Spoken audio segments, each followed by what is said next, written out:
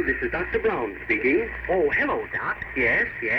Your wife has just presented you with a bouncing baby boy. Gosh, that's great, Doc. Oh, boy, I'll say I'm happy. Oh, you have reason to be. And you can come over to the hospital right away. What, right now? Why, of course. Oh, I can't come over there now, Doc. No? Well, what's the matter?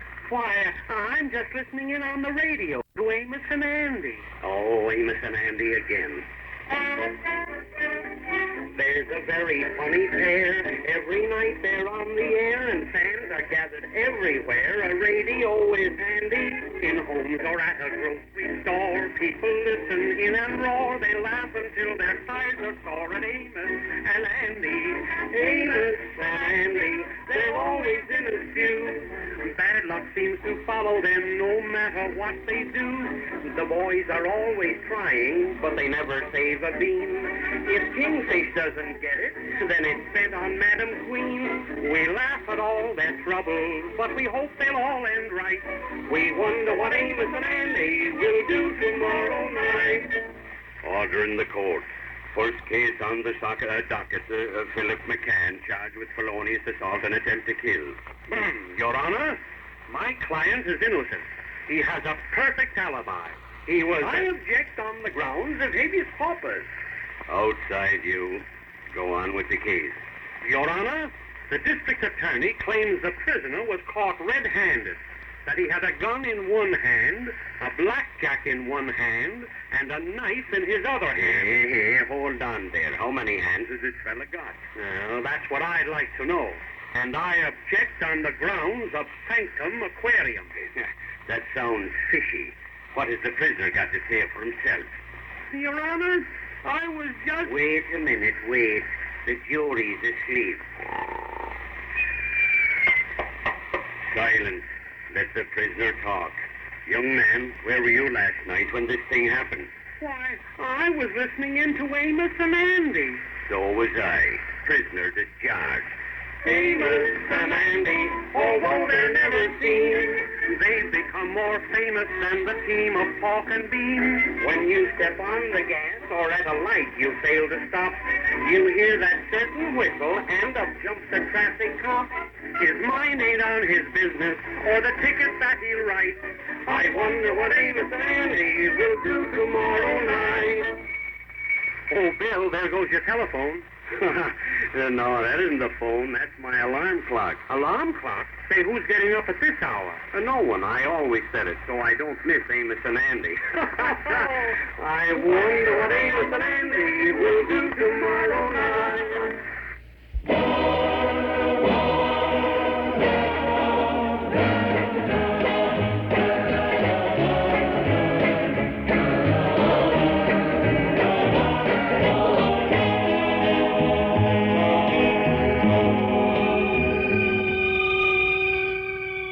Hello out there in Radioland. We invite you to reminisce for a while as we present Those Were the Days, brought to you with fond memories by Northwest Federal Savings and Loan Association in Chicago, Des Plaines, Norridge, and Arlington Heights, and by Nelson Hirschberg Ford, 5133 West Irving Park Road at Laramie.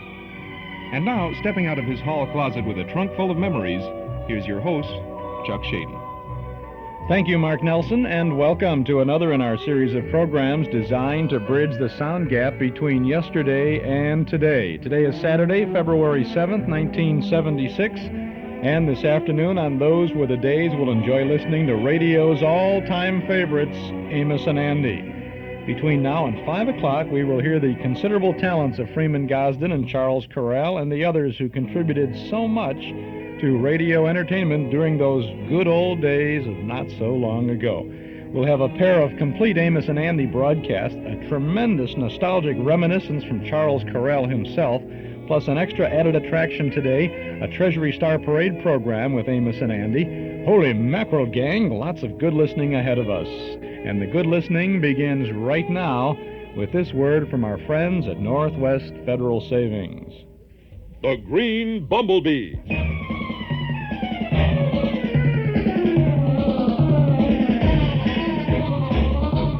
He hunts the biggest of all game. Come on, Cato. Let's step through the secret panel in the rear of the closet in our bedroom. Yes, but Miss Oblit... Not now, Cato. Let's move quickly through this narrow passageway built within the walls of our apartment building. But Miss Oblit must say... Never mind, Cato. This passage leads to an adjoining, supposedly abandoned building where we have our sleek, superpowered automobile. But Miss Oblit should know Not that... now, Cato. We must drive quickly to Northwest Federal Savings to take advantage of a wide variety of savings programs. But Miss Oblit... Hurry, Cato. Press that special button and a section of the wall will lift automatically. But Miss Oblit, the button... Never mind, Cato. We've got to hurry to Northwest Federal. I'll press that button myself. Miss Oblit, the button not work. Not work? Don't be silly, Cato. It always works for the green bumblebee.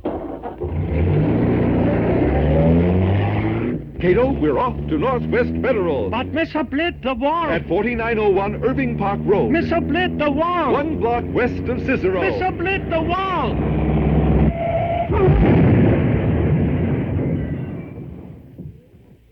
Miss Oblit? I know, Cato, I know.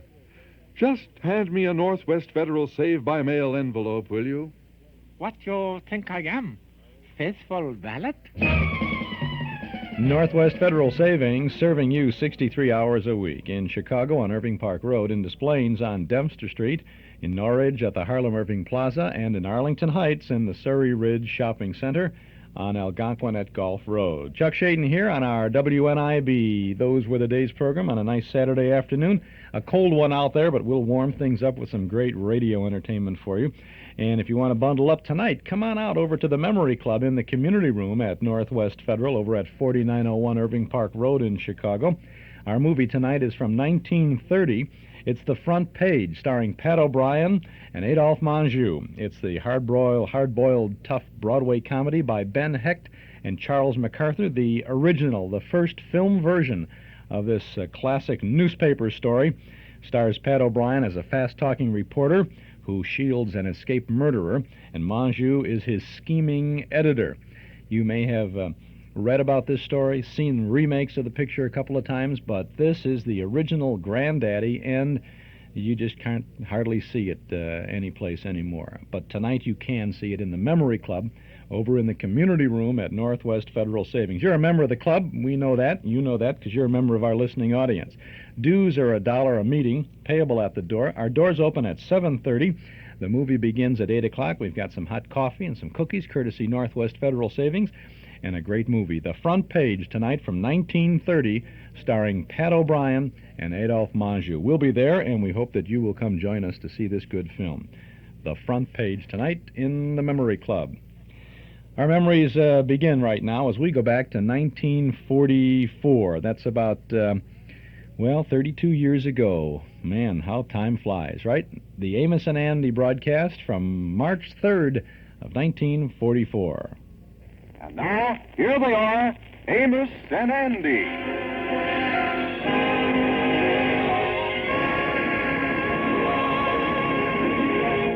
If you've been reading the classified ads section in some of the big daily newspapers this past week, you may have come across an ad in the personal column which reveals that Andrew H. Brown is very anxious to establish contact with one Madam Queen. Andy has been unsuccessful in his search. Right now, he's in his office unloading his troubles to his close friend, Amos. Well, I'm sorry I couldn't get here no sooner. What's on your mind, Andy? Sit down, Amos. I got to talk to somebody. And you was the one. Yeah, I ain't seen you all week. What's the matter? I got to find her. Find who? Amos, I got to find Madam Queen. Madam Queen? You ain't seen her for 6 or 8 years, did you? That's right. Yeah, the last time you hear from her is when she sued you for breach of promise. Yeah, that's right. But, Amos, this time it means something. Yeah, I guess that old saying is true, that love has its ups and downs, but an old flame never dies. Is that it? Well, all I know is when I met Madam Queen, that flame was like a 200-watt bulb. After a while, it flickered down to 100 watts, and before I knowed it, the whole thing got short-circuited. Yeah, well, how come all of a sudden, out of a clear Well, sky... let me tell you the whole story. And listen, Amos, promise you ain't going to tell this to nobody. Oh, I ain't gonna say nothing. Well, Amos, years ago, when I was in love with Madam Queen, we was talking about getting married. And she made me save every cent I could and invest it. Oh, yeah, I remember something about that, yeah. You see, we was going to get ourselves a love nest. The whole thing mounted to a little over $400. And I took the money and invested it with the Bond and Realty Investment Company. Oh, yeah, I know now. And that whole thing went bad, didn't it? Yeah, that's exactly what happened. But here's some news. Amos, I is a rich man. Rich? What you got there? Here's a letter from the company. It say that they is done reorganized and that the former stockholders can get out their money plus the interest and dividends. And look at this line right here. It say your holdings in our company right now amount to $600. $600? And you can get that money, huh? But here's the catch. Yeah. It's in the last paragraph. He say here, we note that your stock is jointly registered in the names of yourself and one Madam Queen. Therefore, the application for release of these funds to you must be signed by both parties. Oh, now I see. Yeah, that is the situation you was in there. Yeah, all these business letters is the same. The first part tells you what you're going to get, and the second part locks it up so you can't get it. Tell me this, has you got any idea where Madam Queen is? Well, now, that's the trouble. I can't find her. Hey, wait a minute. There's Gabby Gibson across the street now. See him over there talking to that fella? Oh, yeah, I ain't seen him for years. Do he still talk as much as he used to? Oh, he talk more than he ever used to. But he's helped me with the case, though. Yeah, what's Gabby doing about it? Well, you see, he is figuring out from the law standpoint how I can get around the Madam Queen's signature thing. Yeah, here he come now. Yeah, he say he was going to drop in. Maybe he got the whole thing figured out. I sure hope he got a loophole for me. Yeah, he ain't changed a bit, is he? Come in. Hello there, Gabby. Oh, hello there, gentlemen. Hello, gentlemen. Well, Amos. Hello, Amos. Glad to see you. Glad to see you. Yeah, how is you? I ain't seen you for a long time. Oh, I was fine, thank you. Yes, indeed. Very fine, Amos. 100%. I'm feeling 100%. Listen, Gabby. Listen here, tell me the news, will you? Is you done figured out if it's all right for me to get that money by me signing Madam Queen's signature? Well, Andy, I got the whole thing figured out for you, the whole thing. I done found a way. I really done found a way. That's what it is. Nothing to it. Nothing to worry about. Now, you know the way Madam Queen writes her name. You done see that. You done see that yourself. You know her handwriting. You know that. All you got to do is not say nothing to nobody. Not a word to nobody. Just pick out the place where her name goes. Just pick out the place. Get yourself some pen and ink, some good black ink. And then you sign Madam Queen. Write down Madam Queen. Be sure and spell it right. And then you can get the money. The company going to pay you. They going to hand you the cash. It's all yours. All yours. There's only one little thing about it. You might go to jail. That show took a bad turn there all of a sudden, didn't it? Yeah, sure did. Well, listen, Gabby, suppose I never finds Madam Queen and can't get her signature. Does that mean that the company going to keep the money? Now, wait a minute, Andy. Wait a minute now. That money belongs to you. That is your money. That money does not belong to the company. Not to the company, but to you. Don't forget, you put the money in. You're the one to put the money in. You invest the money. Nobody can take it out. Nobody. They can't take it out because the money is yours. So long as the money is yours and all yours, but they ain't going to give it to you.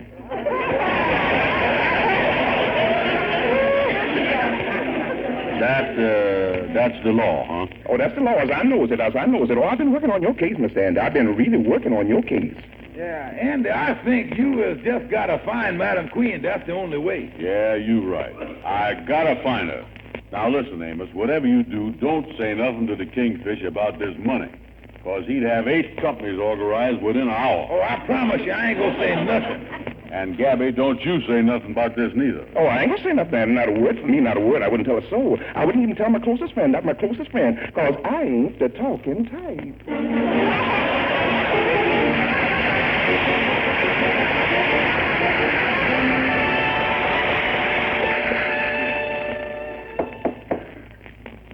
Come in.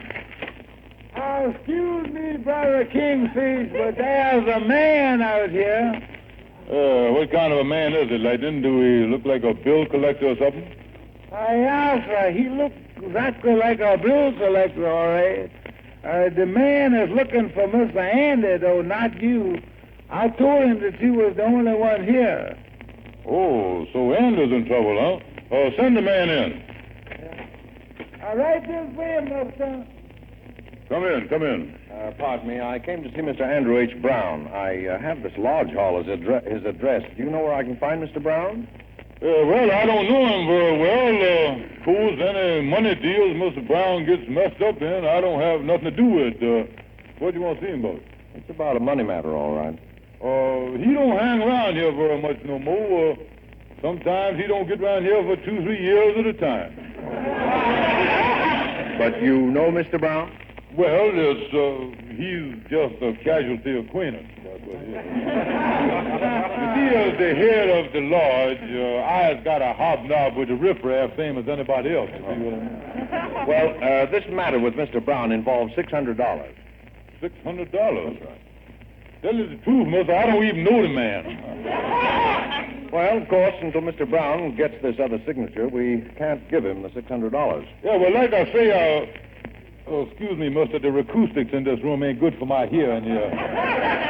Did you say give him $600? Yes, that's right. Oh, Andy Brown. That's my partner. Your partner? Yeah. I thought you said you just knew him casually. Yeah, well, I mean about that. He's a silent partner, that's what I mean. You know how it is with them silent partners. Sometimes they're so silent they don't even come around. Oh, yes, sir. Well, as soon as you see him, you tell him that the man was here from the Bond and Realty Investment Company. We're still waiting for Madam Queen's signature. And as soon as we have it, we can give Mr. Brown the $600. Madam Queen's signature. Yes. I'll tell him, mister. Yeah. Thank you very much. Goodbye. Goodbye. Mm-hmm. Oh, that's why Andy is looking for Madam Queen. Now, if the old Kingfish could find out where she is first, and then give Andy that information for 50%, I think I got something.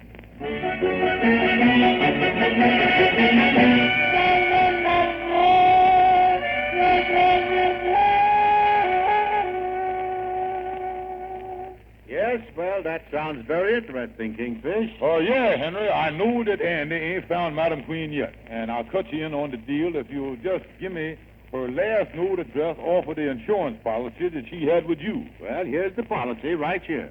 Yeah, now let me see it here. Here it is right here. 1492 South Flower Avenue, Trenton, New Jersey. Mm-hmm. Henry, I is off to Trenton.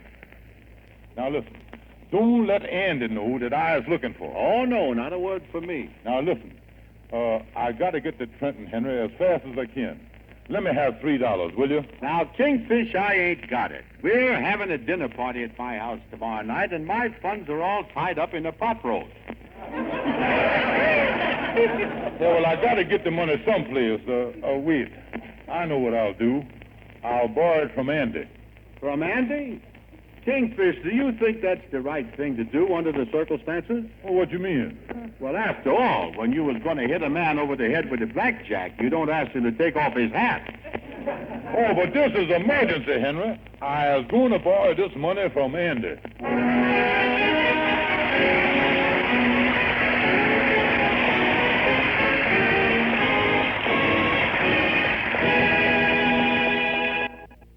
Radio's all-time favorites, Amos and Andy there in a broadcast from March 3rd of 1944. This is an Armed Forces Radio recording. That's why there was no official opening on that show. And by the way, the notice on the large transcription disc that we transferred from the disc to the tape said AFRS number 1. Which means Armed Forces Radio Service number 1, and that leads me to believe that this may have been the very first Amos and Andy program that was ever broadcast or rebroadcast for the people in the service during World War II. Kind of an interesting collector's sidelight there for you. Chuck Shaden here on our Those Were the Days program on WNIB, Chicago, FM 97. Sony offers just about the best color television you can buy these days. Sony Trinitron TV is about as close as you can come to trouble-free TV viewing. That sharp, crisp Sony picture is about the best television around, and though your Sony will probably cost more than most conventional TV sets, when you figure it out, Sony is really your best television buy. See Sony at Townhouse TV and Appliances, 7243 Touhy Avenue, just west of Harlem. And take a look at the new, exciting Sony Projection TV. With a 40-inch diagonal screen, it's the biggest thing that's happened to television in 25 years. Sony Widescreen Diagonal TV, Sony Trinitron, and Sony Betamax videotape systems. See the very best in television from the very best in town. Townhouse TV and Appliances, 7243 Touhy Avenue, just west of Harlem. They'll be happy to demonstrate these great Sony products with no obligation. Townhouse TV and Appliances, 7243 Touhy Avenue, just west of Harlem. Open Monday, Thursday, and Friday nights till 9, and Saturday until 5. Now let's get back to Amos and Andy. Well, Kingfish, having discovered Madam Queen's last known address, is on his way over to Andy's to borrow the fare to Trenton. Andy, in the meantime, is in his office poring over some of the answers to the ads he had in the paper. Amos is with him. Oh, you got some answers to your ads in the newspaper already, huh, Andy? Yeah, I just come back from the post office. Most of them look like phonies to me. Listen to this one. Yeah, read it. Dear Box 27, I knew a Madam Quinn about 10 years ago in Biloxi, Mississippi. She must be the one you was looking for. Please send reward. Signed, Frank Wilson. Yeah, that one's nothing. No, here's one on a postcard. Dear Box 27, if you really want to find Madam Queen, why don't you drop in at Joe's Oyster House? Everybody eats at Joe's. Open all night. Yeah, that ain't much help. What's the next one? Well, here's a letter here. Postmarked Trenton, New Jersey. Dear Box 27, I am positive I can lead you to the whereabouts of Madam Queen. Signed, Mrs. Ralph Rogers, 1492 South Flower Avenue, Trenton, New Jersey. Say, Amos, that really sounds like something there, don't it? Yeah, she knows what she's talking about. I guarantee you that one ain't no phony. Amos, I is going to Trenton. Yeah, I think you're doing the right thing. Yeah, listen, lend me about $3, will you? Well, Andy, I'd be glad to, but I tell you the truth, I just ain't got it. Yeah, well, I know you would if you had it. I certainly would. Yeah, well, I got to get the money somewhere. Get there. Hey, wait a minute. Here come the Kingfish across the street. Oh, boy. I'll give him a build up to the sky and get the money from him. Yeah, well, I'll get going there. Yeah. Hiya, Kingfish. Come in. Come Well, in. hello there, Amos. Hi, Andy, old pal. Yeah. Well, I'll leave you two fellas together. I'll get to work. So long. So long. So long, Amos, so long. Kingfish, I was glad to see you. Same to you. Oh, yeah. You is one of the greatest friends I got. One of the greatest, the greatest. Yeah. Like the man say once, if you can go through life and get one good friend, you is lucky. And you is that friend. Oh, I is the closest one in the world to you, Andy. And one thing about us, when one of us goes to the other one for something, we never turn each other down. Well, look how long we've known each other. If you can't help a friend, who can you help? Well, we is almost like brothers. No, closer than brothers. We is like sisters.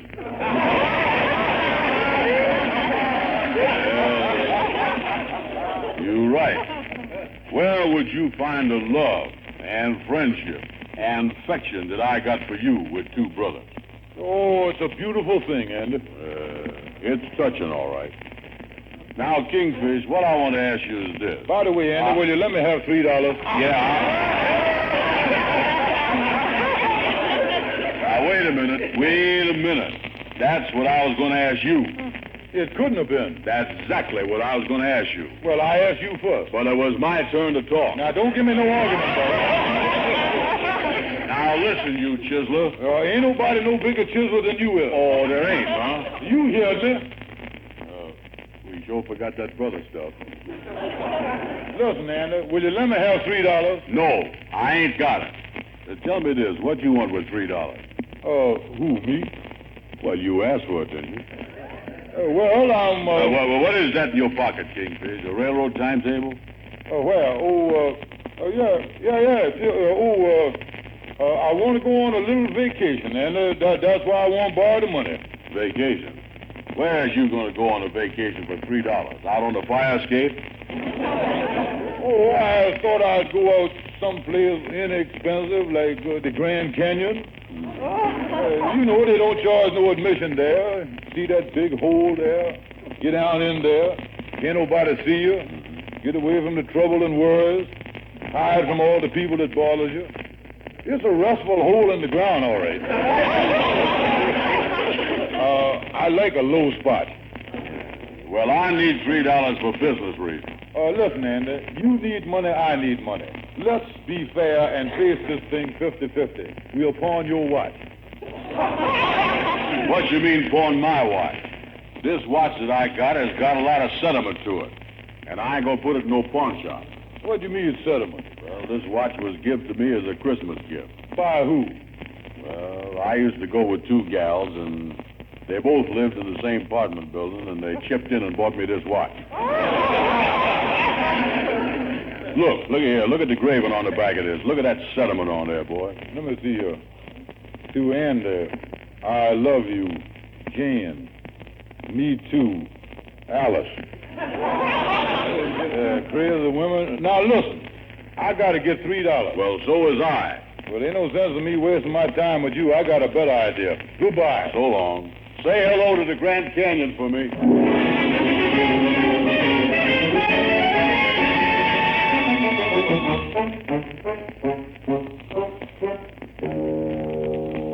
Lightning, come here. Yes, Brother Kingfish. You ain't got no watch or something like that, has you, Lightning? No, sir. I ain't never had no jewelry. You know, Lightning, you look awful sick. Why don't you take that suit off and lay down on the couch and rest? I don't feel sick that I know, sir. Well, you were sick, all right. Ain't you tired and run down and weak? Well, I most always use your live. I'm going to start taking vitamin tablets. That's all. Lightning, I never seen nobody look as bad as you does. Here, let me help you off with your coat. And I'll tell you what I'll do, Lightning. While you was laying here convalescing, I'll take your suit out and have it cleaned and pressed for you. Well, I had it pressed last night, Kingfish, under the mattress. Well, you won't have it done right. Get the pants off, too. But, Kingfish, while I'm laying here on the couch without my suit on, I'm liable to catch my deathly cold. Yeah, that's all the more reason for having your suit pressed. When you go to the hospital, you want to look nice and neat, don't you? Yes, I never thought of that. Give me those pants, Lightning. All right, I'll be running along. You lay down there on the couch now and get your strength back. You got nothing to worry about.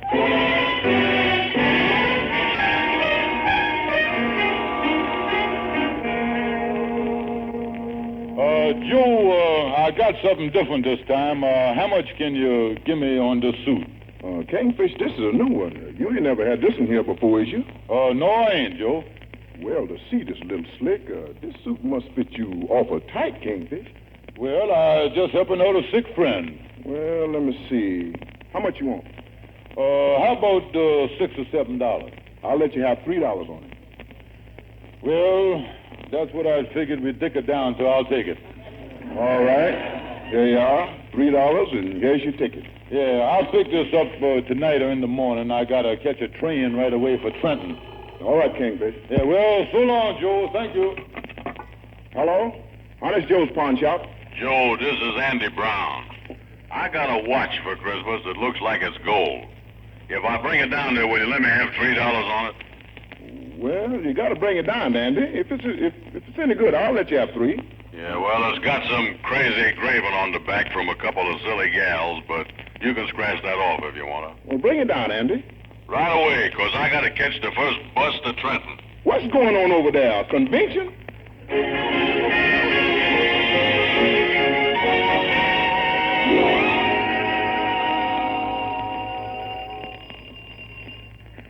I wonder who that can be at the door. I'll just take a peek through the curtains here. Looks like a peddler. Oh, well. How do you do? My name is George Stevens. I is the Kingfish of the Mystic Knights of the Sea. I don't need a thing, thank you. Good day. Oh, no, wait a minute. I was the head of the lodge. Well, I don't want to join nothing. Well, listen, I want to talk to you about Madam Queen. Oh, Madam Queen. Come right in. Oh, yeah, thank you. Nice place you got here. Yes, of course it's plain, but we must be satisfied with what we got. Yeah, I was exactly the same way myself. I keep saying to my wife, I say, honey, if we just had a little more than we got now, I'd be perfectly satisfied. I tell her that. But getting back to Madam Queen, what I want to find out... Did you know Madam Queen very well? Oh, sure. I know her when she run a beauty shop in Harlem. You see, Madam Queen and my wife been friends for years. Oh, she's very nice. I like Madam Queen. Oh, sure, and the only reason that I come over here was to have a talk with you was to find out... Oh, excuse me, there's someone at the door. Oh, that's all right. Take your time. I ain't no hurry. Hey, look through them curtains. Don't open that door. Well, what's the matter? I just looked out the window. I know that man. You can't let him in. now. Oh, why not? What's the matter with him? Well, to tell you the truth, lady, look here. I don't want him to see me here. You don't want him to see you. Look here, now, don't let him in. Where can I hide? Well, why do you have to hide? Oh, now, look here, listen. I'll explain everything to you. You don't mind if I get behind this sofa, do you, and lay down on the floor? Well... and don't say nothing to him about me being here, because that'll mess up everything. Remember, now, I ain't here. I don't like this monkey business. I'm coming. How you do? I thought for a minute you wasn't home. Is you Mrs. Ralph Rogers? Oh, yes, I am. I is Box 27. Oh, Box 27. Come in. Yeah, thank you. Oh, well, there's my dog. Bruno, come on in the house now. Come on. That's a good doggy. Yeah, that's a nice dog you got there. Now, walk right in. Yeah, come on, little doggy. Come on over here with me while I sit on the sofa. Do you live in Harlem? Well, I stays there part of the time. Yeah, well, what business are you in? Well, I kind of semi-retired. And then I hangs around the lodge there called the Mystic Knights of the Sea. Now, about Madam Queen, I want to ask... Did you say that you was a member of the Mystic Knights of the Sea? Yeah, that's right. Do you know a man there by the name of Stephen? Yeah, sure, he's the Kingfish. He's on his way to Grand Canyon right now. Now about Madam Queen. Grand Canyon? Yeah, he likes to get down in a hole and get away from troubles and worries.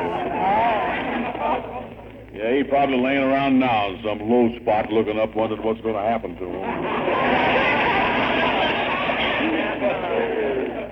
Now about Madam Queen. Hey, doggy, hey, come here, come back here. Where you going, doggy? Come here. Look at that, he wanted to go back in the sofa there. Mm-hmm. Well, Miss Rogers, the reason I come here to see you was must be something back at this sofa you want. Yeah. Most likely old soup bone.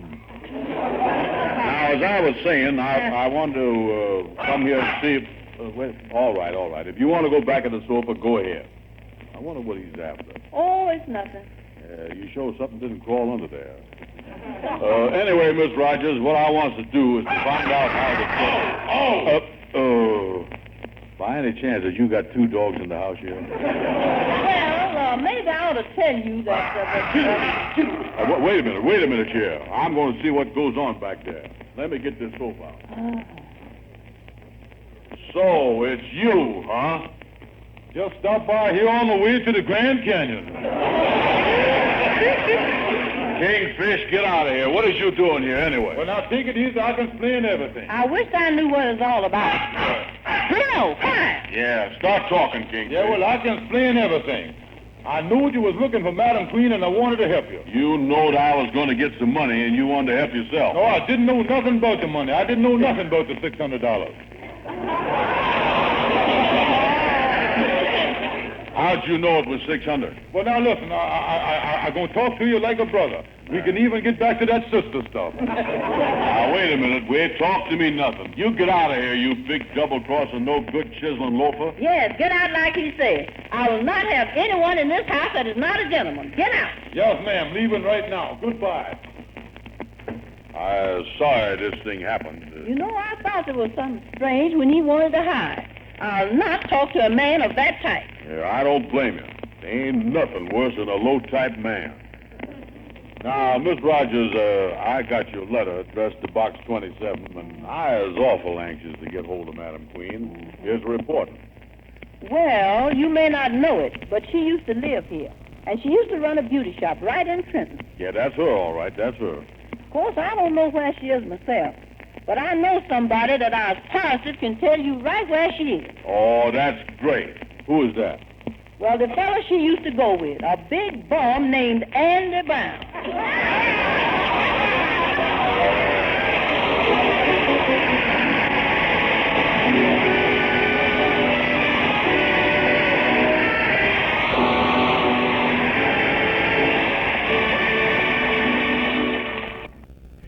Radio's all-time favorites, Amos and Andy there, Freeman, Gosden, and Charles Correll and Company, from March the 3rd of 1944. $600. Good show. Good show, guys, indeed. This is Chuck Shaden here with our Those Were the Days program on WNIB, Chicago, FM 97, Saturday afternoons from 1 until 5, every Saturday with lots of good old radio entertainment for us. We have a very interesting afternoon ahead of us. We're going to have the story of Amos and Andy with recollections by Charles Correll himself. This was a broadcast some time ago. I don't know a date on this particular thing. It runs almost 2 hours, and you will find it just a wealth of information and entertainment about Gosden and Correll and the show and all of that sort of business. Then after that, we have come up with a Treasury Star Parade broadcast, not scheduled in our newsletter, but we found it this week, and it stars Amos and Andy, and it is one of those propaganda-filled broadcasts from the World War II days, and I think you will find it most interesting. And then we'll wrap it all up with another complete Amos and Andy broadcast for you with the Kingfish and the whole business. So there's lots of fun ahead of us today, gang, on our Those Were the Days program. If you join us next Saturday afternoon, it's Valentine's Day. It's also a very important day, right? It's Jack Benny's birthday. If he had lived, he would be celebrating his 39th birthday next Saturday afternoon. So we're going to celebrate with him and for him. All afternoon, happy birthday, Mr. Benny. We'll have a couple of fine, complete Jack Benny radio shows for you. We'll have an hour-long Lux Radio Theater broadcast from 1945, Killer Kates, starring Jack Benny and Gail Patrick and Alan Reed. We will share with you some of Jack Benny's reminiscences, his comments on his career, on his age, his violin, going to school, and money. And there will be a generous supply of excerpts, classic scenes from the Jack Benny radio shows. Our special guest next Saturday afternoon will be author Irving Fine, author of the book Jack Benny, A Personal Memoir. And we will lead off with an interview with Mr. Fine next Saturday afternoon as he reminisces a little bit and talks about Jack Benny the man and about the tremendous book on Jack Benny. So that's next Saturday from 1 to 5 here on WNIB. Then in 2 weeks, on the 21st of February, we have radio's Cliffhangers. We'll be tuning in to Buck Rogers, Hop Harrigan, Dick Tracy, Straight Arrow, the Blue Beetle, Tennessee Jed, Terry and the Pirates, and Sky King. And then on the 28th of February, a salute to Lorene Tuttle. She was Red Skelton's mother on the Red Skelton Show. She was Effie on Sam Spade's series. She was involved in a great many radio dramas and stories and comedies. And she will be spotlighted all afternoon, and she will be our special guest in a taped interview, reminiscing about her very, very interesting career in radio and television and the motion pictures. So, pretty good lineup of things ahead of us here on Saturday afternoons on WNIB. Don't forget, we are on the air 7 days a week on 6 different radio stations with all of the good old shows. We have a nostalgia newsletter and radio guide. A year's subscription is only $6, and it is filled with lots of good reading and good information about all of these shows that we offer. You can subscribe. You can subscribe right now by telephone if you'll call us here at our studio, 545-2260. 545-2260. We'll take your name and address, and your subscription will begin with this February issue, which we'll mail to you on Monday morning. You'll have in just a few short days, and we'll include an invoice for your year's subscription. $6 for 12 issues. Call right now at 545-2260. The newsletter is TV guide shaped, 16 pages in size, and in addition to all of the listings of the shows that we offer, we have many articles about the past and many articles from the past, reprint articles. In the February edition of the newsletter, Jack Benny's on the cover in a 1932 CBS publicity photo. There's a 1948 reprint article with pictures about Jimmy Durante and a 1946 feature about Baby Snooks, Fanny Bryce. There's a This Week in Chicago reprint offering some visitors to Chicago in 1947, some hints on entertainment. There's a film clips column about the Crosby, Hope, L'Amour road pictures, and notes from the bandstand is about big band great Charlie Barnett. Our pal Dan McGuire has come up with a Places Familiar Nostalgia quiz to test your memory, and there's news about our Saturday Night Memory Club movies. So don't be the last on your block to subscribe to the Nostalgia newsletter and radio guide. Get this February issue right now and get in on all the fun in the months ahead. A year's subscription is only $6. You can call right now this afternoon to subscribe. 545-2260. 545-2260. If you like, you can send $6 to Nostalgia Newsletter, Box 421, Morton Grove, 60053. But if you'd like to get this February issue right away and to get rolling right away, call us now, 545-2260. You know, when this tune was popular back in 1931, Norm Nelson and Ralph Hirschberg opened their Ford Automobile Agency on a small piece of land at 5133 West Irving Park Road. The first year, they sold about 100 new Fords. Today, some 45 years and thousands of new Fords later, Nelson Hirschberg Ford occupies a whole city block at that same location on Irving Park Road at Laramie. And thousands of Chicagoland families have not only bought their first Ford from Nelson Hirschberg, but they've returned again and again for all their new Fords. The proof is in the seeing.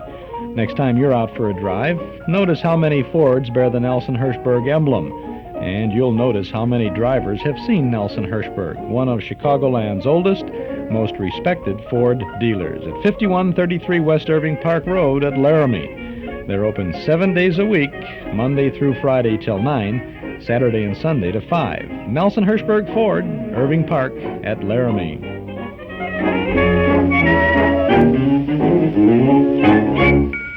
Our Those Were the Days program continues now with the first portion of the story of Amos and Andy. Radio's all-time favorites, Freeman Gosden and Charles Correll. Amos and Andy.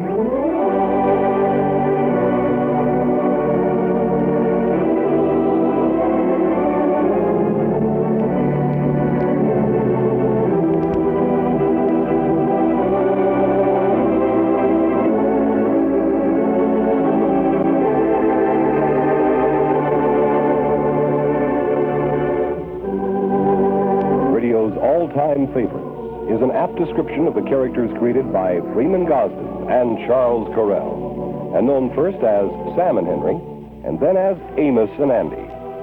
For almost 34 years, spanning most of radio's first half-century, they were the all-time favorites of the air, quoted in the Congressional Record, quoted by poets and presidents, and by George Bernard Shaw. There are three things I shall never forget about America: Niagara Falls, the Rocky Mountains, and Amos and Andy. Tonight we begin the story of the team, the characters, and the radio phenomenon that made the country stop whatever it was doing when this theme song introduced the program. Our story will be told by Charles Correll, Andy, whose death at age 82 in the fall of 1972 was mourned by everyone in broadcasting. Now there's one for the book, too. Let's have a couple of punk actors like us down to talk to us, a big sponsor for our program on the networks. With Mr. Correll was his youngest son, Richard, one of the most avid fans of his father's radio work.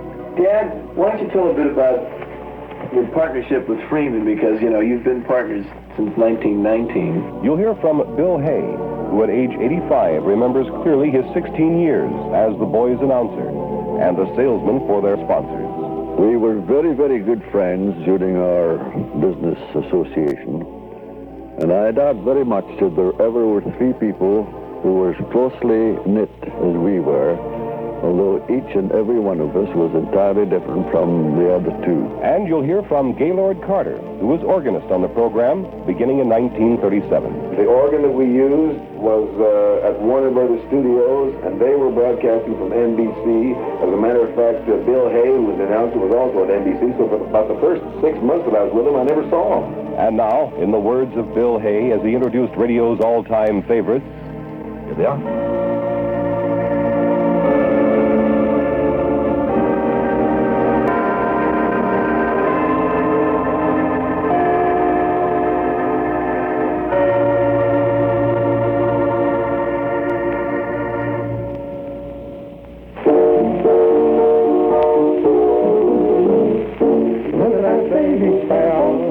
Look at that curly hair, only beautiful thing, you certainly bring me joy.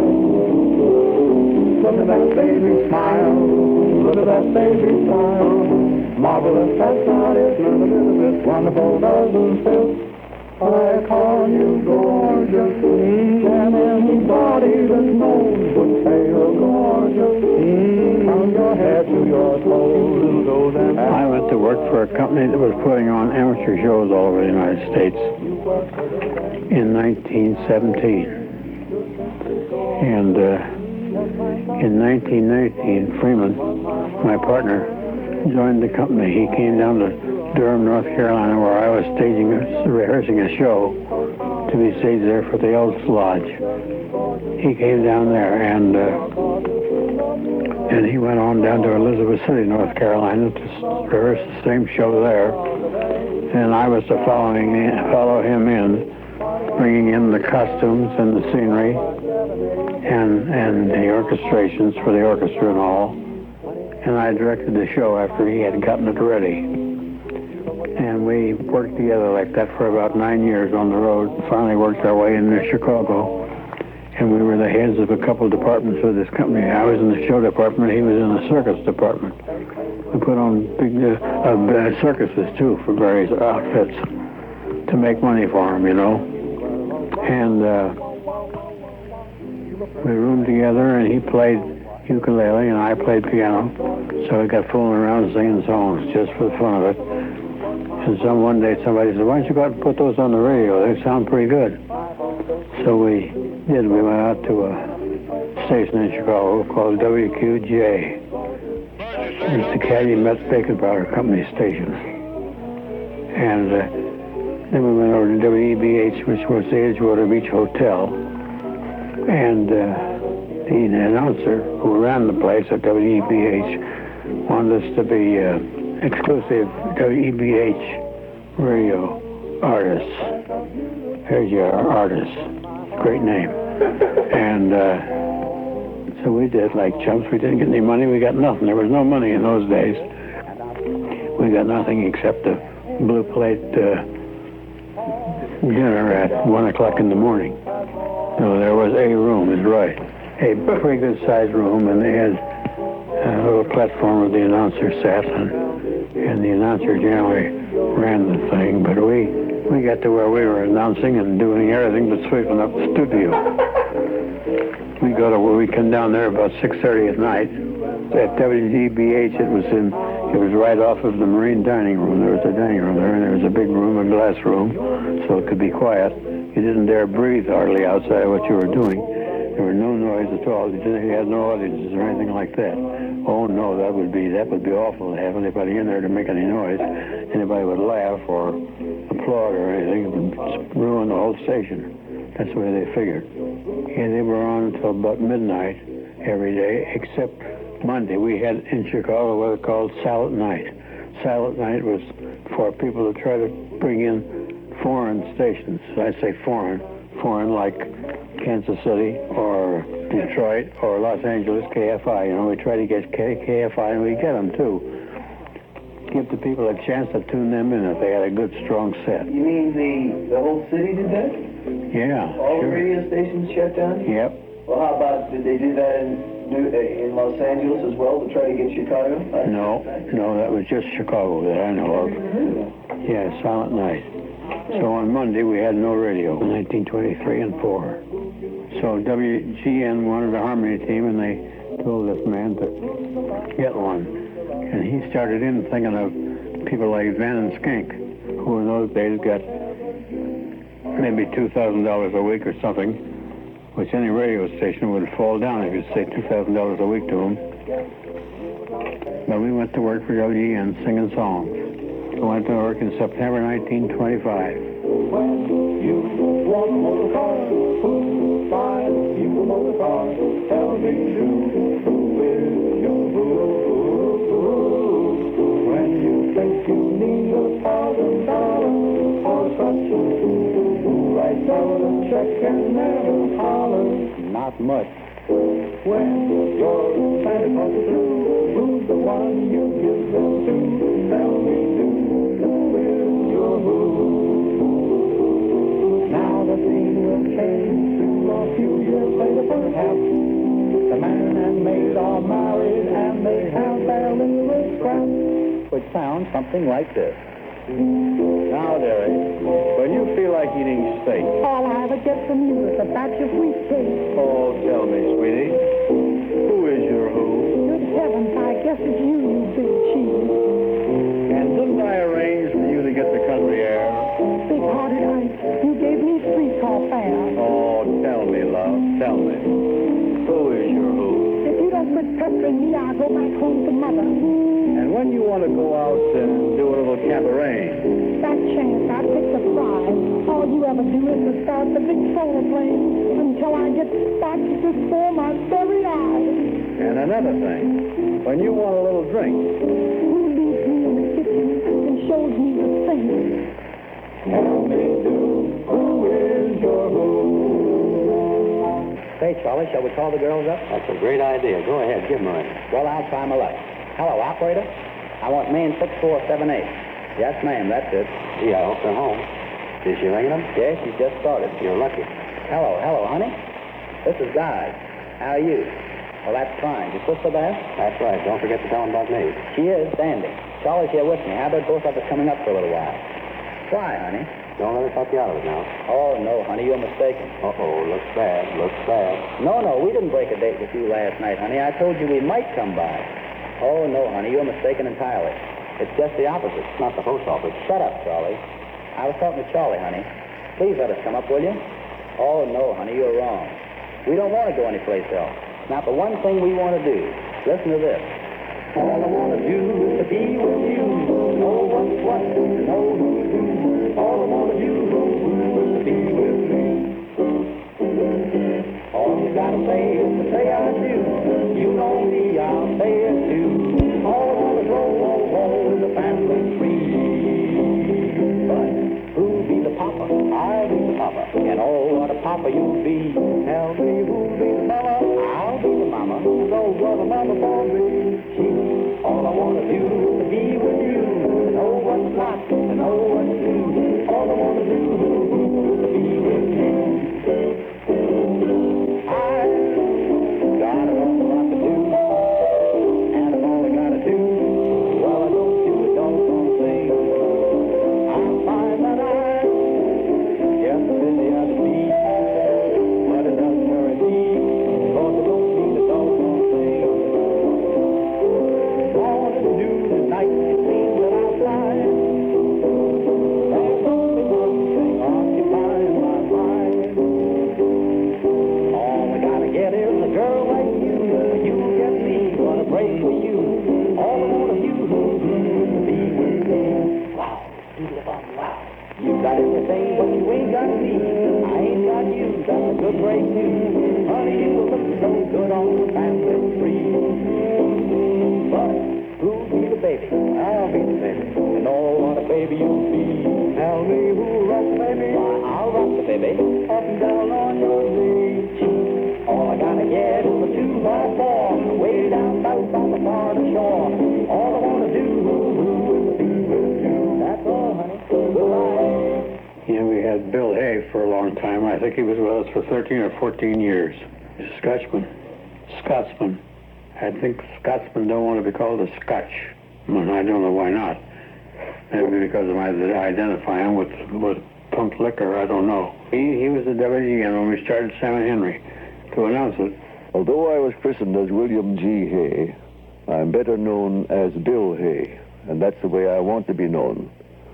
The announcer for Amos and Andy from the first time they went on the air until 1943. I think if I recollect correctly, I announced 9,500 programs for the boys, and they were 9,500 very happy times. When I started with them, they weren't known as Sam and Henry. They were Correll and Gosden, Freeman, Gosden, and Charles Correll, and they were a singing team. Charlie played the piano, and Freeman, that's Freeman Gosden, he played a big ukulele. And they sang very well, not artistic singing, but they were very, very popular. And then it was during their career with the Tribune, WGN, that Mr. Rennie McKenna, who at that time was manager of WGN, he conceived the idea of having this nightly show, and it developed that way, and it was fantastic. Around the end of 1925, or January 1926, when a man who was manager of the station had an idea of a strip, but he wanted something like the Gumps. That's a comic strip, you know. It's been in the Tribune for years and years and years, and the Tribune owns it. They own everything in that department. So he asked us about doing that, and we said, well, we couldn't do that. We knew nothing about married life and all that business.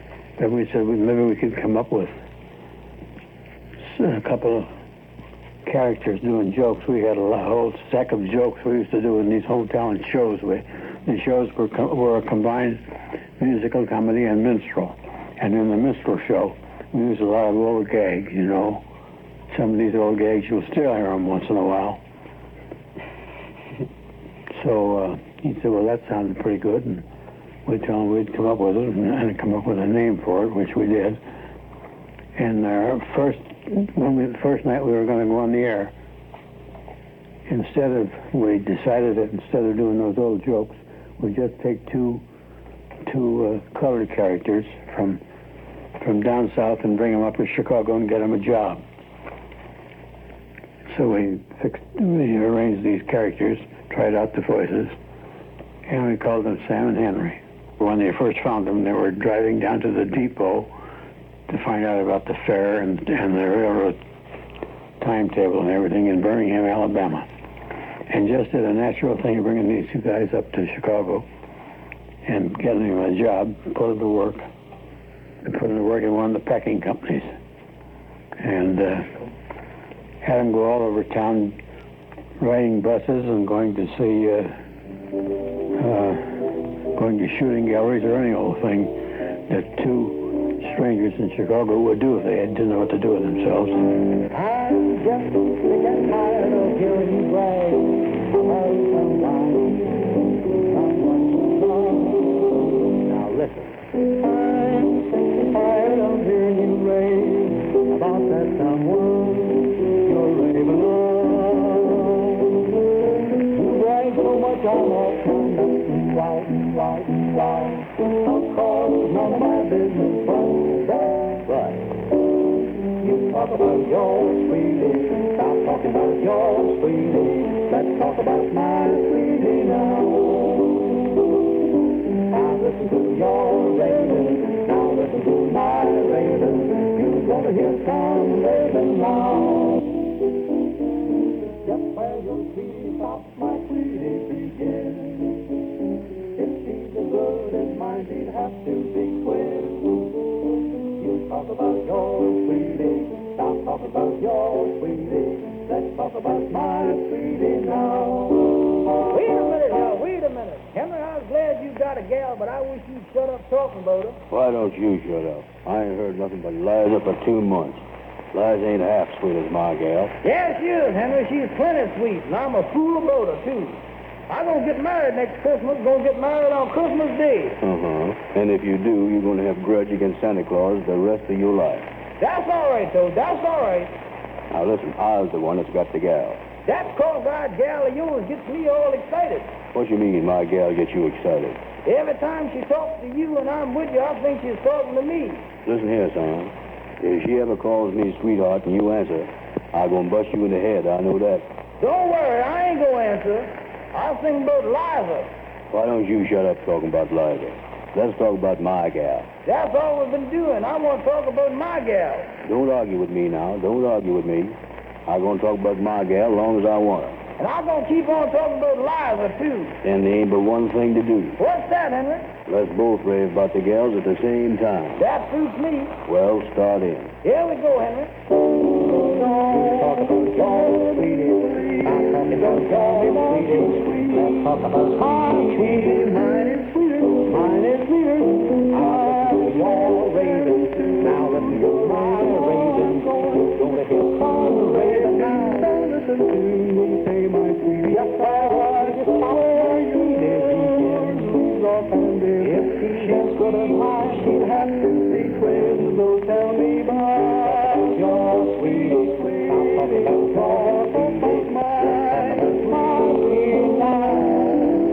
Well, that got pretty popular, didn't it, Dad? Yeah, Sam and Henry, we didn't let anybody know who was doing it even. And we came down to the station at 9:30 at night, and we were on the air at 10 o'clock, and we didn't know what we were going to say or do or anything else that night.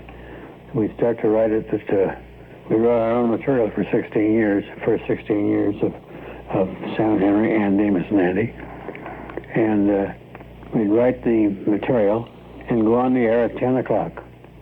And this went on for about 2 years on WGN in Chicago. In fact, that was the reason the introduction used to be 1010, WGN, Sam and Henry. That man in the pawn shop done give me $10 on my watch, and now I can buy Liza something for her birthday and send it to her. That's what's been worrying me. You done spent the whole lunchtime we had here in the pawn shop.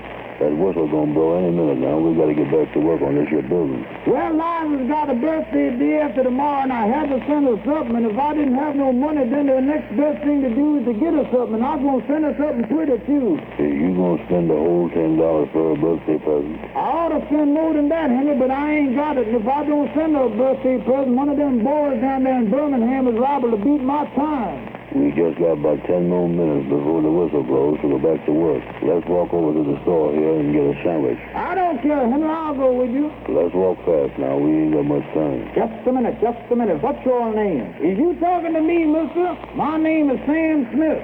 You're the fellow I'm looking for, all right. You're working on this building here, aren't you? Yes, sir, mister. He's working on the building here. You're the fellow, all right. Now, the Indefinite Life Insurance Company of Cincinnati, Ohio, sent me here to see you. Who sent you here, mister?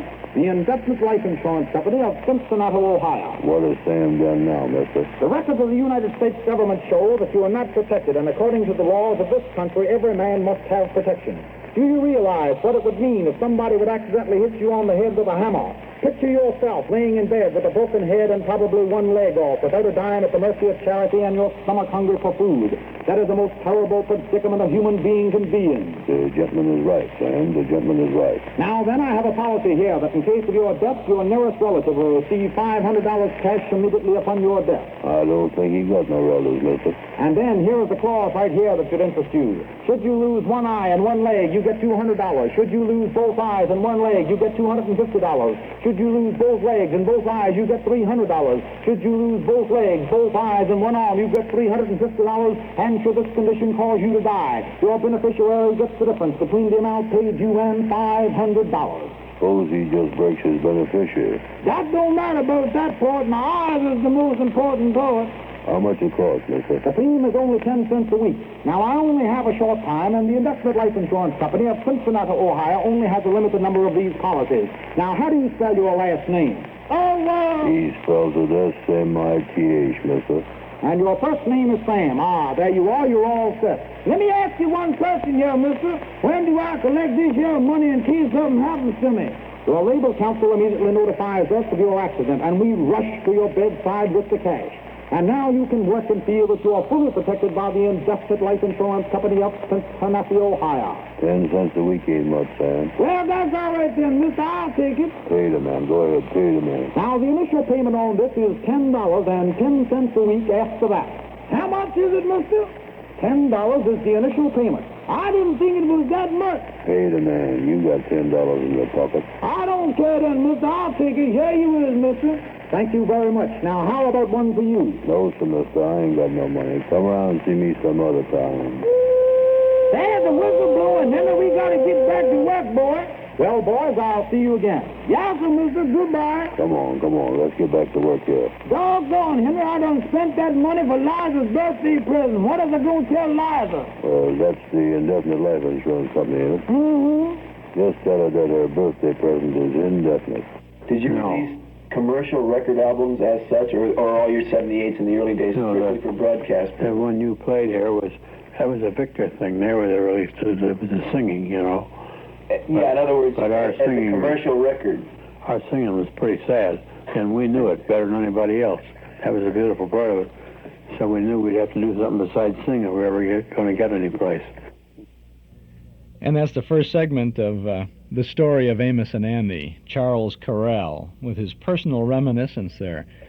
It's fantastic, isn't it? They wondered if they were ever going to get any place. Oh, my God. They certainly did, didn't they? We have so much more of this. We have at least another hour and a half of the story of Amos and Andy as he remembers it, with all of these little cuts intercut in here. Richard Correll, his son, sharing some of the questioning there, and Bill Hay, and boy, it's really nice to have.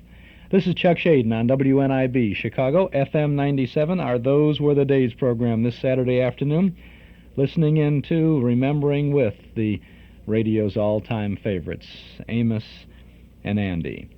Before we get back to the story of Amos and Andy, I have a brief excerpt for you from our cassette tape of the month for the month of February. This is a scene from the 1954 radio adaptation of George Orwell's powerful science fiction novel, 1984. April 17, 1984.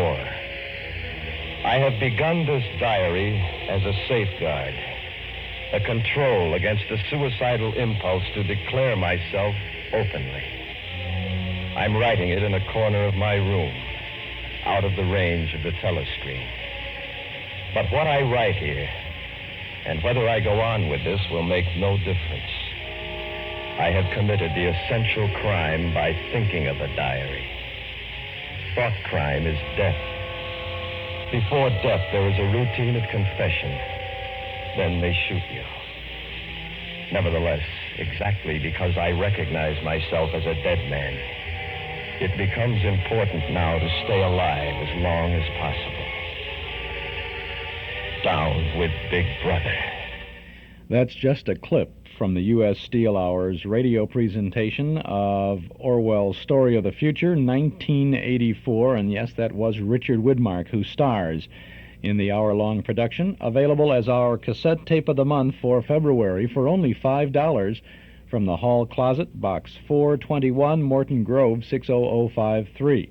Story takes place in the future, in 1984, at a time when the world is divided into three large and powerful dictatorships whose purpose is world domination, where the minds of the people are controlled by Big Brother. Our February cassette of the month, and you can have it, this exciting story of the future, for only $5 from the Hall Closet, Box 421, Morton Grove, 60053, or you can pick up this tape at any office of Northwest Federal Savings in Chicago, Des Plaines, Norridge, Arlington Heights. George Orwell's powerful novel, 1984, on radio from 1954, our February 1976 cassette tape of the month. $5 from the Hall Closet, Box 421, Morton Grove, 60053. We will also include a list of previous cassettes of the month that are still available, and if you'd like to have that list, but you don't care to order the February tape, then just send a self-addressed stamped envelope to the Hall Closet, Box 421, Morton Grove, 60053. Now, this is Chuck Shaden on WNIB, and our Those Were the Days program saluting Amos and Andy as we return to Charles Correll and the story of Amos and Andy. And that Sam Henry went on from 1926 until 1928, and we had some ideas of expanding. We thought of making records for broadcasting only. You know, our own network, something like Lawrence Walker's got now. And didn't you try to copyright that idea or something? we sure did. We tried to copyright that idea. Records for broadcasting only, or on tape. Now that would have been too bad. But there was some difficulty. We couldn't get the patent on it or the copyright or whatever we needed. We couldn't get it. We had a good attorney, a good firm of attorneys in Chicago too, the best at that time that I knew of for copyrights and patents. But there was something that wouldn't work. In other words, they were trying to record the disc method of bringing entertainment to the air. Yeah. Now, if they got a copyright on that, then everybody using music or disc stuff. And when we went over to talk to NBC about going to work for NBC, we had about 65 or 70 stations of our own then. So we were doing pretty well with that sort of thing. Well, you meant through the records you had your own station. Yeah, that's right. I think there were 78. But when they got them out on the road, you can't control them. You know, once you send them to a station, and they were playing 78 and 85 and everything else. We heard them a couple of times. They were all garbled up, you know, like when you play back one of these recorders. Sounded like that. And we were doing pretty good business in theaters due to the records we had made. We wrote them way ahead. And we were writing all the time we were out on the road, too.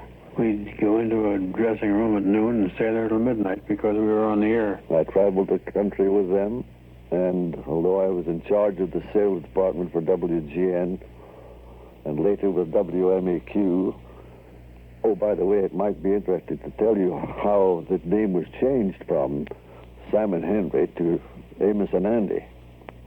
The Chicago Daily News hired Correll and Gosden, who were, as I indicated before, were known as Sam and Henry. Well, the Chicago Daily News hired them away, and they hired me at the same time. Well, the Chicago Tribune took out a copyright on Sam and Henry because it was in their syndicate department. And when we wanted to expand and get our own network, they didn't want any part of it.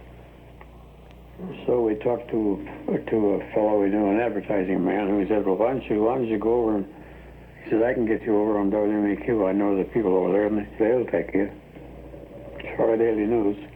We quit and went to work for WMAQ and took out our own copyright on Amos and Andy. And their success as Amos and Andy was just as prodigious and just, well, it's almost impossible to realize how popular they were. They carried out the same idea, of course. The only thing was the change in the name. Well, we were around 1929 is the year we started on NBC. Yeah. We stopped our own so-called network in 1928. We were signed up with NBC in May of 1929. We were on a tour playing theaters, and we were signed up. We signed up in Kansas City. So August 1929 is when NBC started you nationwide as Amos and Andy. And, of course, they were bought, first of all, by the Pepsodent Company, who made toothpaste and Pepsodent Antiseptic. And I'm still using Pepsodent toothpaste and Pepsodent Antiseptic. Well, I think somebody from the advertising agency of the Camel Soup Company heard us. No, not Camel, Pepsodent toothpaste. He suggested it to the president of Pepsodent toothpaste.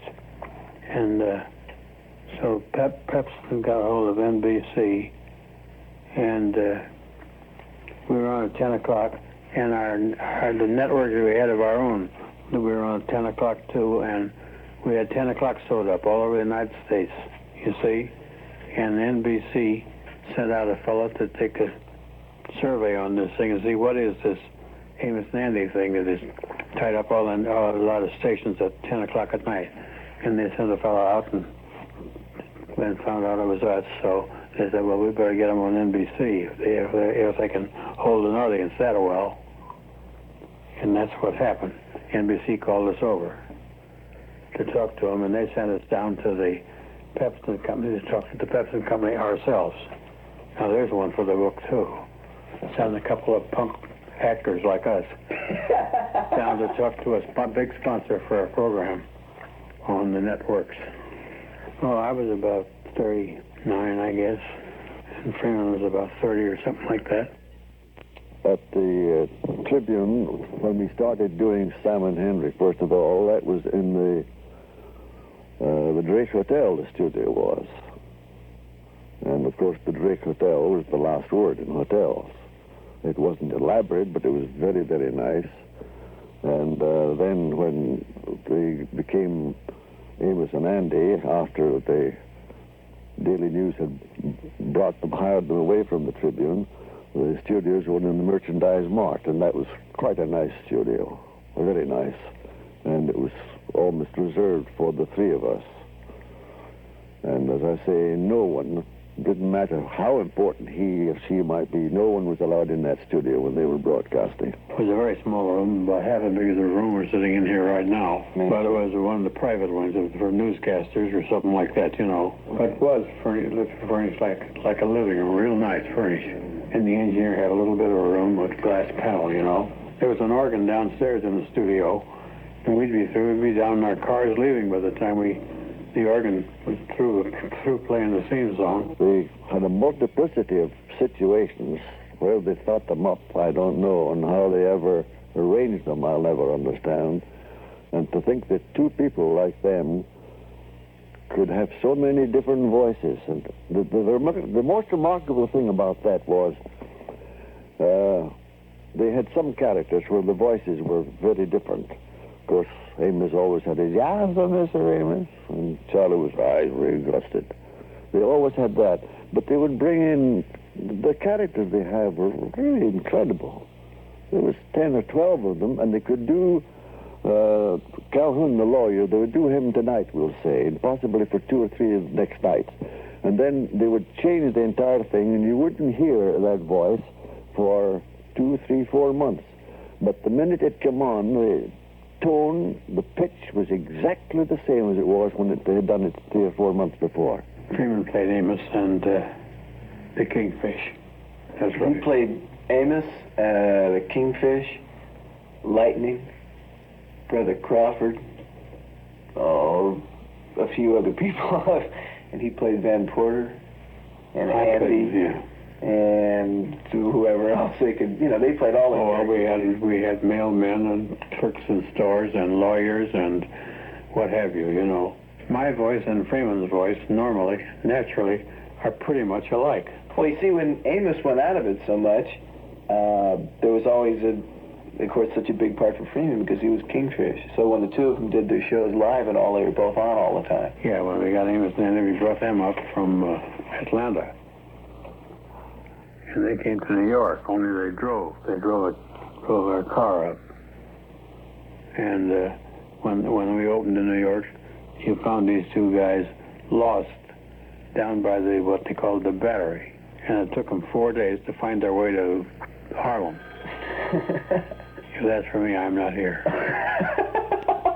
Then they bought this crazy car, which was all, top was all off and everything, and Andy thought it'd be a good idea to call it a fresh air taxi cab.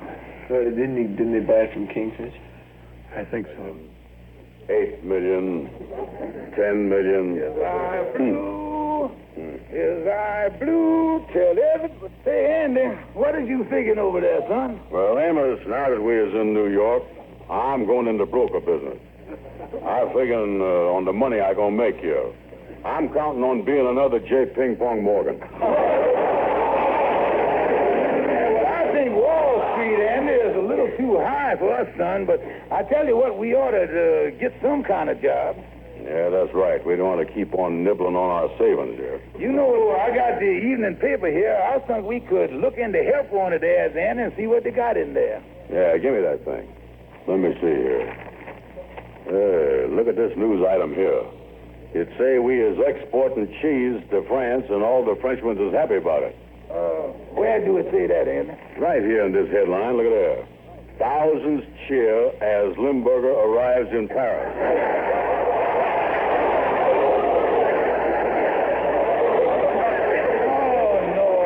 That's Lindbergh. Oh. Yeah, the one ads is inside the paper and toward the back there. Oh, yeah. So here we is. Yeah. Say, look at that, Andy. They sure is a lot of ads for taxi cab drivers. Yeah, you think we could get a job driving a cab, huh? No, we got $400 saved, Andy, and I was just thinking, you know, maybe me and you could get a cab of our own. Buy a cab, Amos, check and double check.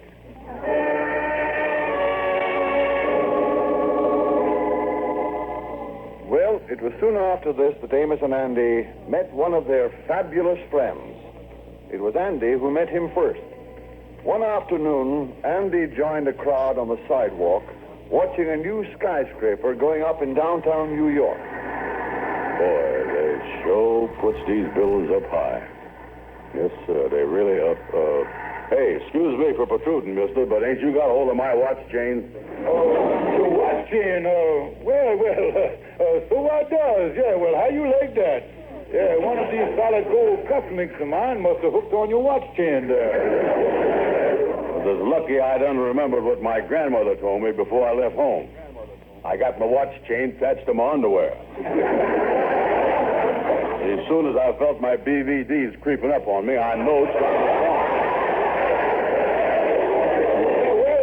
Well, allow me to introduce myself, stranger. The name is Stephen, George Kingfish Stephen. Kingfish? Yeah, they called me that because I is the head of that great fraternity, the Mystic Knights of the Sea. How you do? I is Andrew Hogg Brown from Marietta, Georgia. You see, me and my friend Amos Jones just got to New York, and we think about buying a taxi. I got $340 right here in my wallet. Got $340, huh? Thinking about buying a taxi cab, yeah. Now, lucky you run into me, son. It just so happens that I got just the right car for you. So I got...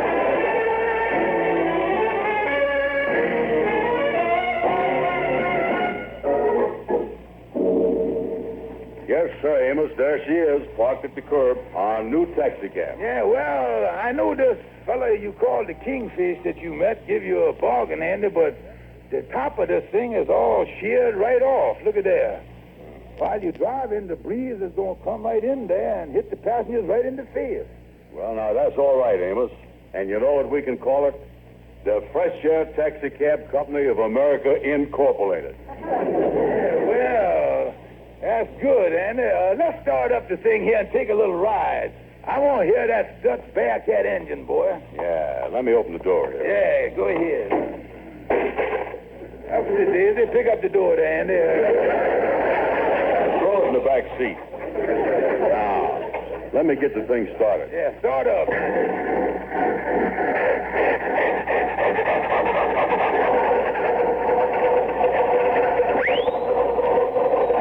Holy mackerel, Andy. Listen to that Bearcat motor. Yeah, it sounds like the bear is chasing that cat all around it.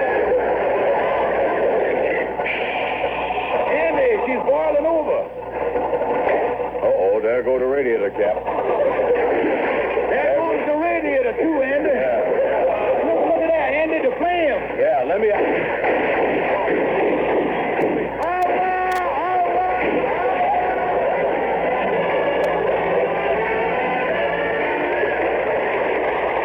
That program just swept the country, as you well know, and it was only a very short time until they were in extreme demand, and it was heralded all over America, in Canada. And you could hardly go to any small town in any part of the country when they were on the air without hearing it blaring out of homes and in the stores. They even changed the prayer meeting night in some of the churches in the country so that the people could hear Amos and Andy. And once in a while now, I'll get a hold of somebody that maybe worked for the telephone company in New York, you see, and who has told us that when we came on, the telephone calls went down to, way down, to about 10% of what they really were normally, until the show was over. And we've heard that places where people went into elevators and hotels and they couldn't go up or down because the elevator operators had gone out to listen to our show at 7 o'clock, things like that. Well, the movie house example is the best one, I think. Yeah, in the movie, there were about over 100 movie houses that put our name out on the marquee in front and says, listen to Amos and Andy here at 7 o'clock, you know, in the east, this is. And they, when our show came on, they shut off the movie, turned up the lights and turned the show on, on the public address system and listened to the show and went on with the movie after it was over. So that the people would... Because the people wouldn't come until we were through. Till our show was over, the people wouldn't come to the theater. So they got them to come by putting it in the theater. One time someone very aptly called Amos and Andy the great American disease. You couldn't go to any town in any part of the country at any time of the year without hearing Amos and Andy coming out of homes and stores and everything else. Which is all very flattering stuff, of course. And those things we heard, and I guess they were true, a lot of them. And anytime we'd mention anything on the air about I remember one time Andy told Amos he's trying to write down something. He had a little bit of a pencil, stub of a pencil about an inch long. And he was telling him, he said, how can I get anything right with this little bitty pencil? I got to go out and get me a new pencil someplace. And we got a box full of pencils a couple of days later. It must have been 5,000 pencils in that box. There were none of them over 2 inches long. And that's the second portion of the story of Amos and Andy. What great audience response there must have been in those days, huh? Oh, fantastic. And those stories, as you hear it from the horse's mouth, so to speak, are all true.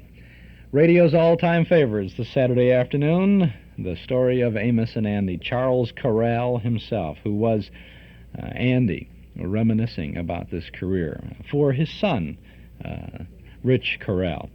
And Bill Hay and the Gaylord Carter is going to pop into this later, too. He was the organist on the show for so many years. This is Chuck Shaden on our Those Were the Days program on WNIB, Chicago, FM 97. The great gift rush of '76 is on at Northwest Federal Savings. A rush of name-brand gifts, free or at greatly reduced prices. Rushed into your hands when you save $250 or more. At Northwest Federal's Gift Rush Centers, you name it, you've got it. An Austerizer blender? You've got it. A butter-up corn popper? You've got it.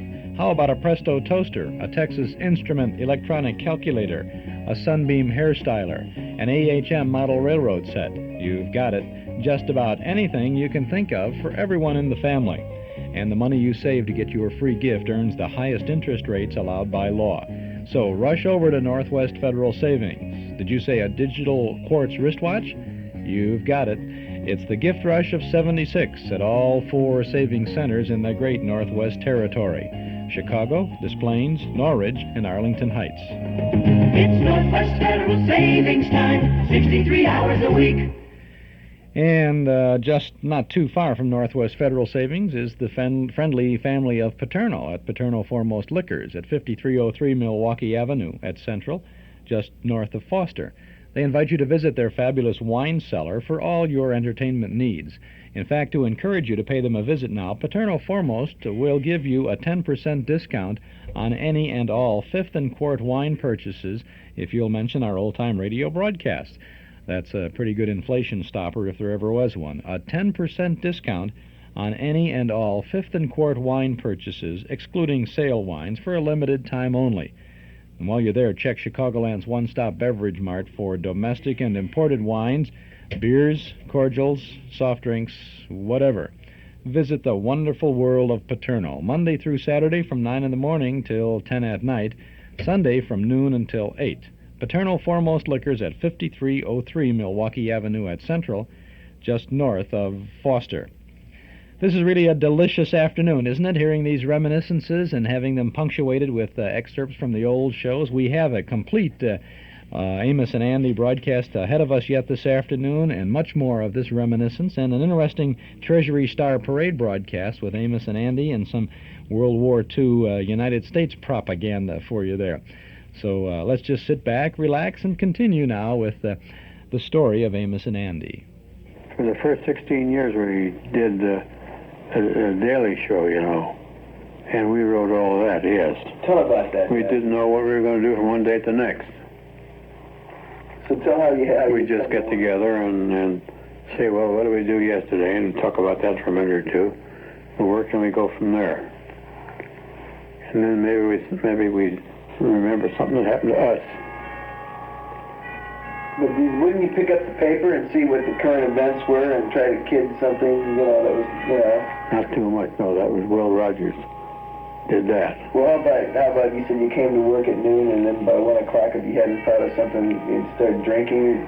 And we get set up so we could get it done by broadcast time, which was in Chicago, which was 6 o'clock in Chicago. That was 7 in New York, and then we broadcast again at 9 in Chicago, 6 and 9.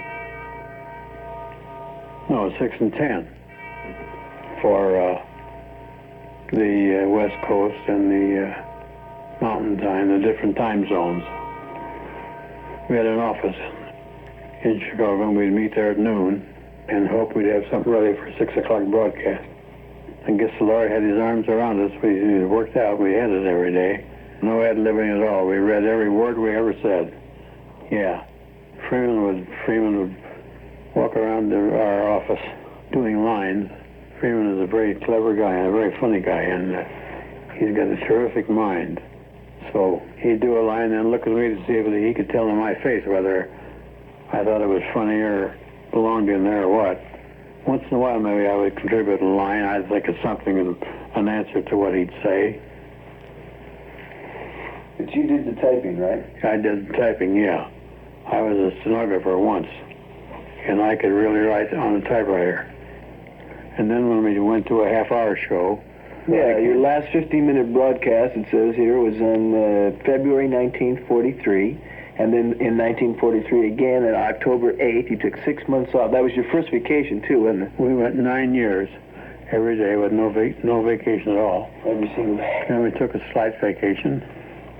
Then we came back and went 6 more years. So we were 15 years, 16 years pretty near without a vacation. When we started the half-hour show, we had to get writers in because writing a half-hour show, you got to have a complete story with a beginning and an end and all the things that happen in between. And that isn't hard to pick out of the air, or easy to pick out of the air. So we picked up writers from there on. Well, there were a number of new things you did, didn't you? Like you had a live audience for once. That was the beginning of that. That's right. And a live orchestra. Our 15-minute show.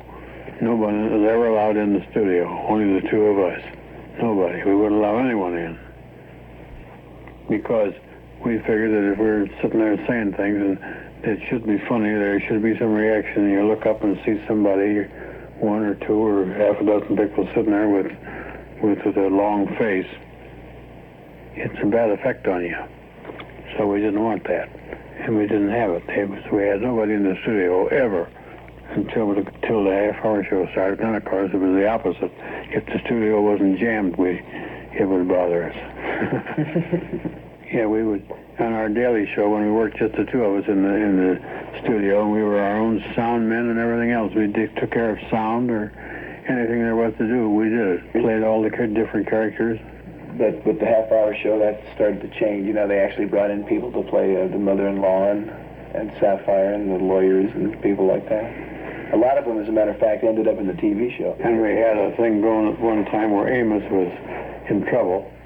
I'd forgotten how he got in this trouble.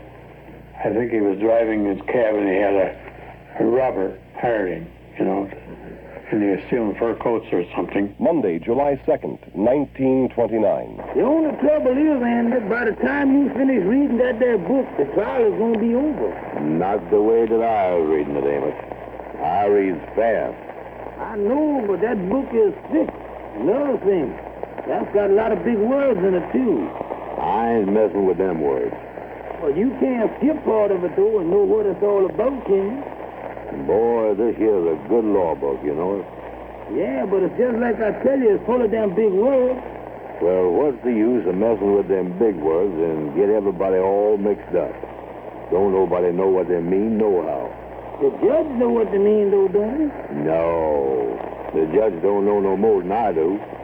Tell you what, I better give you a cross-eye examination right now. That's what I better do. Well, here's what I worried about, though, Andy. This here trouble that I was in is serious, you see, and I don't want to mess with this stuff and get all mixed up. Because I won't get out this mess if I can. Amos, listen. If you get the coat, them lawyers are going to try to mix you up. Then they get you mixed up. Then you is in a mess. I was in one before I started, seemed like to me. Well, now, what I'm going to do, I'm going to act like I was the lawyer.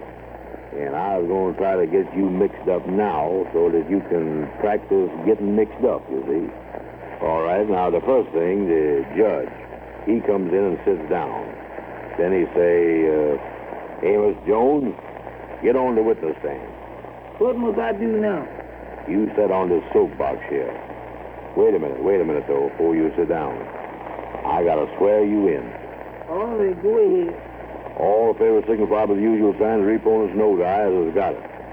The eyes has got it, huh? Now, I've done sweared you in, you see.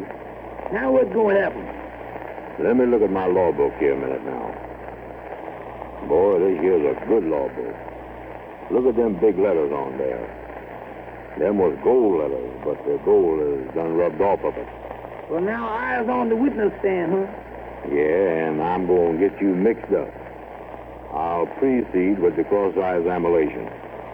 Boy, I knows my stuff here, don't I? Yeah, you got all that when you was in court with Widow Parker. That's where you got that stuff from. How come you got to remind me all that? Well, go ahead, do what you're going to do, then. All right, now. You was on the witness stand, and here I is, a big lawyer, and I'm going to re-evict you. I'm going to prove that you was done it, that you is the one that stole them coats. I thought you was going to try to help me. You ain't pulling against me, is you? I is helping you, Amos, right now, ain't I? Now that you trying to prove that I done something that I ain't done, you ain't helping me. Here I is, done looked all over town till I found a law book that'll do the work. Then you tell me that I ain't trying to help you. Now, you was on the witness stand, and I'm going to mix you up. I'll precede. You will, huh? Yeah. Now, here I go. Amos Jones, where was you when you was where you was? You see there, I got you mixed up already. Wait a minute. Here comes Lawyer Wagner soon. Look here. Come in, Mr. Wagner. I didn't expect you to drop by here. Well, how do you do? Good evening, Amos. Hello, Andy. Yes, sir. Good evening, Mr. Wagner. How is you? Sit down, Mr. Wagner. Well, I just happened to be passing by and thought I would drop in. Yeah, well, I'm glad you dropped in.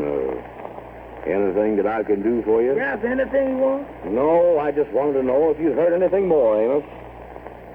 No, but I ain't heard no more, Mr. Wagner. By the way, Mr. Wagner, I was making a recollection of law books. What do you think of this new one that I just bought? Look here. That's a good law book, ain't it? What'd you think of that book, Mr. Wagner? Well, I suppose that book is all right. However, it's not a law book. You say law on there, don't it? Oh, you mean down here? Well, it says here, the law of gravitation. That explains why we mortals don't fall off the earth. It do, huh? Is that man done give me the wrong book? Well, I be doggone. I told that man that I wanted the law book, and he done give me a gift. Friday, July 5th, 1929. Well, what's the use of being nervous? Hey, listen, you'd be nervous, too, if you've been in this room as long as I have. Well, now, listen, Spud. Everything's going to come out all right. Yeah, that's what I've been hearing for the last 2 weeks. Hey, as many jobs as you've pulled, you're not going to get yellow on a little thing like this. Hey, don't talk to me about being yellow. I went through this thing, didn't I? Sure you went through it. Now go through with the rest of it. Yes, that sounds fine. You're riding around town all day in one of them fake taxi cabs, and I got to stay up here in this room so I won't bump into this guy, Amos. Brace up now, Spud, brace up. Amos is the only one that knows you had anything to do with it. The trial comes up next Thursday. Maybe it'll last for 2 or 3 days, and this guy Amos will go to pen for 10 or 20 years. Yeah, the thing for me to do is to leave town now, though. I could get on a rattler and be in Pittsburgh, and nobody would ever know the difference. Can you come down here and tell me to stay here? Why, you could be in Pittsburgh with me in 2 weeks. Now, don't get nervous. You got everything you want here. You got cigarettes, cigars, drinks, a nice room. Yeah, but who wants to stay in a room from morning till night every day? Well, you ought to be glad you ain't out in the hot weather. Say, by the way, I see in one of them newspapers that you brought up there yesterday that this kid Amos has got a lawyer by the name of Wagner. Is he a smart guy? Never heard of him. Say, listen, don't worry. You'll get me worrying in a minute. Hey, that was the crazy idea you had in the first place. Now, don't start telling me that I had crazy ideas. I've thought of more ways for you to steal money than you could have thought of in 20 years. What are you talking about? Yeah, but you never thought of one as crazy as this idea, and all on account of a dame. What do you mean, all on account of a dame? Well, you get Amos messed up in this thing so that you can get him to the pen, you see, and get his gal. That's all you want to do, and I'm the fall guy. Now, there you go, squawking about me wanting a dame. Say, how about the time you bumped off that guy in Philadelphia? Oh, let it alone. Yeah, I guess that was on account of a dame, too, wasn't it? Forget it. Now, listen, Spud.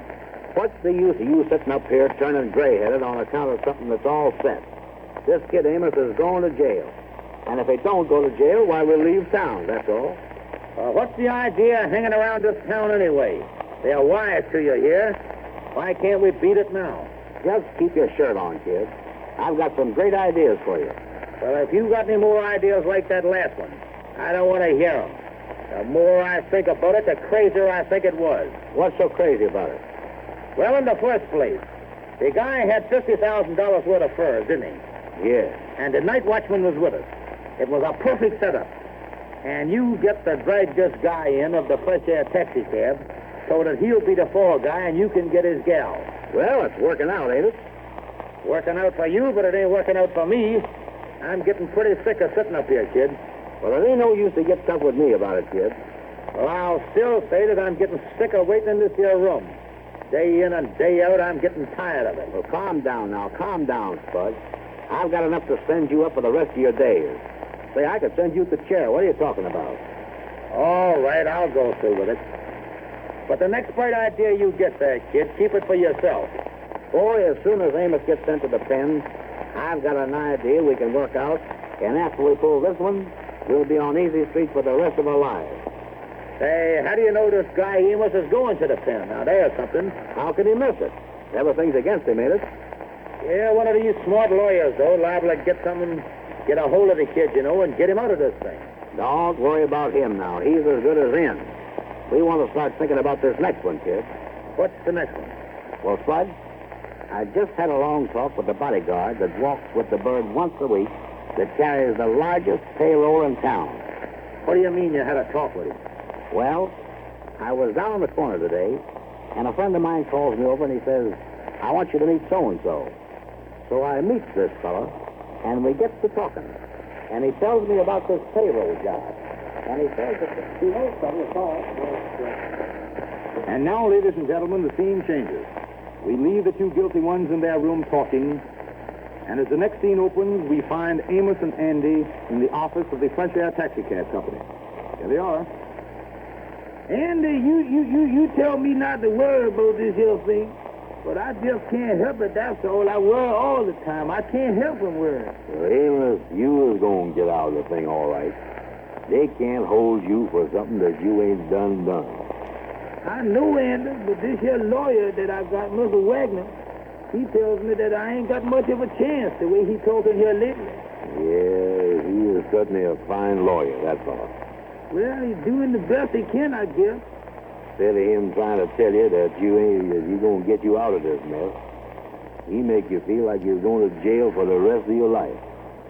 Well, he told me that he was going to tell me the truth about it to see, let me know if I got a chance or not.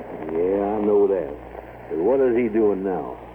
Well, he said that he was going down to the police station and see if he couldn't get the taxi cab for us, you see, so we could use it and make some money to live on. Well, that's the best thing that he done since you had him. Oh, I think he's a pretty good lawyer, all day. The only trouble is, you see, he tells me that it looks bad and I can't prove nothing. What do you mean you can't prove nothing? You didn't do it, did you? You didn't steal them furs, you know that. No, but I can't prove that I didn't do it. That's the hard thing about it, you see. Wait a minute, Sheriff. I got an idea. What kind of idea you got? Listen to this now. Why can't you tell them where you was at the time that the robbery was going on? Well, I was waiting in the taxi cab right outside the first store. That's why I can't tell them. Oh, yeah, that is right, ain't it? You was wrong, ain't you? Well, Andy, I don't know what I'm going to do. The lawyer's getting encouraged about it. The lawyer's getting what? I say he's getting encouraged about the whole thing. Amos, don't use geography like that. That ain't encouraged, that's discouraged. Well, that's all right. He tell me that he don't see a lot of hope for me no more. Well, them lawyers, you see, they ain't got no hope for nothing. They ain't smart, Amos. I don't see how some of these lawyers stay lawyering, you know it? You know, Andy, it's all right for you, because you ain't in the trouble like I is.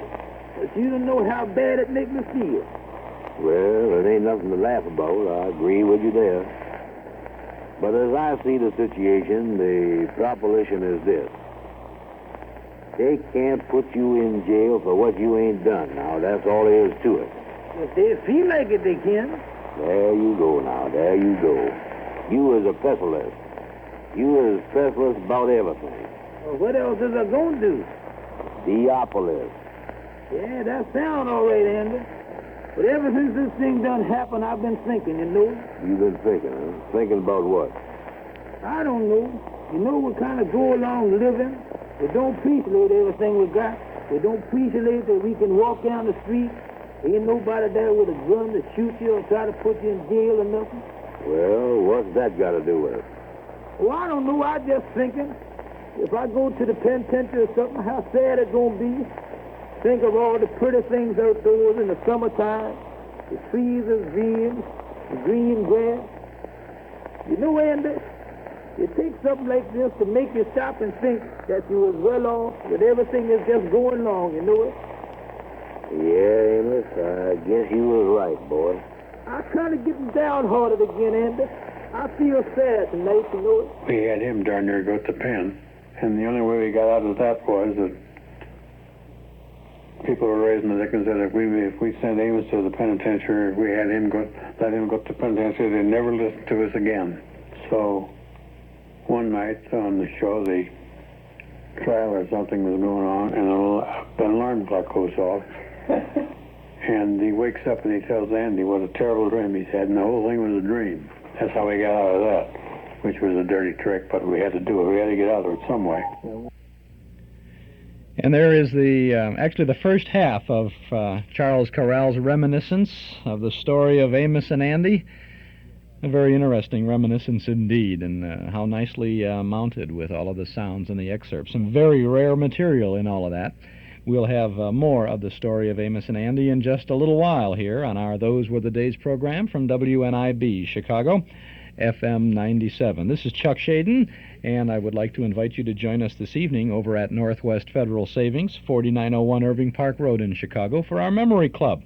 We have a good movie every Saturday night, and tonight is no exception. The Front Page, dynamic newspaper story from 1930, stars Pat O'Brien and Adolphe Menjou in the tough, hard-boiled Broadway comedy by Ben Hecht and Charles MacArthur. It's the first film version of this classic story. It stars O'Brien as a fast-talking reporter.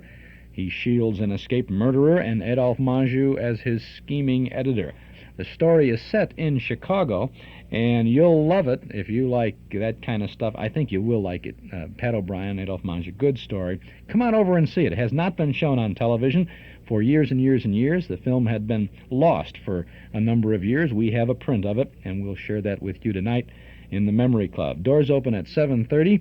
Movie begins at 8 o'clock. This is not Walter Matthau and Jack Lemmon. This is the original one, Pat O'Brien, Adolphe Menjou. Dues to the Memory Club are $1 a meeting, payable at the door. Doors open 7:30. We'll have a good film for you at 8. We have an interesting Lucky Strike Extra, a short subject after the film. Tell you about that tonight.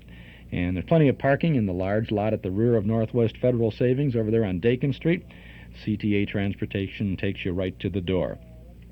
Come on over tonight to see The Front Page from 1930. Pat O'Brien, Adolphe Menjou.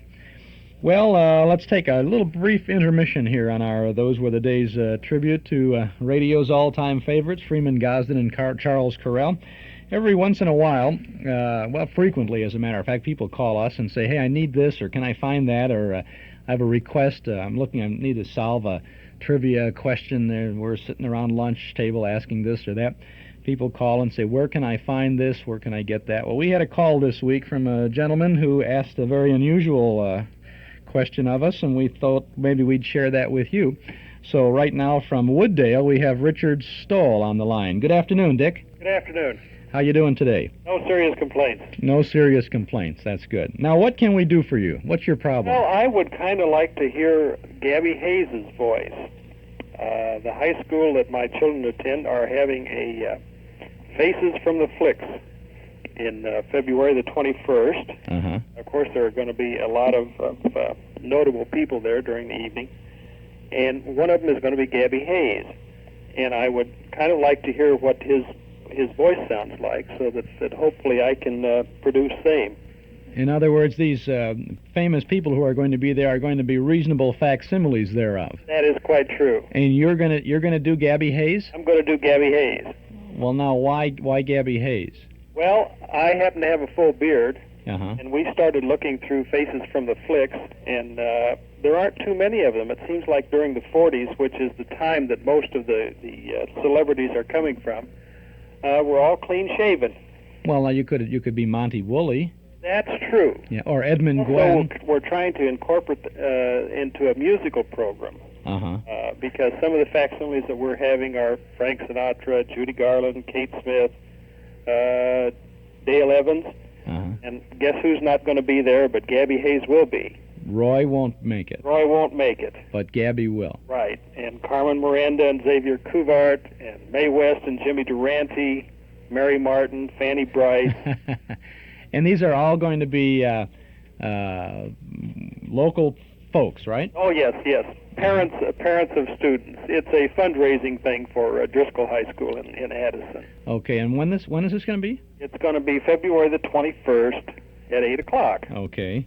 And you need Gabby Hayes. You need something? Gabby Hayes, because what we're incorporating this with the now sound of the Manhattan Transfers in the background, and then we intersperse these other numbers. I see. At Driscoll, right. Okay, now when you called me, I guess it was Thursday or Friday. Yes. You asked specifically for something. I asked specifically to hear the Northwestern commercial that you do with Gabby Hayes' voice. I believe it was advertising the availability of lock boxes. That's right. And you had said when you asked me when I was going to play that next. Right. And I said, well, we have put that on the shelf for a while because Northwest Federal Savings is sold out of safe deposit boxes. Yes. So we will present that commercial for this. Isn't this great, gang? You said this would be a not really commercial. This is a non-commercial. Right, because Northwest has safe deposit boxes, but they're not available because they're all used up and they don't have any more room at present. So that's why we're not using this particular commercial. But you felt that it was a good example of Gabby Hayes. Yes, I did. All right, now I want you to listen very carefully to this commercial because I assume that you have been planning the Gabby Hayes voice and character up to this point, right? Yes, we have. All right, now we're going to listen to the commercial then, and then I want you to give us a shot of what you have gleaned from this commercial and what you're going to do so we might know what to expect. I think you better let me have a couple of days to work on it. No way, you're going to do it now, and then we're going to let you work on it until the 21st and then see you out at Driscoll High. That's a better deal. All right, now you hold on and listen to the commercial. Gosh, Roy, we've been right hard. Them engines is gaining on us. There's only one safe place for us, Roy. That's a safe deposit vault at Northwest Federal Savings. Let's make time, Roy. Once we get into Northwest Federal Safe Deposit Vault, we'll be free from worry. Yep, and we can put all these here valuable papers in there, too, for safekeeping, you know. These here deeds to the ranch and the stable and the horses and all them stocks and bonds, too. They'll all be safe. Come on, Roy, let's make time. As soon as we get there, we can find a safe deposit box that'll be just the right size for all the valuable papers and stuff. Not far now, Roy. Come on, Roy. Let's ride hard. Roy. Here we go. surfer and sourdough. Roy's so anxious to get to Northwest Federal, he's riding way ahead of me. And dang, Roy, sure is quick on the trigger. Okay. How about, oh, shucks, Roy. We'll have to improve. Yeah, you sound a little like Pat Brady there. Just a little bit. Or like the Jeep. Remember On the 21st, by the way. Till the 21st. I just happened to think I could make an opening. You can. Yes, I think I could do it. Okay. Well, you've got it. I know you were taping this as we were talking too, so you'll have it and you can play it back and forth. And we're also putting your name on the list at Northwest Federal, and as soon as the box opens, we're going to put you in it. Okay, Richard Stoll. Thanks very much, and glad to be of service. Thank you very much. Right. Bye-bye. Okay. We go to any extreme to play another commercial, I guess. It's kind of nice, though, to do that sort of thing, and it's fun. That's the name of the game here for us, really. This is a job for us, but it's a pleasant job, and it's great fun to be able to pull all this together and to share these sounds with you and to have a good time. There's so much going on that isn't of a good time that means so much to us to be able to pull this together and to do these things and to share these hours with you. We're on every Saturday afternoon here on WNIB from 1 until 5 with our Those Were the Days program. Monday through Friday mornings, we're on from 8 until 10 on WXFM, just up the dial at 106 FM with our Hall Closet programs. You can tune us in on Sunday nights out in Arlington Heights on WWMM with old-time radio and all that jazz. And Monday evenings out on WTAQ in LaGrange with our Hall Closet special broadcast. Thursday nights with a repeat Saturday evenings on WBEZ with our When Radio Was Radio series from 8 until 9 on Thursday and 7 till 8 on Saturday. And then through the week we have some little clips from our Hall Closet collection on WAIT. AM radio there from, at 9 o'clock in the morning and then again at 2 o'clock in the afternoon. We're on the air 7 days a week with all of these old radio shows on 6 Chicagoland AM and FM radio stations. Can't hardly tell a player without a scorecard, and so we have put together a nostalgia newsletter and radio guide. A 1-year subscription is only $6, and it contains the complete schedule of all of the shows that we offer throughout the week. You can subscribe right now by phone if you'll call us here at our studio at 545-2260. That's 545-2260.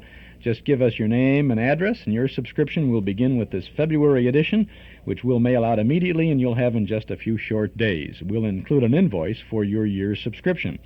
$6 for 12 issues. Call us at 545-2260 and do it right now. That February issue of the newsletter has Jack Benny on the cover, articles, reprint articles about Jimmy Durante and Baby Snooks and about visiting Chicago back in 1947.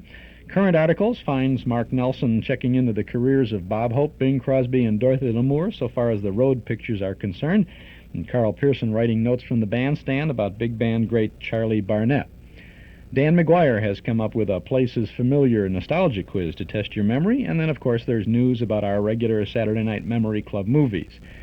So you think you need some more information about all of our stuff? Great. Subscribe to the Nostalgia Newsletter and Radio Guide.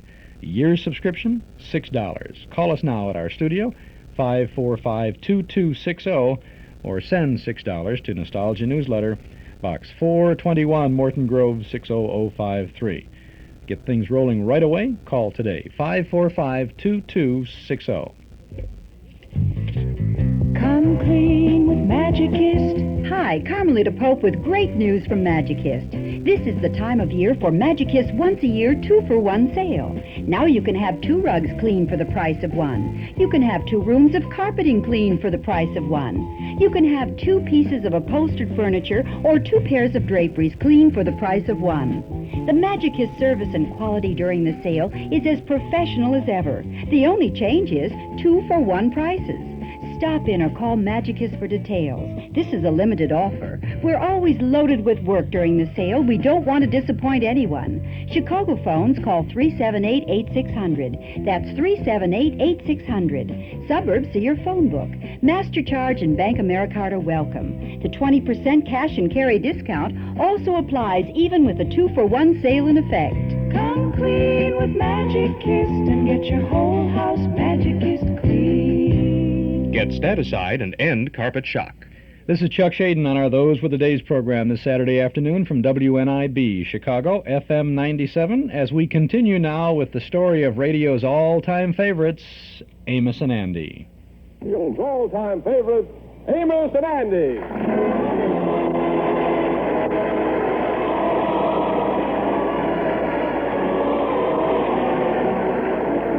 Tonight, Chapter 2 in our story of Amos and Andy. Our story is narrated by the late Charles Correll, creator of Andrew H. Brown, and his son Richard, along with Bill Hay, veteran announcer on the Amos and Andy series, and Gaylord Carter, organist on the show for many years. When we left the boys, they were working for Pepsodent from the Chicago studios of WMAQ and the NBC Red Network. Yeah, we were Pepsodent, I think, 8.5 years or something like that. And I think even we, in talking to some of their heads, said we'd done all we could do for them, for heaven's sake, you know. They probably would be smart in getting another program, something different, fresh. Nobody ever accused us of overselling, and that little phrase by which I closed the program, remember, use Pepsodent twice a day, see your dentist twice a year. I wish I had a penny for every tube of toothpaste that sold. Well, after doing it all that multiplicity of times, use Pepsodent twice a day, see your dentist twice a year, you would naturally think it loses its punch and its effectiveness. So I decided that I would try something. And on this particular night, on a Friday night, on the late broadcast, I said, use Pepsodent twice a year, see your dentist twice a day. Well, I told you how many letters there were by Monday morning. You think I was a damn liar. In Campbell's, he went to work for them in 38. We pulled together as a team. I tried never to let them down, and they tried never to let me down. And they delivered a real show. And the result was it was a successful commercial program because the people were in a good frame of mind. They had been pleasantly entertained. And I tried not to shove the products down the people's throat. I was there not as a performer. I was the announcer, or as I chose to consider it, I was the salesman. That's what a commercial announcer is, or what he should be. Sometimes they're not. Nobody ever bothered us. They just let us go ahead. We were going along all right, and I guess they thought good enough was to let well enough alone. I never did see them in their actual performance when I was on the show, but I wore earphones. Organist Gaylord Carter. There would be a producer in the organ studio in the control room, and he would throw me a hand cue, and then through my earphones I would hear Bill Hay say, Campbell Soups present Amos and Andy, and that would be a cue for me to go into the theme. Now, as the producer gave me the hand cue, I had a stopwatch hanging on the side of the organ that I started, and the theme was to run 1 minute. Later on, we cut it down so that it only ran a half minute. But for years, that theme ran 1 minute. And a lot of people in the business wondered what in the world was going on while a theme was going for 1 minute. Well, literally nothing. Everybody was just listening to the theme. It happened to be a good theme. It was a good theme. But later, Gosden decided that was too much time to be wasted on the theme, so I would finish the theme at a certain time that was specified, and then Bill Hay would go into a description of the action that was taking place, and then would say, here they are.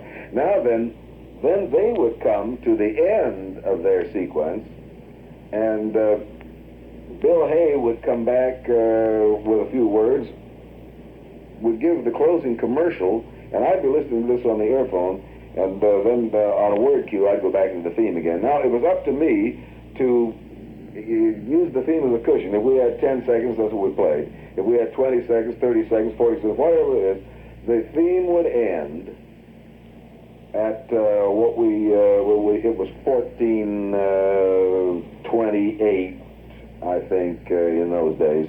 14 minutes and 28 seconds. That was when the theme had to be out, so you'd have station breaks.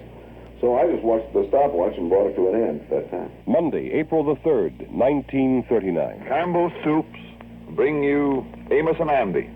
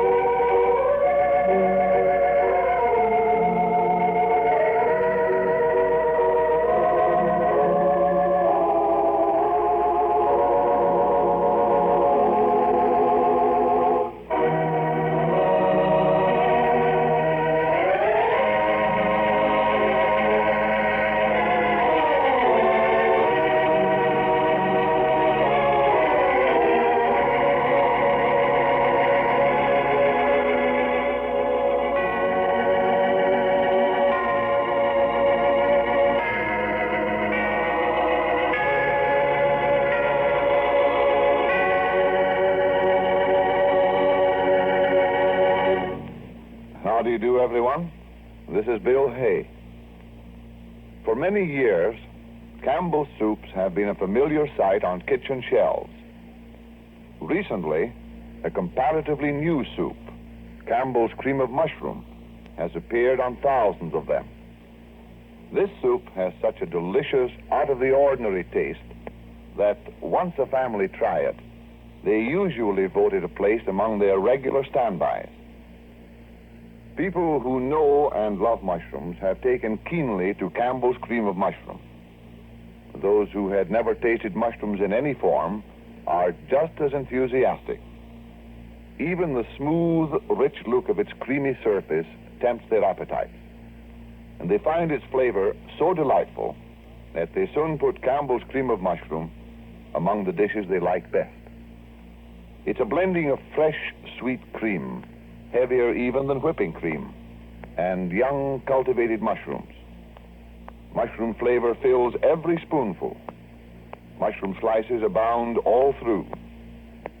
Why not try Campbell's cream of mushroom soup tomorrow? Everything is in readiness for the wedding of Beleda Green to Andrew H. Brown. Last night, a complete rehearsal was held at the church. Early this morning, a very elaborate canopy was placed over the entrance, and a thick carpet was laid from the curbstone to the church steps. Now we take you to the church, which is filled almost to capacity. In the congregation, there are many girls whom Andy has known in the past. Lightning, Van Porter, Brother Crawford, and Gwendell are acting as ushers, and they have successfully seated the entire gathering. At the last minute, it was decided that the Kingfish would give the bride away. Amos's wife, Ruby, has agreed to act as matron of honor, and of course, Amos will be the best man for his close friend, Andy. As the scene opens now, we hear the organ in the background of the crowded little church. The wedding party is in the rear, but we find the groom, Andy, and his best man in a little room to the left of the altar. The door is open, and Amos and Andy are seated so that those in the church cannot see them. Here they are. Well, now, don't get nervous, Andy. That's the main thing, you see. Well, you'd get nervous, too, if you was in my place. I know. Oh, this is a big thing, Amos. Yeah? Oh, me, why don't the thing start? Well, I think as soon as this music is over from the organ, then the mixed quartet from the lodge is going to sing one song, and then they go right into the wedding march. Yeah. Peek out that door there. All right, I peek it. Don't let them see you, though. Is there many people out there? Yeah, the church is almost full, Andy. Tis, huh? Yeah, I see Madam Queen sitting out there. And there's Sadie Blake, too. Oh, me. I was nervous, Amos. That's all right, and I with you. Now, take it easy, son. Come on now. Pull yourself together. My mouth was getting dry just like I told you it was. I feel like I got a mouthful of cotton. Yeah, now, when you stand up at the altar there'll be a table right in front of you, and there it is out there now, and it's got a pitcher of water on there, and the preacher says it's all right for you to take a drink when you get there if you feel kind of faint or anything, you see. Is there water in the pitcher? I wish I had a drink of it now. Yeah, well, the pitcher got water in it. And the only thing is, I can't go out there and get you a drink of it now. Wait till you get out there, because the pitcher will be right in front of it, and then you can take a swallow of it when you get there, you see. Why don't they start the thing? Yeah, well, don't worry. Now, it gets started in a minute. A couple of people are still coming in. Yeah. I got the ring now, you know. Yeah, don't lose that. Now, what does I got to do? Well, you remember what you done last night at the rehearsal? What was that? Well, you say, I do twice. You say that twice. Well, why is I got to say it twice? Well, the preacher asks you two different questions, you see. Then you say, I do once, then he asks you another question. Then you say, I do again, you see. Yeah. You're going to be standing there by me, ain't you? Oh, yeah, I is your best man, son. Yeah, now don't get nervous, and I know just how you feel, but take it easy. Yeah, well, stand up close to me now, because I'm going to kind of lean on you. Yeah, well, that's all right. My knees been giving me trouble for the last 2 days. What's the matter with your knees, then? Oh, I don't know. My legs been acting like they've been made out of rubber. Wait a minute. Everything going all right now, Andy. Don't worry about nothing. Remember, I'm looking out for your interest. Well, listen, Kingfish, why don't the thing start? Yeah, well, I just sent Leighton back there to tell the organ to stop playing and let the mixed chorus sing, then we go right on. Then we're almost ready to start, Andy. I get nervous waiting. Yeah, I know you is, Andy. Everything gonna be all right. Just waiting around is getting me. Everybody stick with me now, will you? Oh, yeah. Well, we've been waiting for the bride, you know. Well, ain't she here? Oh, yeah, she been here, but she been on the telephone out in the front office. She talk on the telephone all day. Why can't she let the telephone alone when she gonna get married? Yeah, well, now, right after the singing, the organ goes into the wedding march, Andy, you see? Yeah. And then we start down the aisle, you see. Yeah. Now, the next thing we want to do... Wait a minute. There goes the singing now. Yeah. Well, now, listen, boys, I'm going to leave you, and I'm going to get on in the back of the church there so I can be ready. Now, we'll start the wedding session right after the song, Andy. Brother Andy, shake hands. Yeah. Good luck to you. Thank you, Kingfish. Stand up now, Andy. You's all right now, Andy. Come on now. What is the first thing that happened, Amos? Well, you remember the rehearsal we had, don't you? You remember what you done last night at the rehearsal? Yeah, me and you walk over and stand there in the middle when the wedding march starts. Yeah, that's right. We stand right up at the altar there. Well, now, how did they come down the aisle? Well, the first thing that happens, the ushers come down first. You see, you got the 4 ushers, and then my wife, Ruby, is the matron of honor, you know, and she come down next. Yeah. And then... how about Pudding Face? Yeah, well, the bride comes down with the Kingfish. Of course, the Kingfish is going to give her away, you see. Yeah. And they ask who give the bride away, and the Kingfish is the one that say, I do, you see. Well, there's the wedding march now. Come on, let's get on out here. Come on. How I look? You look all right. Come on, follow me now. Yeah, here I go. Come on. Yeah. Now, that's right. Stand right here now. That's right. Now, face the window that's got all them pretty colored stained glass in there, and look at there. Yeah, I'll stand here like this. Yeah, that's it. Now take your time. They're coming down the aisle. Everything gonna be all right now. Yeah, here comes the preacher, too. Yeah, he walked out from behind the palms. Yeah, that's right. Don't be nervous now. Is they coming down the aisle, Amos? Yeah, they're almost here. And don't forget now, you gotta turn around and meet your bride. Don't forget that. Yeah, you got my ring, ain't you? You got my ring, ain't you? Yeah, I got it. Yeah. It is right here. Now move over a little bit. There's here. Move over a little bit so your wife can get next to you. Yeah. I'll move over here. Hello, darling.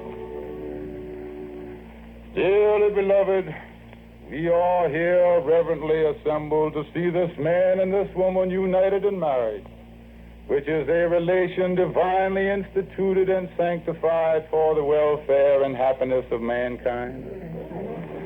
By this relation, the home is established, bringing the truest joys on earth, but it involves unfailing fidelity, unselfish devotion, and sometimes loving forbearance. For as Inasmuch as these two persons have come hither to be made one in this holy estate, if there be any here present who knows any just cause why they may not be lawfully joined in marriage, I require him to make it known now or ever after hold his peace. The vow shall now be spoken, after which we will bow our heads in prayer. So I ask you, who giveth this woman to be married to this man? I do. As a token of your unfailing desire, and as a token of your united lives, you may join your right hand. Do you, Andrew H. Brown, take this woman whose hand you now hold to be your lawful wedded wife? I do. Do you promise to love and cherish her in sickness and in health, for better or for worse, and forsaking all others, keep thee only unto her, so long as ye both shall live? I do. Do you, Violetta Green, take this man whose hand you now hold to be your lawful wedded husband? And do you promise to love and cherish him in sickness and in health, for better or for worse, and forsaking all others, keep thee only unto him, so long as ye both shall live? I do. Andy, what pledge do you offer that you will fulfill these vows? Here's the ring, Andy. Oh, this diamond wedding ring. Do you, Valeta, accept this token of the same? I do. You will then, Andy, place the ring on the fourth finger of the left hand. You will now join hands. I, by virtue of authority vested in me by the state and this church, I now pronounce you... Amos, I shot. Hey, Andy, you hurt? Amos, my arm, my right arm, quick. Somebody shot from the back of the church. Amos, my arm. King says, help me. We got to get Andy to a hospital. Amos, help me. I think I'm going to faint. Somebody done shot me in the arm. Get a hold of him. Come on, we're going to take him out here.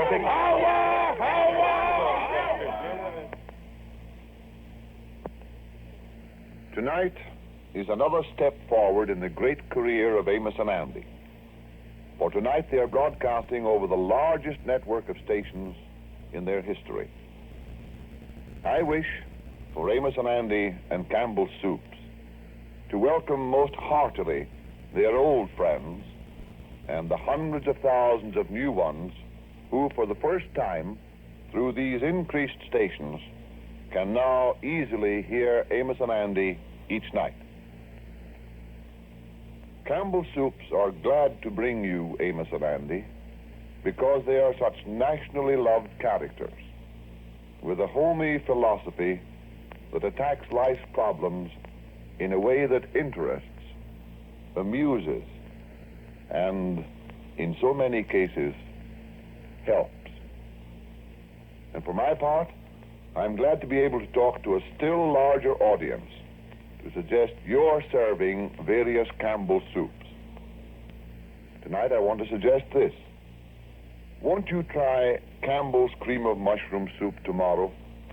This may be a new soup to you, but I am confident that if you once serve it, your family will want it often.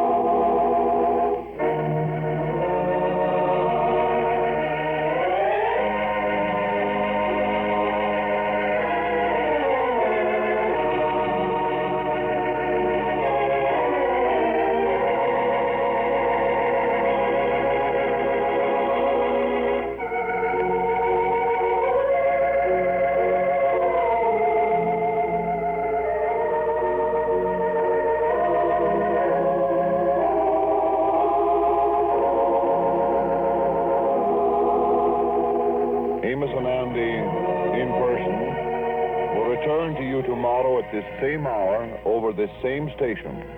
This is Bill Hay, speaking for Campbell's Cream of Mushroom Soup, bidding you all good night. This is the Columbia Broadcasting System.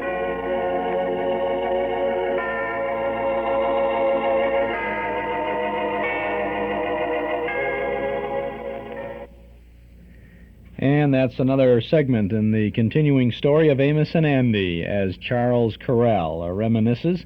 And that's an interesting little thing there for me, too, to hear that, because that particular excerpt from that I don't remember now the year of that broadcast, but the wedding there, it came from our hall closet collection, because there was a time about 3 years ago when someone wrote to the Beeline column in the Daily News and said, asked a question about Amos and Andy, and they came to me, and I did some digging into it, and I answered the question, and they put an article in the paper about it, and then we couldn't check on something, and somehow or other we got involved with Mr. Correll, and I talked with him and his son as well, Rich, and we tried to pinpoint the date. They didn't remember this show. There was a question on the date, so I said, I'll send you a tape of that broadcast.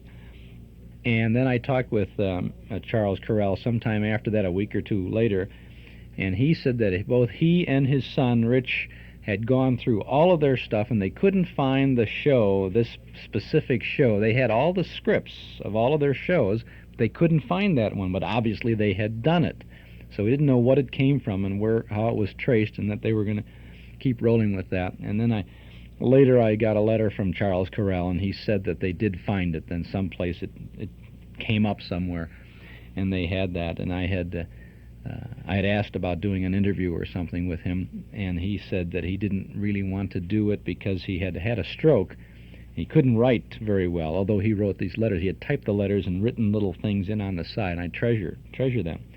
And but he said he didn't want to do an interview because his voice wasn't exactly as people remember it. But he had a change of heart, obviously, because he did this interview. But his son, Rich, was conducting it.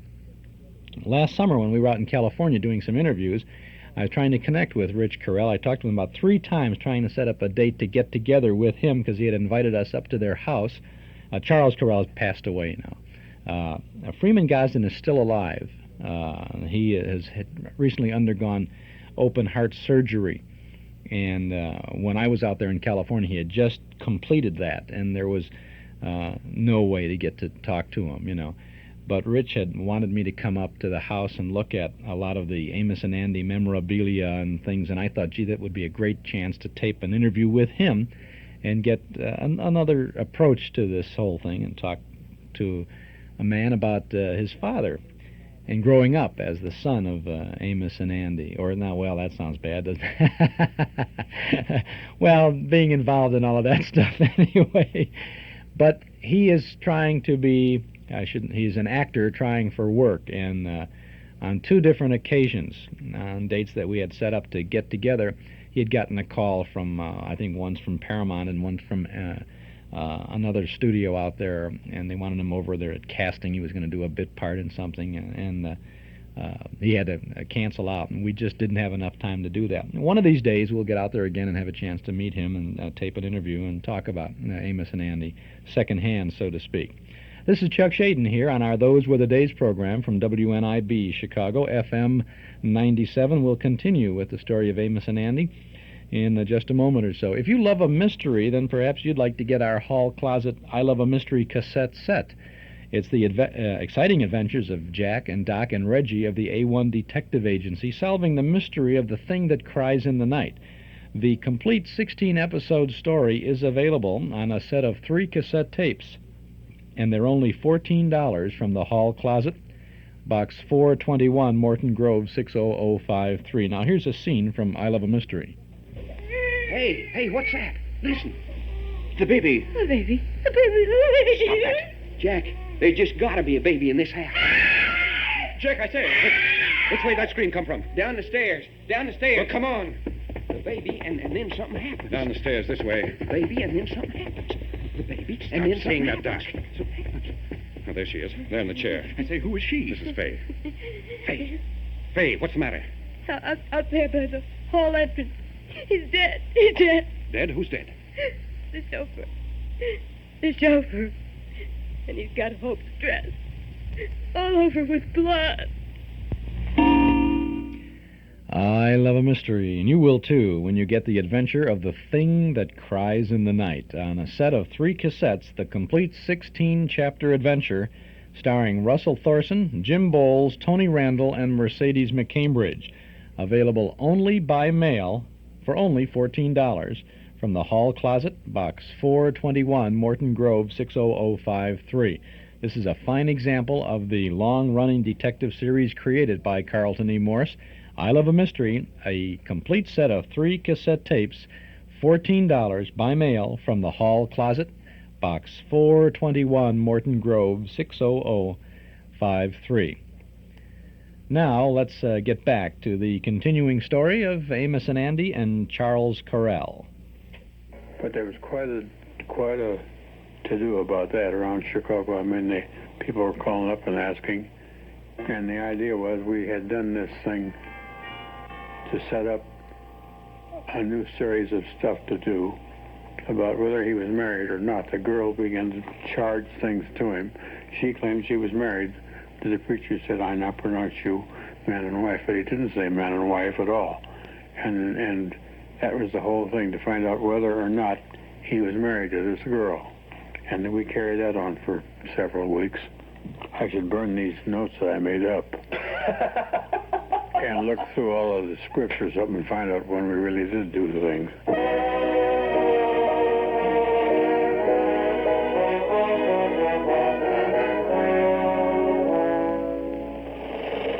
Kingfish, this is a pretty good second-hand car you got here. Yeah, it cost $50, and really a honey in it. How far has this car gone, King? Oh, it's been broke in all right. It's gone 189,000 miles. Say, how long you figure we've been riding now, Andy? Oh, about 10 minutes. Then I guess it's safe to put it in second gear.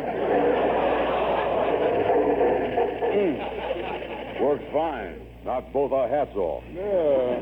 Hey, let's stop in the lunchroom there and get something to eat. Here's a parking space. Yeah, I'll stop the car.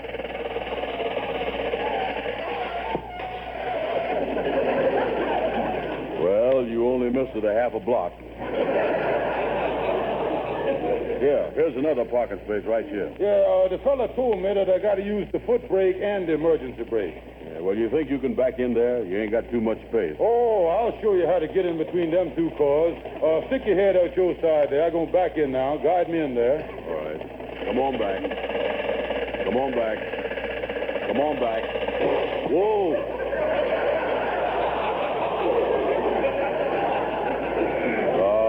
Cut your wheels and go forward. Yeah, tell me how I do in here now.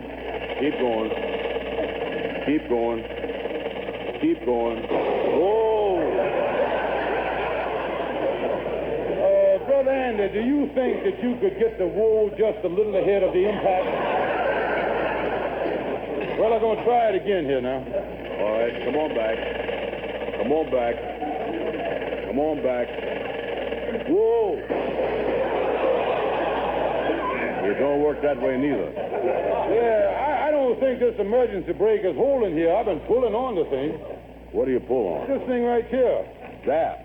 I've been wondering why that ventilator on the hood has been flipping up and down. Andy, you better step out of the car and direct me. Yeah, okay.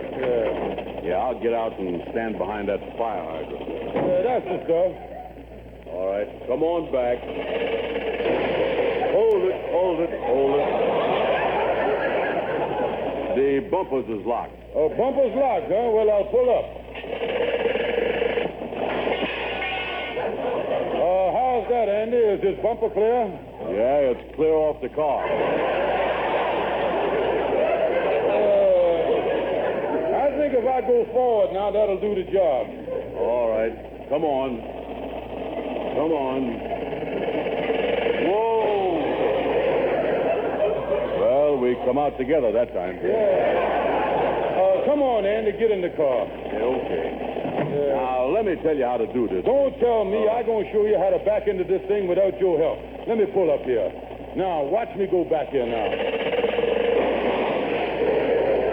Kingfish, you missed the parking space and caved in the whole side of the car behind you. You done sideswiped the whole thing. Well, let's get away from here then. Yeah, you know something, Kingfish. What's that? With the way you drive, if you was ever out of work, you can always get a job in a parking lot.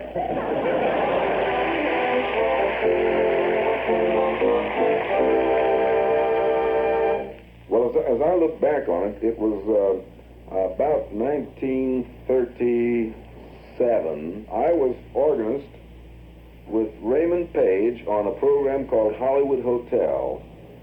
Now, this was Frances Langford was the singer, and the great star was Luella Parsons, and she would bring in famous movie actors, and they would do on radio scenes from their newest picture. And Raymond Page had the orchestra. There was Igor Gorin, was one of the singers. And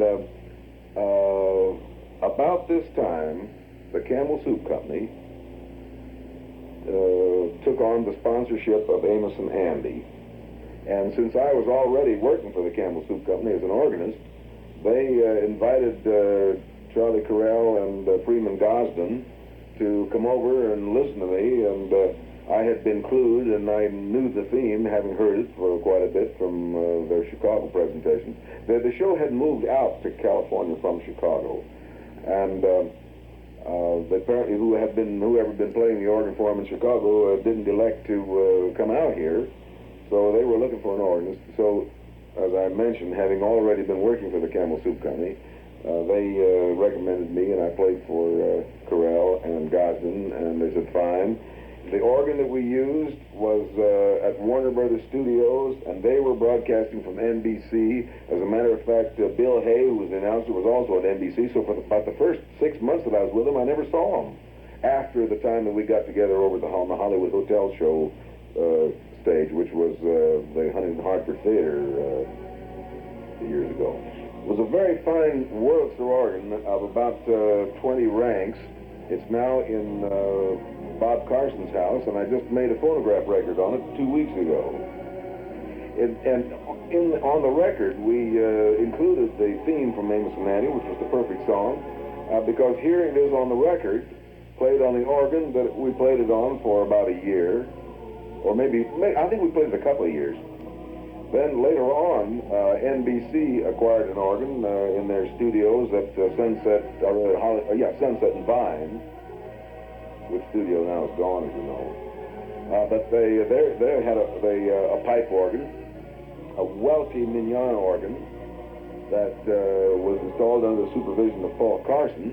We played that for a couple of years until the show moved to CBS, at which time we went over to their studios, and they had their own pipe organ. So I played the theme on 3 different pipe organs, starting with the one at Warner Brothers, then playing the one at NBC, and then finally the one at CBS. I know we had chimes that stood on a standing rack and were played from the organ keyboard, because the theme always ended with chimes, as you may remember. The theme would play, either would play it all the way through or half of it, but it always ended with chimes, and then Bill Hay would say, here they are, and they'd go into the thing. I was told, and I guess it's true, was one of the first theme songs ever written, and it was written for The Birth of a Nation in 1915. And I think if you'd see The Birth of a Nation right now, there's the one where they put sound on it. They play it 7 or 8 times in there. He made that perfect song what it was, a perfect song.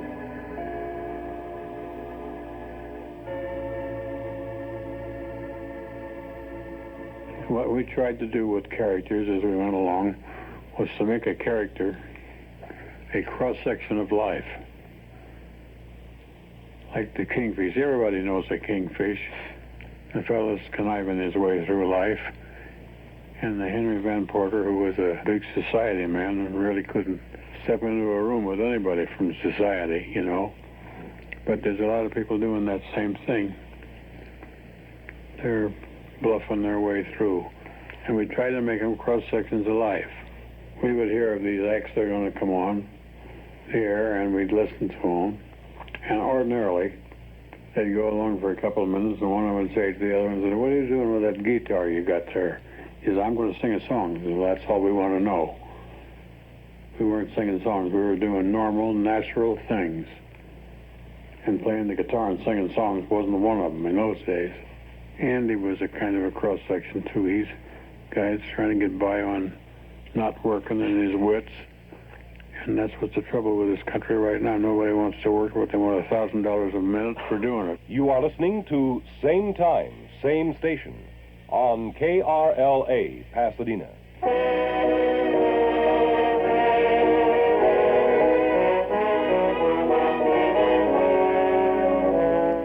Oh, come in, Amos. I say, Kingfish, I just been cleaning out the check room closet here at the Lodge Hall, and here's all the junk that I found left over by the members.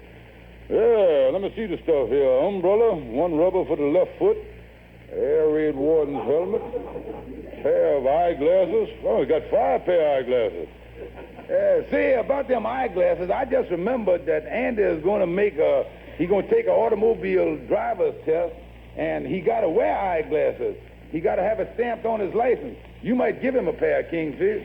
Yeah. Well, I'll see you later. Okay, Emma. Amos, give me an idea there. Andy need eyeglasses. I could use a few bucks. I got an eye chart here, too.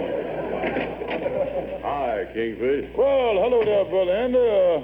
I was just noticing what a beautiful day it is. Sure is. Yeah, I think I'll look out the window with my normal vision. Hey, look at them ants on that telephone pole across the street, will you? Where? I don't see nothing. Oh, sure, there's 3 ants walking around the middle of the pole there. And one of them has got a crumb of bread in his mouth there. Whole wheat, yeah. Wait a minute. I can't see nothing. I guess that judge is right, making me get glasses. Oh, absolutely. You see, with eyes like yours, the muscles of the murine tightens up, presses on the belladonna, and that makes your tear ducts wrong. Yeah, well, you know, sometimes I see a couple of spots going in front of my eyes. Yeah, that's them ducks swimming by, you see. Kingfish, how come you know so much about all this stuff? Well, Andy, I didn't tell you before. In fact, I didn't tell nobody, but I've been taking a night correspondence school course in optometrist. Yeah, sure enough? Oh, I granulated yesterday. And I happen to announce that I is now a full-fledged obstetrician. That's what I am.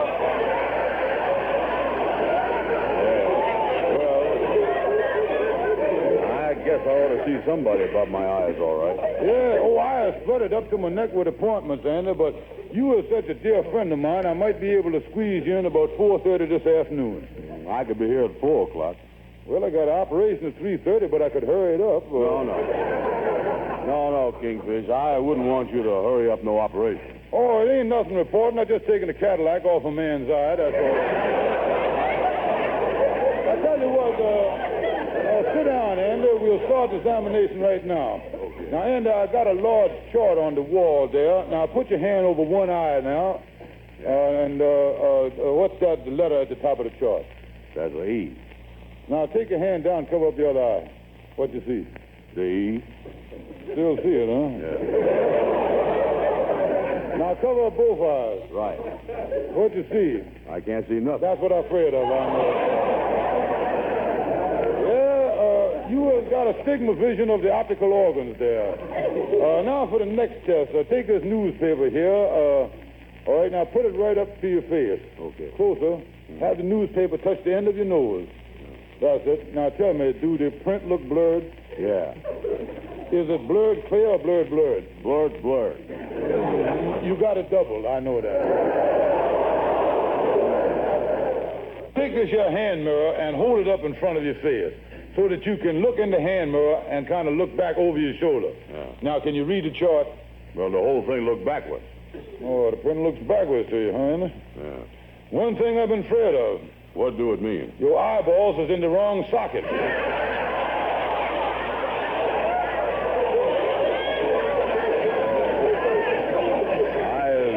Messed up, huh? Yeah, now, just one of the mysteries of optometrists, though. Well, now, let me look at my stock of glasses here. Yeah, look at that glass in there, at least a quarter of an inch thick. Look at that. Hey, here, slip them on. Okay. All right, now look over to the wall there. Can you see the chart all right? I can't even see the wall.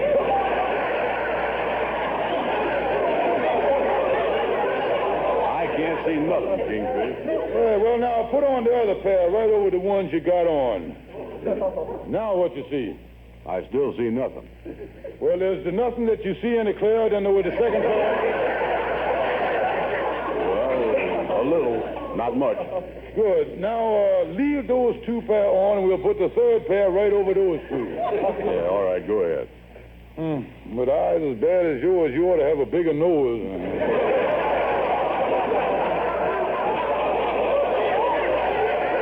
a minute, that's okay. They'll stay there. Is that pair any better? No, there's worse.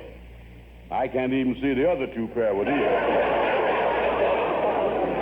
Anyway, tell me this, why has I gotta have 3 pair of eyeglasses? Oh, that to give you the triple bifocal, that would give you. Triple bifocal? Yeah, one focal is for looking at flowers, one focal is for looking at landscapes, and the other one's for looking at people and traffic lights and things like that. Yeah, but what if I want to look at everything at one time? Then you just take off your glasses.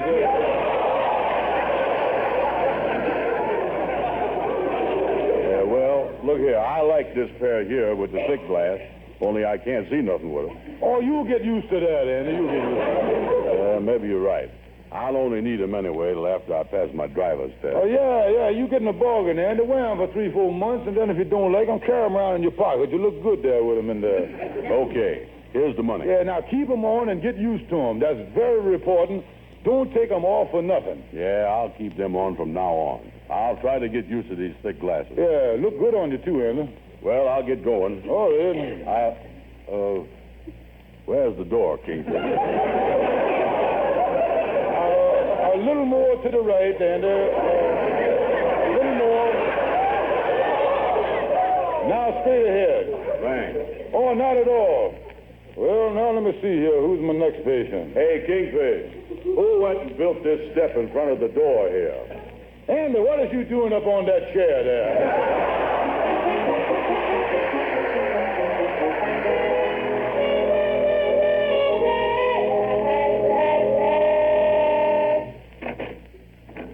Fellas. Well, hello there, Andy. You've been taking your driver's test, ain't you? Yeah. Yeah, well, how'd you make out, Andy? Well, when the man brought me out on the street for the eye test with my glasses on, I made him believe I could see ants on the telephone pole across the street.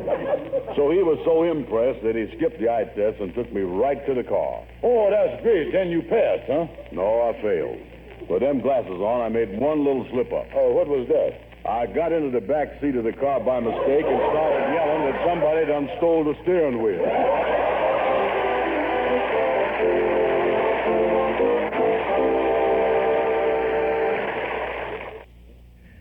And that's continuing the story of Amos and Andy as Charles Correll remembers those good old days of not so long ago.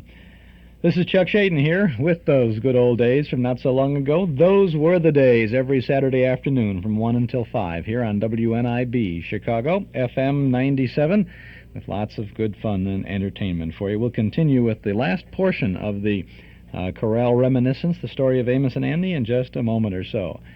Men, the Paul Meyer Shoe Store in Evanston wants your feet to be as comfortable in shoes as possible. After all, you spend most of your life in shoes, and that's why you'll find Freeman shoes at the Paul Meyer Shoe Store. Freeman shoes, the shoes with Goodyear welt construction and the finest leathers that breathe and mold to every bend of your foot. Freeman means comfort, elegance, and flexibility.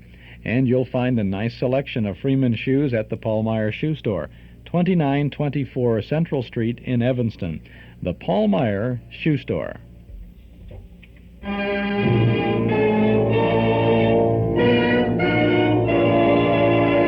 Mr. Interest Accumulator, champion of the people, defender of the vault, guardian of our fundamental rights to life, liberty, and the pursuit of daily interest on passbook savings.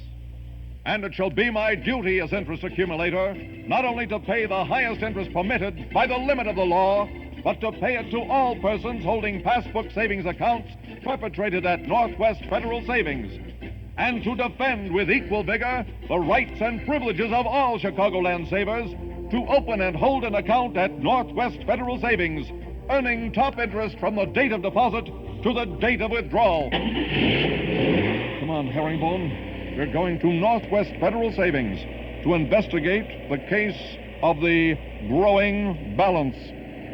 Northwest Federal Savings, serving you 63 hours a week. In Chicago on Irving Park Road, in Des Plaines on Dempster Street, in Norridge at the Harlem Irving Plaza, and in Arlington Heights in the Surrey Ridge Shopping Center. Chuck Shaden here with our Those Were the Days program.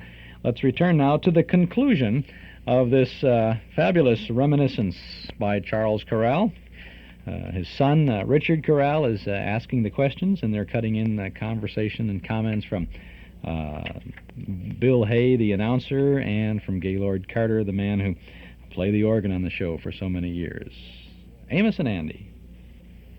Well, Amos was such a nice fellow. He did everything but walk on water. And we made him so nice that we pretty near got him out of the show. He had got to be where Andy and the Kingfish were doing all the comedy stuff. In the beginning, Andy would browbeat Amos all the time, and the same thing with Sam and Henry. Henry would browbeat Sam. But then later, Dad, Amos got married. Amos got married, and naturally, like anybody else, if he married somebody with any sense at all, you have to pick up a little of it, so he did. He got to be a pretty hip fella, and very nice guy. Would always do something for everybody. We try to make it, he didn't smoke and things like that. Well, despite the depression, the boys didn't do too bad with their fresh air taxicab. Then one Sunday after church services, love came to Amos Jones. The minister is standing at the front door of the church talking to a young girl as Amos approaches. Excuse me, sir. I just want to tell you how much I enjoyed the services today. They sort of hit home with me, especially that part about the golden rule. Well, thank you, Amos. You two know each other? Amos Jones, this is Miss Taylor. Miss Taylor? Yes, Ruby Taylor. Yeah, how you do? I'm glad to know you. Thank you. Same to you. Well, I hope you'll be here next Sunday. Yes, I'll be here. Thank you, sir, and goodbye. Goodbye. Is you going down this way? Yes. Mind if I walk with you, Miss Taylor, Ruby? Not at all, Mr. Jones. Amos.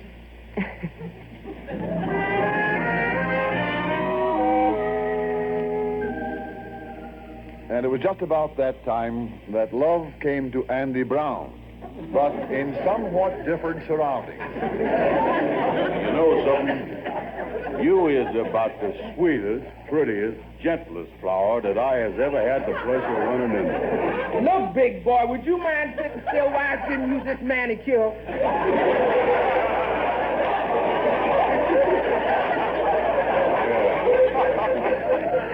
Yeah, but you know something?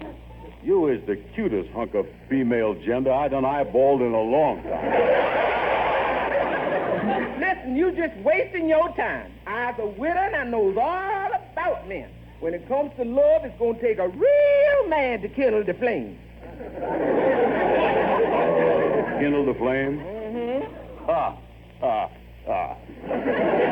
Shake hands with old lamplighter.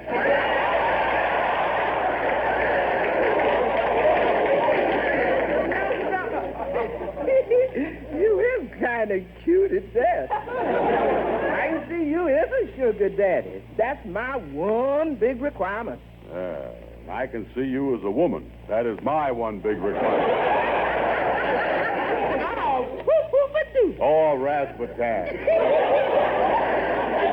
You know, my name is Andrew H. Brown. What's yours, honey?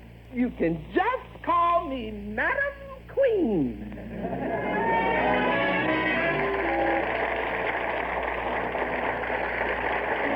Probably nothing caused as much comment in those days as Andy's romance with the fascinating widow, Madam Queen. 1 month, the wedding was on. The next month, it was off. But finally, back around 1932, something happened that led up to the most exciting event in the lives of Amos and Andy. Andy and Madam Queen signed a marriage agreement in the presence of her attorney. Sit down here at the desk with me, Amos. Yeah, tell me this, Andy. How is the wedding coming along, old boy? Oh, Amos, the wedding is a week from today. I'm finally going to asphyxiate myself with the orange blossom. Yeah, well, Well, this is something, man. Say I know Madam Queen is a widow, but whatever happened to her first husband, Andy? Well, he was lost at sea or something. I think he tried to spear a whale and fell off the poop deck. Well, you know, this marriage to Madam Queen may be all right, but I think I know somebody who's going to take it a little hard, Andy, and that's your secretary. Yeah, you've been stringing her along for the past few months. Yeah, that's right. I better get her in from the back office and tell her the bad news. Wait a minute, I'll call her on my new intercommune system. Yeah, well, wait a minute, though, Andy. You can't signal for her. When you put that buzzer system in, you done got it in backwards. You put the button in her office and the buzzer in here in yours. Yeah, well, I got it all worked out. Now, watch this. Buzz me, Miss Blue. Now, will you come in here? I hope you don't take this too hard. Yes, Mr. Brown. Say, Miss Blue, there's something I want to tell you. I think I know what it is, Mr. Brown. I read in the paper about your coming marriage to Madam Queen. Well, now, Miss Blue, there ain't no sense getting sore about it. I done signed the marriage agreement in front of the lawyer. Oh, Andy, I'm not angry. I think you're one of the finest men I ever met. You does, huh?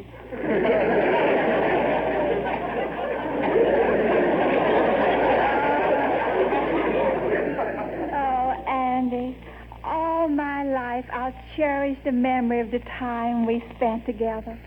These hours in the office and the way you used to hold my hand.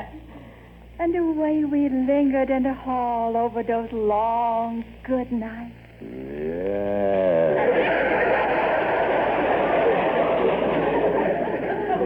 Well, Amos, I wonder how binding that agreement is. Amos. What is it, Andy? Call up the newspapers and tell them I done give Madam Queen the gate. The nuptials has just been nipped.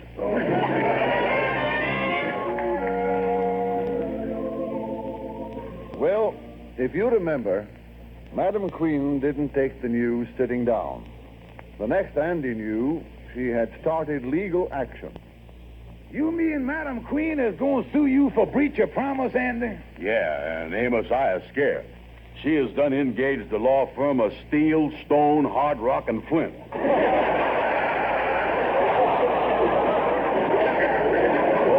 Tell you something.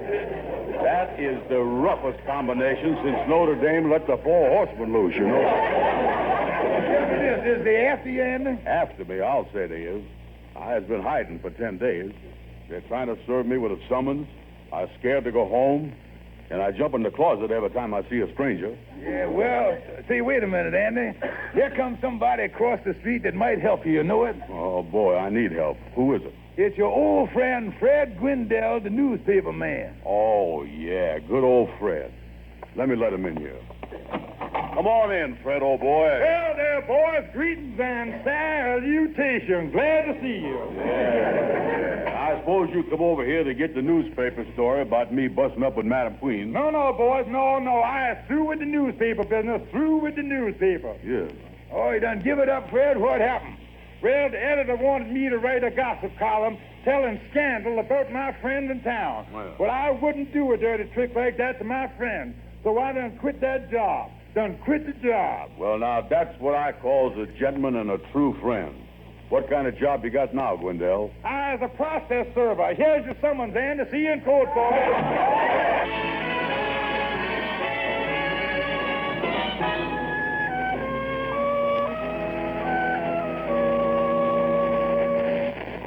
I don't believe anything in the history of Amos and Andy ever got a more exciting grip on the people of America than the trial of Madam Queen versus Andy Brown.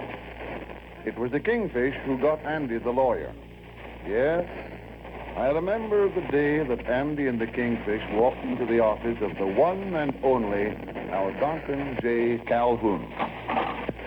Oh, Calhoun, excuse me. I didn't know you was busy. Be with you in a minute, boys. I'm on the phone here talking to a client of mine up in Sing Sing. Hello? What's that, boy? You said it done shaved your head. And you say they done split your trouser leg? What's that? The warden said you can have anything you want for supper. Oh, and you want my advice? Well, whatever you do, Bub, don't sit down.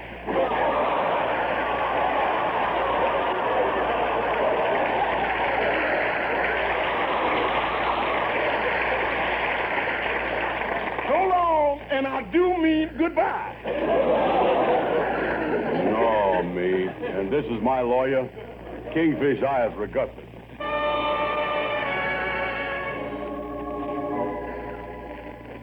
Then, at last, the fatal day arrived. The courtroom was packed with press and spectators, and the whole country awaited the fate of Andrew H. Brown as the trial got underway. The court will now come to order. I'd like to warn the spectators that although this is a highly controversial case, the court will tolerate no emotional outburst from anyone in this courtroom. Is the counsel for the plaintiff ready? We are ready, Your Honor. Is the counsel for the defendant ready? We ready as we ever gonna be.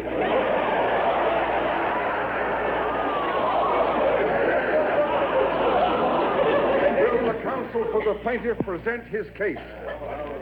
Oh, I was scared, Amos. They got an all-woman jury. Look at them sitting there in that box. Andy, it's their duty, though, to be fair.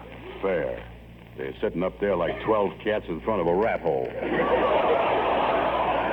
And believe me, Amos, I is the rat they're waiting to pounce on, too. Wait a minute, Andy. Mr. Hardrock is going to speak now. Wait a minute. Your Honor, ladies of the jury, we intend to prove that my client, Madam Queen, has suffered the mortification of a woman scorned, the bitter heartache of jilted womanhood, the financial loss of an unsuspecting widow who put her trust in a scoundrel, Andrew H. Brown. I intend to prove to this court and jury that this vicious reptile Brown... Yes, in the next 2 days, there was a long parade of witnesses for the plaintiff.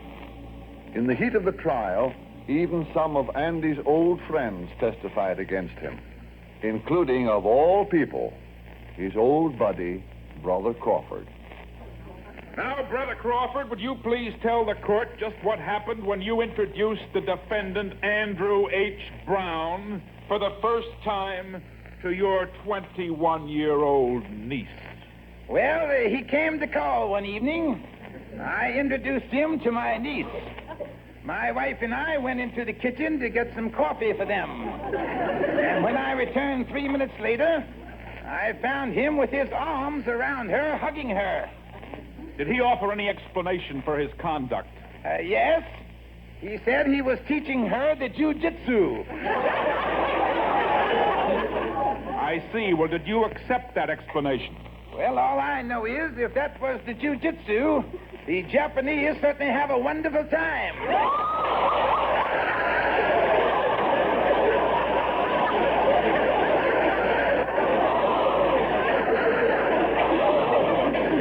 Thank you, Brother Crawford. Your witness, Counselor.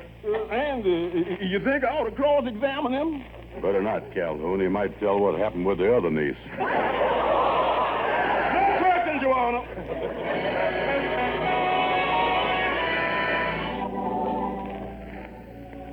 Yes, Madam Queen's attorney left no stone unturned to prove his case that Andrew H. Brown was a philanderer. Even poor Lightning had to take the stand. Now, Lightning, you were employed as janitor for the Fresh Air Taxi Cab Company at the time a certain Miss Blue was employed as secretary by Andrew H. Brown. Yeah, sir, that's what I was. Yes, sir. During the time of Miss Blue's employment, would you say that Mr. Brown spent more of his time dictating to her or making advances? Well, all I know is that in the 2 years she was there, she asked me to sharpen a pencil only once. That's all. You may step down, Lightning. Yeah, sir. I'll whiz on out of here, y'all. Now for my next witness, I would like to call to the witness. Then came the long-awaited bombshell. On the third day, Madam Queen took the stand. If there's another disturbance while Madam Queen is testifying, I shall order the courtroom cleared. Proceed, Counselor. Madam Queen, this document marked Exhibit A is the marriage agreement that Mr. Brown signed in my presence, is it not? Yes, sir. Thank you, Madam Queen. Your witness, Counselor. And watch me wrap this old gal around my finger. Now, Madam Queen, I'd like to ask you a few questions. Wait a minute, Shrimp. Whose face does you think you is shaking your finger in? Well, What's the matter with you? Ain't you learned no manners at all? Yes, ma'am. Where was you brought up? In a reform school? No, ma'am. Now, there, like this. Shaking your finger in my face. Is you looking for trouble? Your Honor. Yes, Counselor. If the witness is through with me, she can get down off the stand.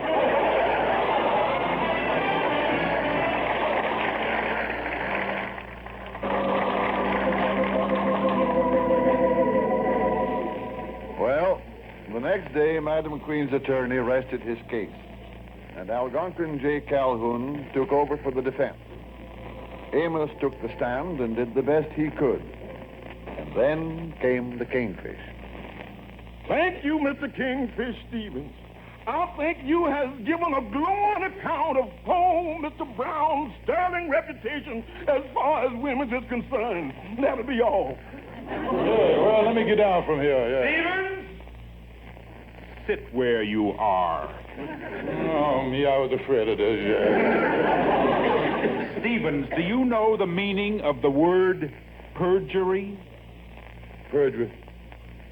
Do you know you can go to the penitentiary for deliberately lying to protect your friend? Do you realize that giving false testimony is a criminal offense?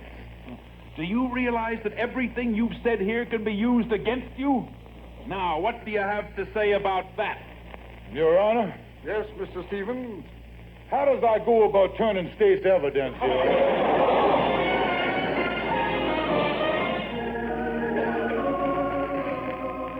And on the last day of the trial, the defendant, Andrew H. Brown, took the stand. And he had a pretty rough time of it, especially in the cross-examination when Madam Queen's attorney read Andy's love letters. Now, just listen to this next one. Honey, baby, sweetheart, darling. You is everything in the world to me, my precious one. When I looks at you, my poor heart melts like hog fat on a hot griddle.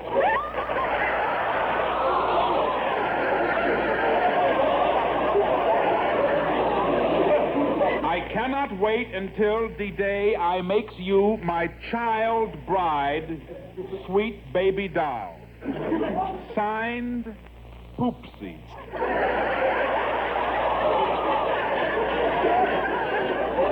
Mr. Brown, did you write this letter? Well, seems like I is and seem like I ain't.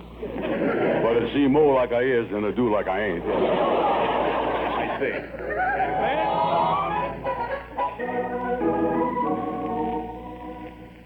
The next day, the testimony was at an end, and the judge made his charge to the jury. Ladies of the jury, in view of the evidence presented by the plaintiff and the futile attempts of the defense attorney to refute the charges, I can hardly see how the jury can fail to bring in a verdict other than guilty as charged. I hereby order that the jury be locked up until such a time that they can... Oh, me, Amos, the jury's been out for 2 hours. I don't know what to do. Oh, yeah. Well, see, listen, Andy. Yeah, here they come back now. Yeah, they're filing in the jury box. Look at Madam Queen sitting over there. They're going to throw me in jail and everything else. Ladies of the jury, have you reached a verdict? Yes, Your Honor, we have. We, the members of the jury, find the defendant, Andrew H. Brown... Holy mackerel, that's Madam Queen. Hey, look at that. She has fainted. Yeah. Somebody do something. Yeah, get her some water, yeah. Come on. Let's get her. Stand away.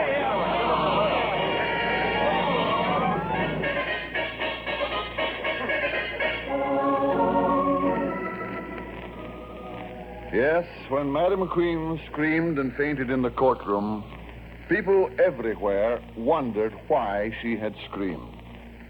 Very shortly, the judge spoke to the courtroom, and we reached the turning point of the famous Madam Queen breach of promise trial.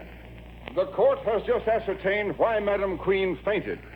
She fainted because she saw her first husband, the husband she thought had been lost at sea, seated in the back of the courtroom.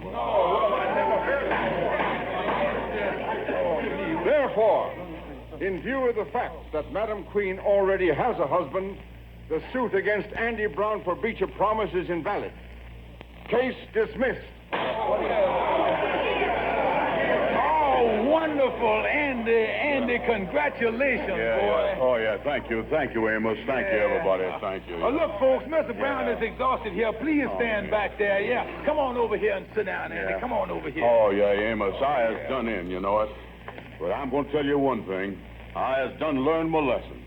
Women's has been the ones that's got me into this mess. Women's has got me into trouble all my life. And I'll tell you, Amos, I promise you right now that I ain't never going to look at no woman again as long as I live. Well, that's fine, Andy. Excuse me, please. What is it, miss? Yeah, you want something? Well, I've been sitting in the court through the whole trial, and my sympathies have been with you through the whole case. And I just wanted to tell you, I know that a man with such beautiful, soulful eyes just couldn't be guilty. Good evening. Excuse me, Amos. Where you going, Andy? To find her name and address. That is the cutest honey baby doll I'd ever seen. Oh!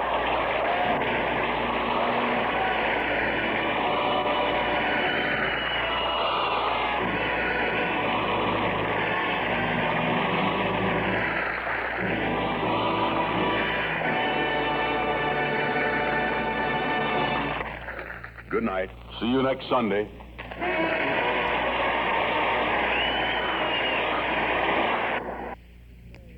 And there it is, wrapping it up with that generous excerpt from an Amos and Andy broadcast. The story of Amos and Andy, as Charles Correll sits in his living room, I'm sure, and reminisces about the fantastic career in radio. Those were the days, weren't they? This is Chuck Shaden on WNIB Chicago, FM 97 with our Those Were the Days program this afternoon, saluting radio's all-time favorites. Very interesting to hear that, and very nicely done. So marvelous to be able to hear it from the horse's mouth. Charles Correll passed away within the last year. He was in Chicago at a WGN reunion, and he was stricken, and he passed away here, ironically. As I said earlier this afternoon, Freeman Gosden is still alive. He's not too well, but he is living in Southern California. We have a couple of more interesting things for you this afternoon. We have a Treasury Star Parade broadcast featuring Amos and Andy, very interesting, and a complete Amos and Andy show from Armed Forces Radio back in the 1950s. And, we got even more. We want to let you know about some of the things we've got lined up for you next week, Monday through Friday, in the Hall Closet program, just up the dial on 106 FM, WXFM. Monday through Friday mornings, we have our 8 to 10 program, and this Monday morning, we'll be tuning into It Pays to Be Ignorant with Tom Howard, George Shelton, Lula McConnell, and Harry McNaughton.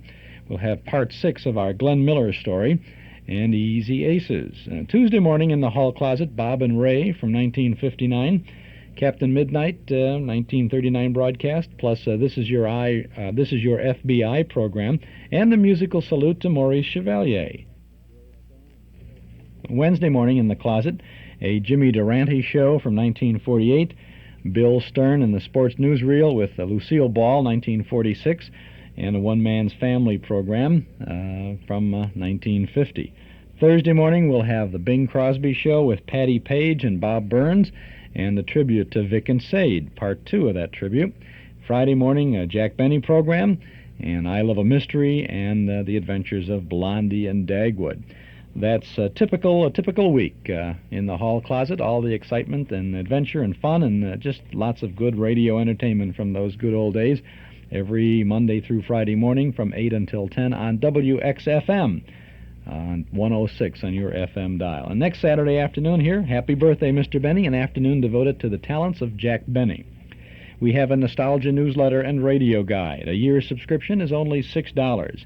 In it, the complete schedule of all of the old-time radio shows that we offer 7 days a week on 6 Chicagoland AM and FM radio stations. You can subscribe to the newsletter right now by telephone if you'll call us here at our Nostalgia Broadcast Center. 545-2260.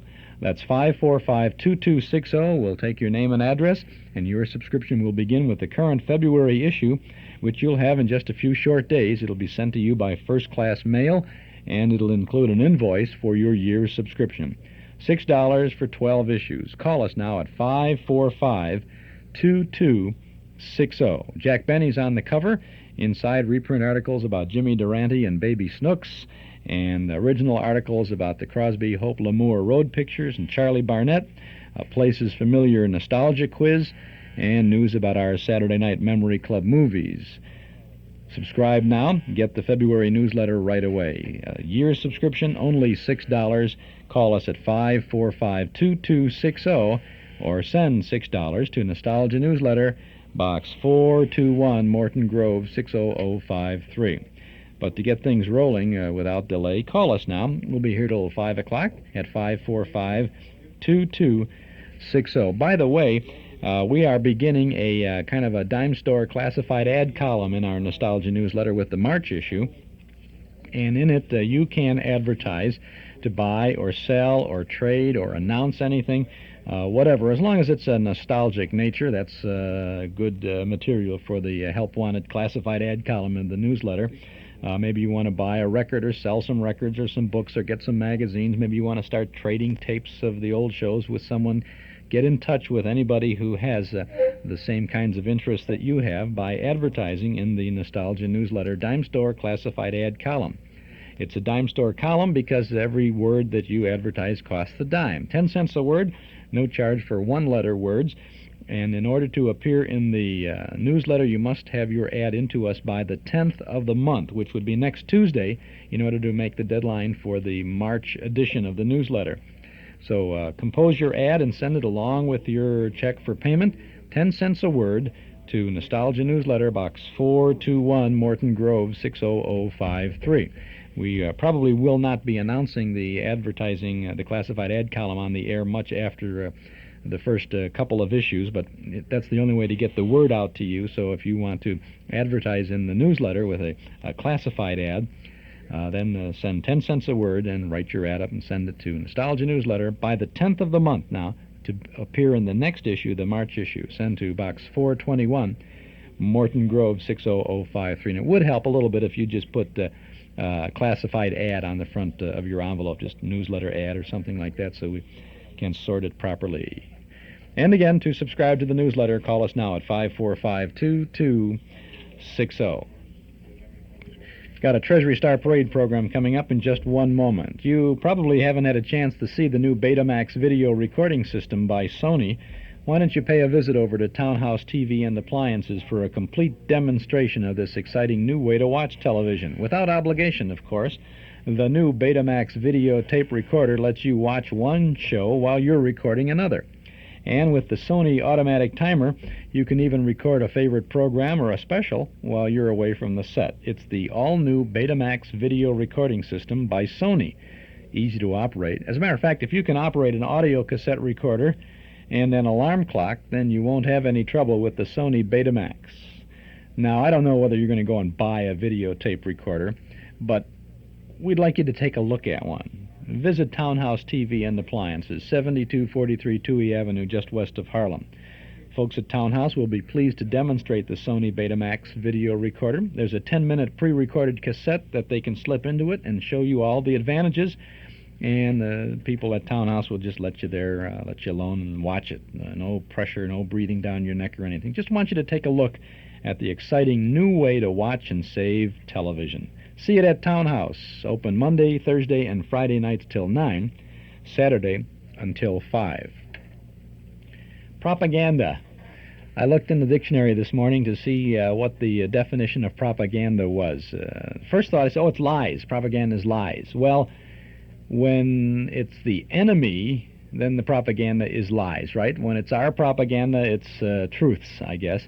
But the dictionary says that propaganda is really the dissemination of an idea, kind of a one-sided way, of course, where I have an idea, I want to sell you on it, so that's my propaganda. Doesn't mean that my idea is wrong or bad, but the propaganda is the spreading of an idea, of trying to convince you that I'm right without really giving you any other side of it.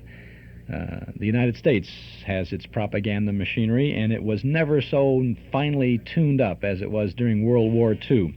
The propaganda of the Treasury Department. We want you to buy bonds. We need you to buy bonds and stamps to help the war effort. Conserve materials. Support the government. Write to the boys in the service. Be patriotic. Wave that flag. We've got a war to win.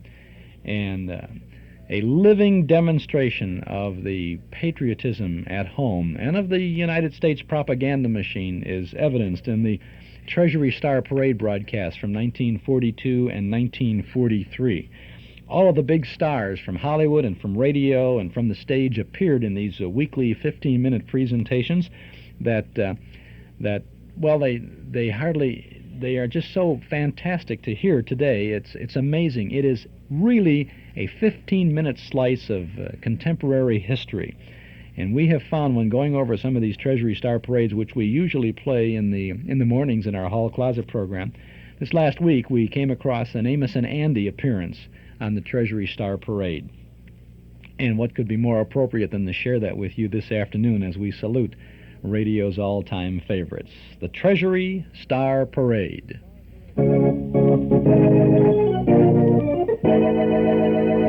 The Treasury Star Parade, starring Amos and Andy.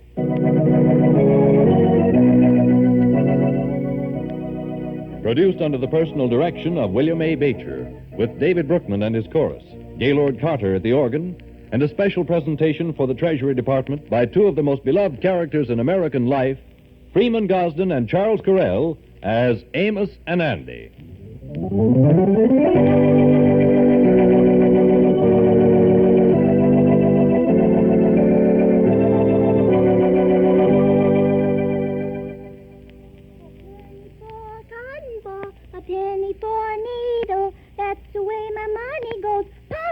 Did you call me, honey? I didn't know you were standing there, Daddy. Well, this is not your daddy. This is the Sandman speaking, notifying you official that tomorrow is almost here and it's high time that you are sound asleep. I'm trying to sleep, Daddy. When is Mama coming home? Oh, Mommy is going to a Red Cross meeting tonight, honey. She'll be home soon. Now, say your prayers, darling. I did say 'em, Daddy. Oh. I even said 'em a day ahead for tomorrow night. Oh, you did, huh? Well, close your eyes, honey. Growing children need a lot of sleep, you know. I won't talk anymore. Daddy, Well, what is it this time, honey? when will Uncle Andy be here? Oh, not for some time yet. Now, don't you worry about it. See, I don't have to leave for the defense plant until about 11:30 tonight. I like Uncle Andy. Is he really my uncle? Or is he like Uncle Sam, everybody's uncle? Well, now, listen to Papa, Obadella. I promised your Mama that you'd be asleep by 9 o'clock. Can I stay up till Uncle Andy gets here? Can I, Daddy? Well, now, it's getting late, honey, and now... Oh, I bet that's now. I bet it is. Yeah, well, I'll answer the door. This is earlier than I was expecting, Andy. You get back in bed now, honey.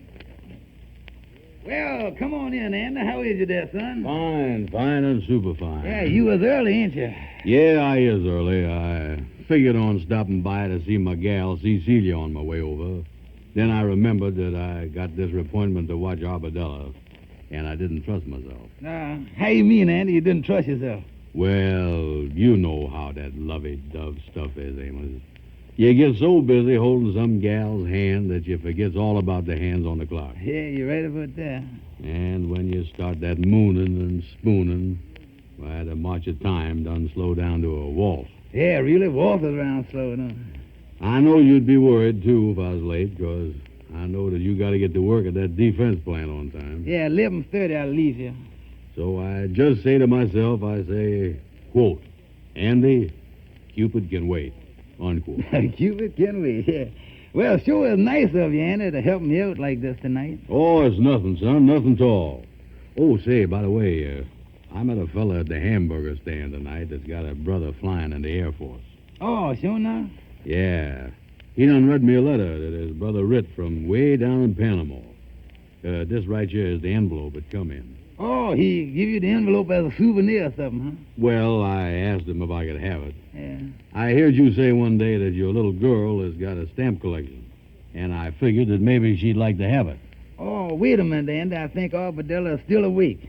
We'll show it to her. Come on. Yeah. You still awake, darling? Oh, hello, Daddy. Well, look what Uncle Andy brought you, honey. What, Daddy? It's a stamp. A stamp from Panama. Yeah, for your collection, Arbadella. Panama?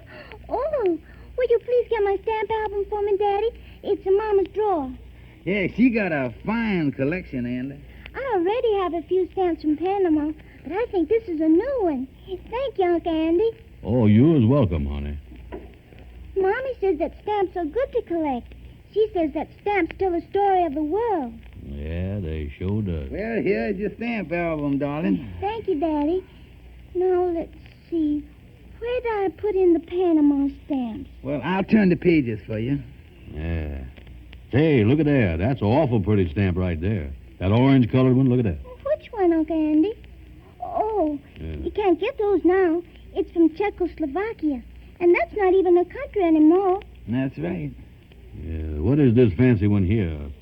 That one there that say belly Q on it or something. Well, that's from Belgium. Yeah, this whole page here, Andy, is Belgium stamp. Yeah, wait a minute. How can this one here on the bottom be a Belgium stamp? It's got a swastika on it. You has got this on the wrong page, Arbadella. Mommy says lots and lots of stamps have swastikas on them now. When a country is defeated, the invaders don't print new stamps. They just print the swastika on top of the old stamps. Yeah, guess that's on account of the paper shortage.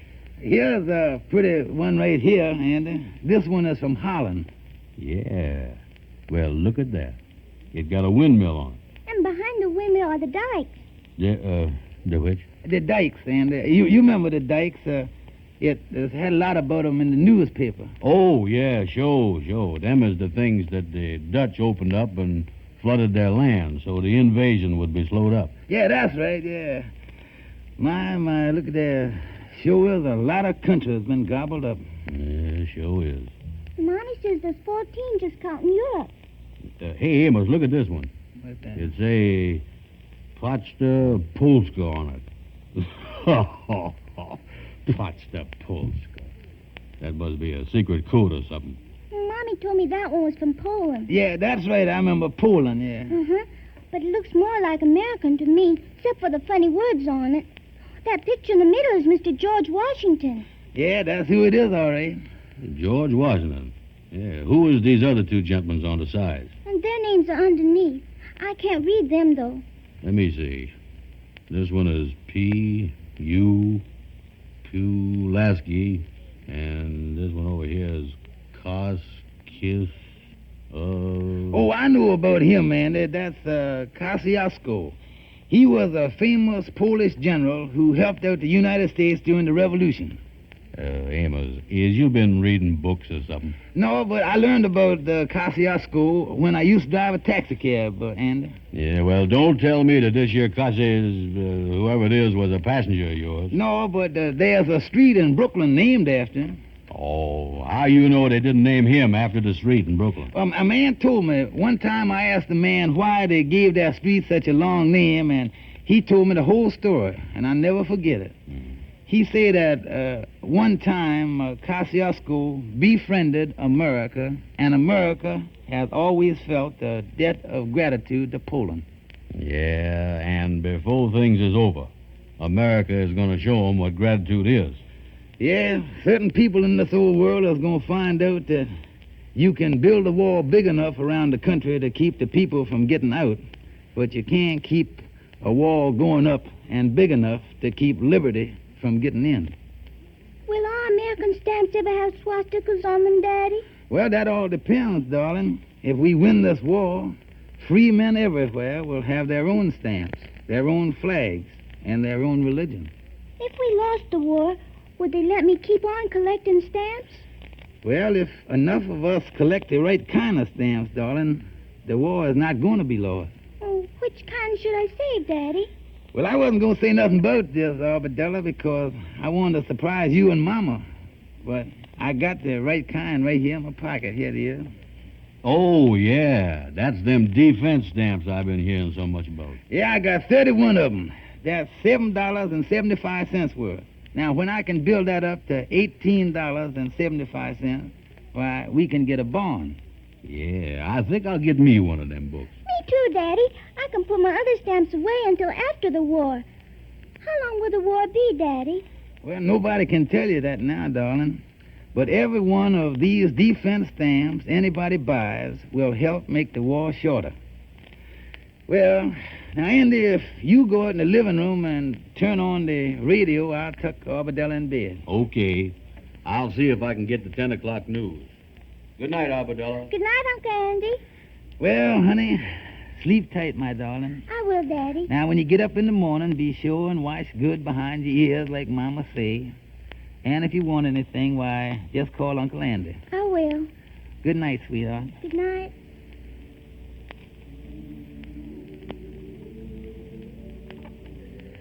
Any news on the radio yet, Andy? No, but a funny thing, Amos.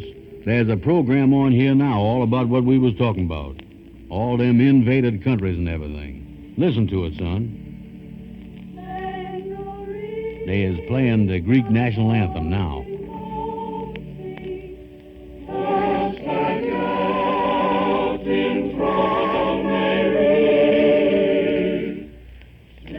His Highness King George of Greece has promised...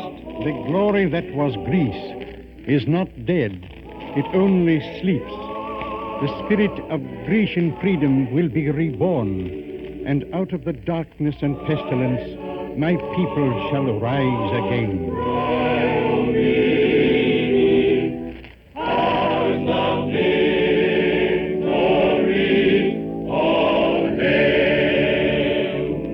The Philippine National Anthem. Love my own, my native land.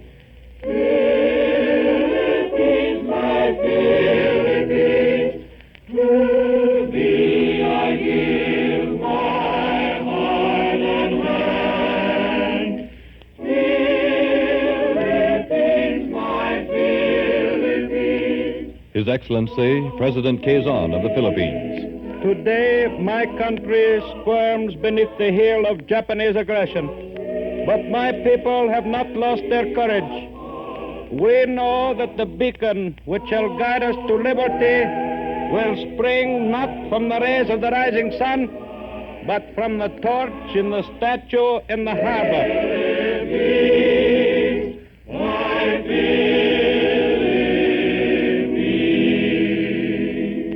The Czechoslovakian National Hymn.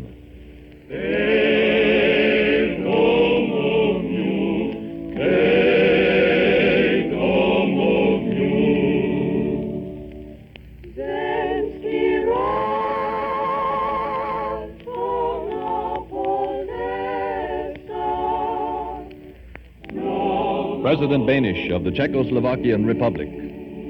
Wherever a man lets freedom perish, there a part of that man himself lies dead. Part of your freedom died the day that Czechoslovakia fell. More of it died with each succeeding Nazi victory.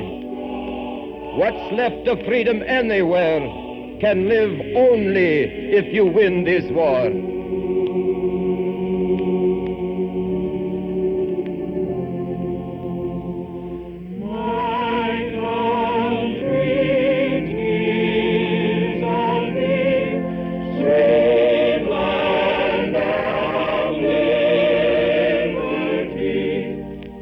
President of the the United States, Franklin Delano Roosevelt, has said, For many years, in my private life, I've been a stamp collector. I have added many valuable and rare stamps to my collection. However, the most recent addition is the one which I prize more highly than any of the others, the Devent stamp. It is the one stamp in the world, the value of which will not be determined by its rarity.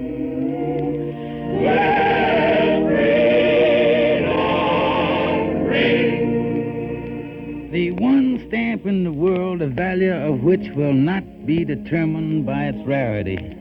The one stamp in the world, the value of which will not be determined by its rarity. One stamp in the world, the value of which will not be determined by its rarity.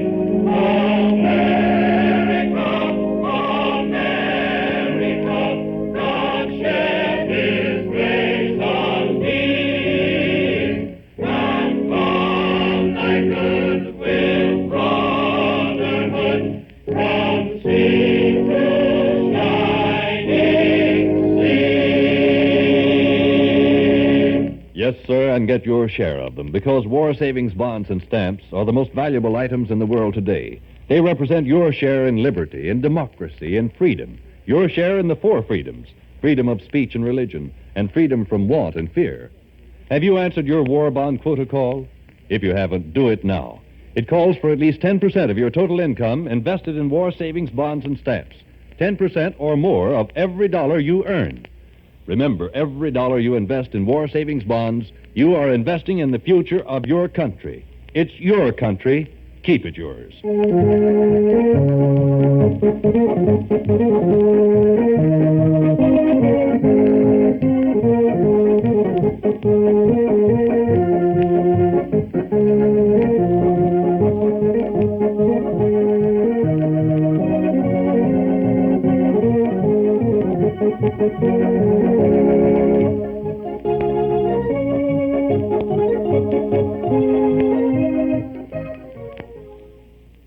The Treasury Star Parade, program number 71 in that series from 1942 and 1943, starring Amos and Andy, and thousands of people across the country would go out and buy bonds and stamps right after hearing a program like that. Boy, I'll tell you, I love it. I'd buy them. I'd go out. That may be propaganda, but that's, for me, that's it. That's America. That's the way it was. That's really the way it was at home during the war too. The tone of that said it. You look at it and listen to it now, it seems awfully heavy.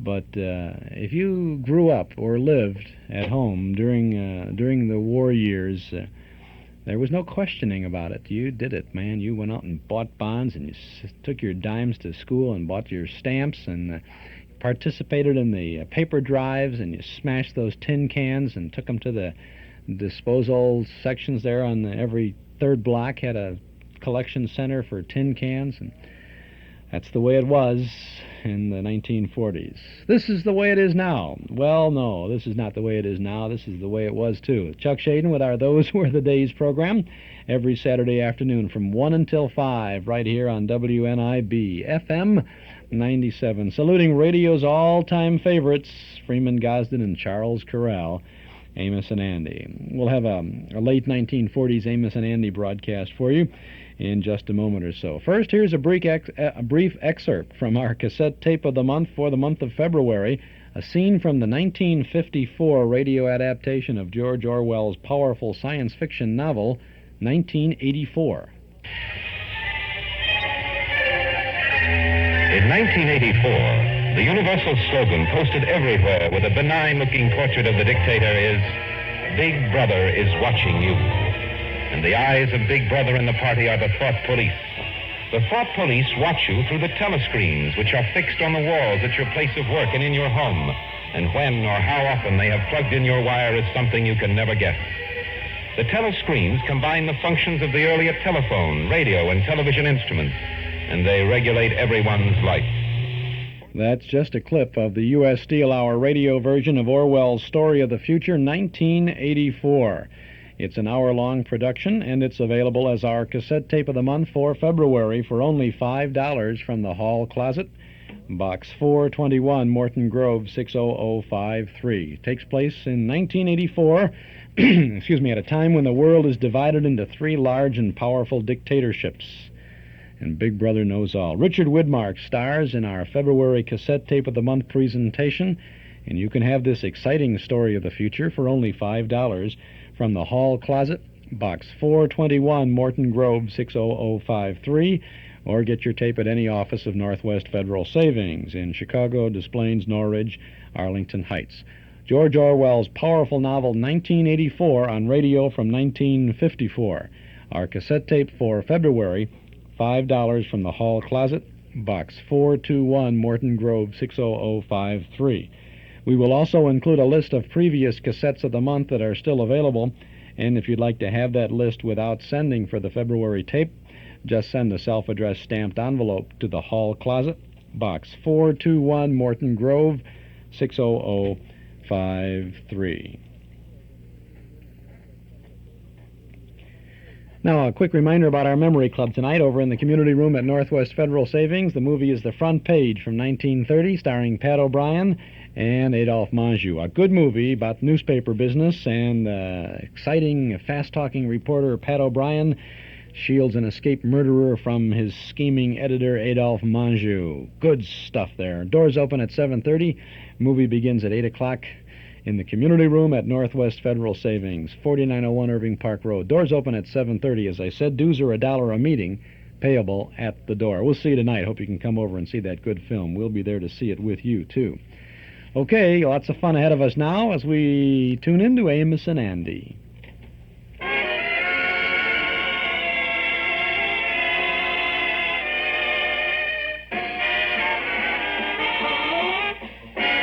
Amos and Andy Show, written by Joe Connolly and Bob Mosier, featuring Ernestine Wade, Johnny Lee, Amanda Randolph, Millie Bruce, Roy Glenn, Jeff Alexander's music, yours truly, Harlow Wilcox, and starring radio's all-time favorites, Freeman Gosden and Charles Correll. Amos and Andy!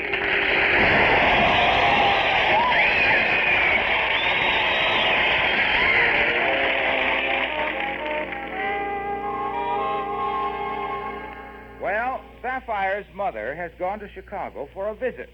And for a week now, everything has been peaceful and serene at the home of George Kingfish Stevens. The Kingfish has gone so far as giving up the fights on television. And right now, he and his wife, Sapphire, are watching Sapphire's favorite program, At Home with the Lovebirds, Wendy and Breezy Bird, television's most devoted couple. Well, Wendy, dear, I see our time is up, and once again we must close the door to our cozy little living room. That's right, darling. And until you, our television family, come into our home again tomorrow, this is Wendy. And Breezy saying goodbye and keep happy, happy, happy. George, wasn't Wendy and Breezy Bird wonderful this evening? They're so gay and happy. Tell you the truth, Sapphire, I was getting fed up with them lovebirds. Matter of fact, they're so happy I got a sneaking suspicious they ain't married at all. Of course they're married. They're America's happiest television couple. Breezy must be happy. He's always smiling all the time. Yeah, that's some toothy grin he got there. Every time I see him on the screen, he look like a new Buick coming at me. Tell you, Sapphire, that man is a phony, I tell you that. Phony? Why, they're the two happiest people I ever seen. Yeah, well, if they're as happy as cause they got money, I read someplace they make $2,500 a week. Well, George, you know you can't buy happiness with money. No, well, money's a great thing in marriage. It's like putting orange juice in castor oil. It makes the whole mess a lot easier to take. And we could certainly use some citrus juice around this place, too. What are you talking about? If there's any happiness in this home, I'm the one that brought it in. You brought happiness? You has been a sourpuss all your life. Now, listen, don't you call me no sourpuss. I'm always trying to be gay and happy, you bum. You gay and happy? Ha! What you talking about? There's hammerhead sharks in the oceans that's gayer than you is. George Stevens, we're going to have happiness around here if I have to get my mama back from Chicago so the two of us can beat it into you. You hear that? Yes, ma'am. Just turn on the television and watch your old fights. I'm going to bed. I wonder if that hospitalization policy I got covers happiness.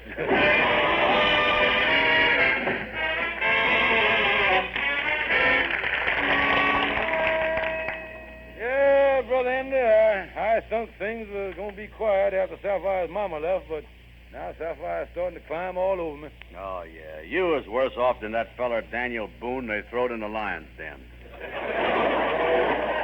You know, I was thinking while we was walking over here to the lodge hall, Sapphire and me was even fighting 2 years before we was married. You know that? Well, if you was fighting before you was married, why didn't you break off the engagement? Well, I tried to break it off, Andy, but circumstances was against me. Don't you remember way back then?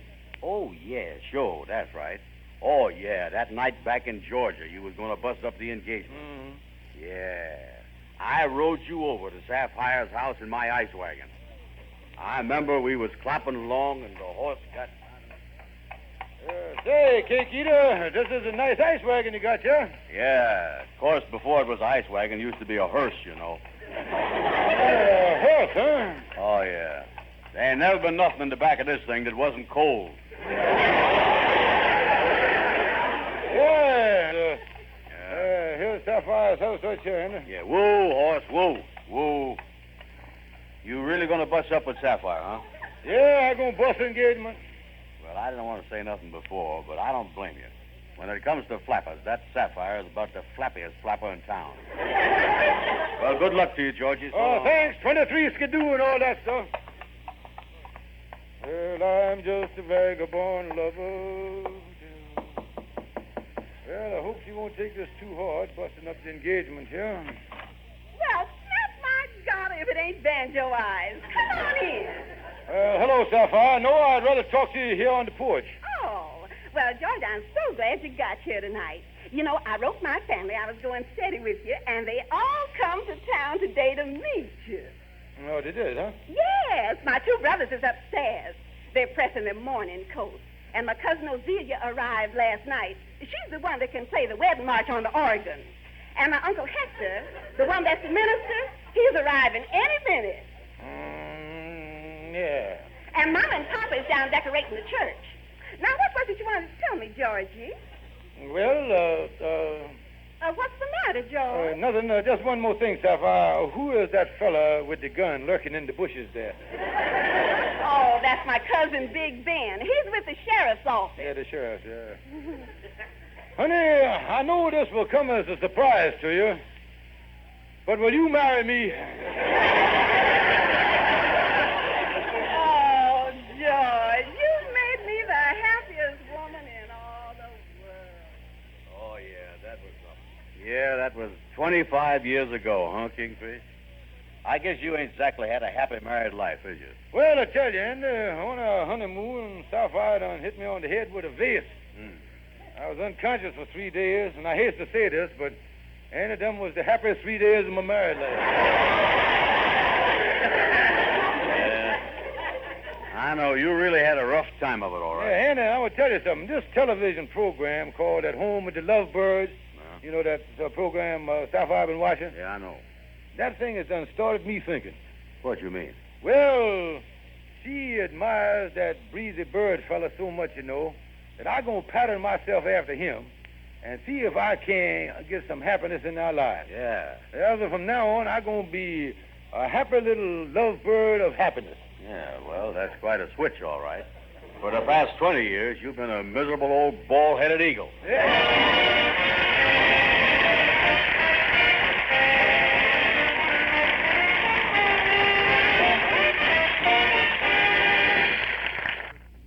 And that's the first portion of the Amos and Andy radio show from, I would say around 1950. This is very similar to an Amos and Andy TV show from a couple of years after the fact. Interesting transposition there in the TV show. The Kingfish and his wife were listening to a couple of early morning lovebirds on radio, the Happy Harringtons, I guess.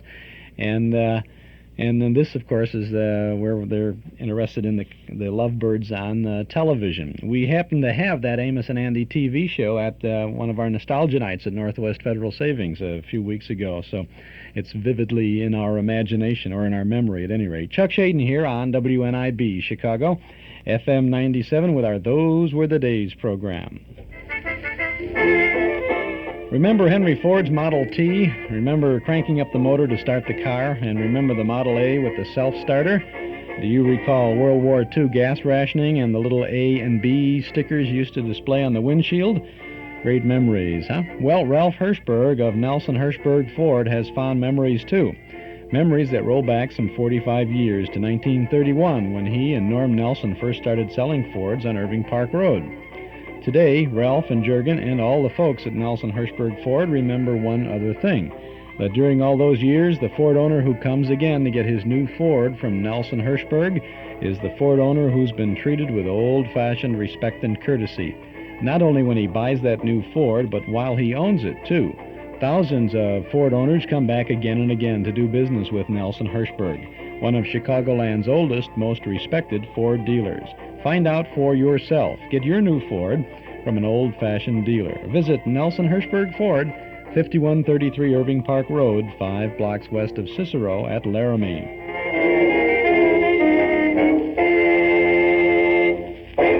Now let's get back to Amos and Andy. I've been watching that show at home with the lovebirds on television for a week now. Yes. Oh, well, has you done found out the secret of their happiness yet? Well, Andy, it seems that a lot of it hinges on the way this fellow Bird treats his wife. For example, now yesterday, he even brought her a whole bouquet of flowers. Holy smoke, what was the matter? Was she in the hospital or something? No, Andy, he just gave them to her right out of the clear sky. No, he just went out and bought the thing. Oh, well, it'd be easy for you to do the same thing. Yeah, then something else he'd do. He always kisses his wife before he leave in the morning and kisses her when he come home at night, you see. Yeah, well, with Sapphire, that's going to be a little rough on you, boy. Yeah, I don't mind kissing Sapphire when I leave in the morning, but as far as when I come home in the evening, well, I just don't want to spoil my supper, you know. Yeah, you got a point there, boy. You got to watch your health, husband. Yeah, but the big thing with the lovebirds seems to be their social life. They're always telling how they been to the opera with Noel, or chit-chatting at the theater with Tallulah. In other words, there's always chit-chatting with charming people. That chit-chatting is the thing, you see. It is, huh? Yeah, now, I'm going to start tonight, Andy, and do it all in one evening. I'm going to bring Sapphire some flowers, candy, introduce her to some charming people, and take her to a nightclub and everything. Yeah, but wait a minute, Kingfish. Where is you going to get these charming and cultured friends that you're going to chit-chat with and all that business? Tell me this, ain't you got a new gal that you've been going with, that Gloriana Jackson? Yeah, that's right. Well, you and her is going to be my charming circle of friends tonight. Tell me this, can she make it? Yeah, I think so. She ain't working no more. Oh, she ain't, huh? What happened? Well, the bowling alley replaced her with an automatic pin setter.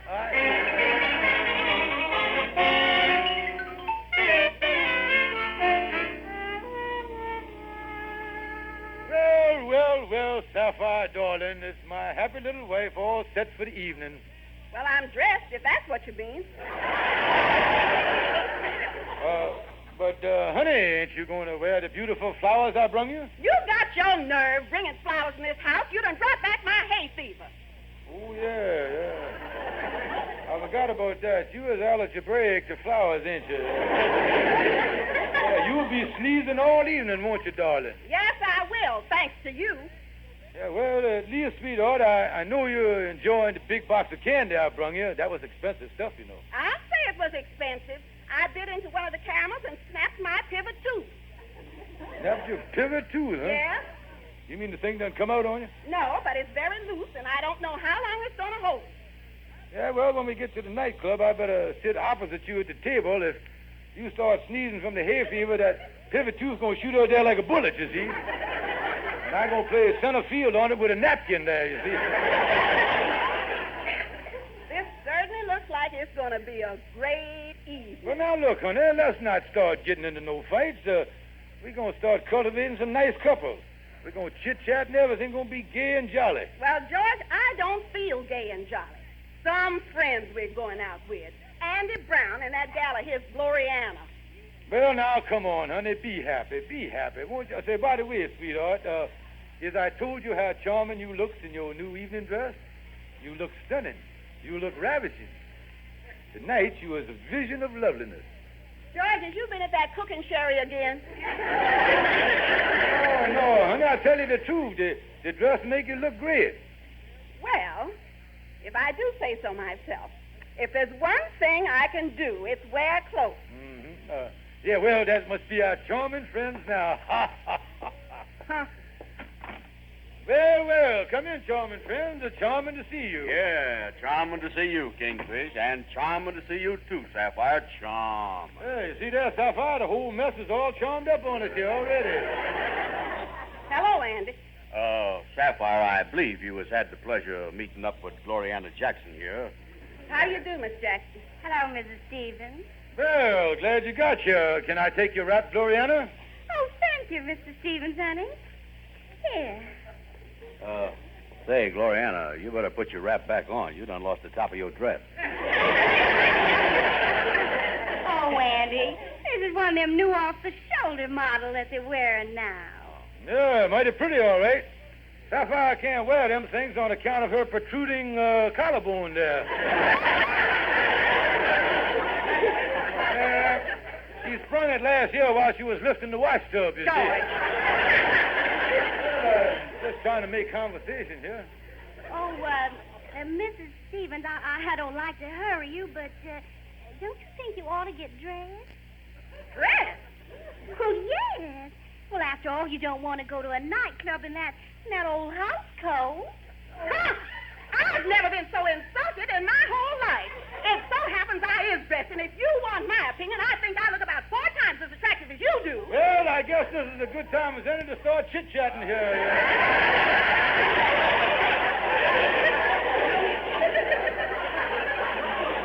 Tell you what, why don't everybody sit down and we'll start talking about interesting things like art, the opera, and museums and all that stuff. Yeah, that's a good idea. Yes, now sit right here. That's right. Everybody comfortable? Good. Now for some interesting chit-chat. Well, Yeah. Are you comfortable, Gloriana? Yes, I am. Yeah. You comfortable in that chair, Sapphire? I have been for 20 years. Well, Yeah. the chit-chat seems to be dragging a little, don't it? Tell me, has anybody been to the opera or the theater lately? Oh, yeah, I was at the theater last night. Oh, the theater, huh? Yeah, well, tell us about it. Well, first of all, Bubbles Laverne come tripping out on a runway. Too much for the theater. Yeah, I think we better be getting on to the nightclub. Yeah, let's get going. I've had enough of this chit-chatting business. I agree. I think we've been sitting here long enough. Well, we'll get our coats. Yeah, after you, Sapphire, dear. Andy, you done stepped on the hem of my skirt and tore it right up the back. Yeah, you better change it, Sapphire. You can't walk into no nightclub with your Pillsbury petticoat dragging.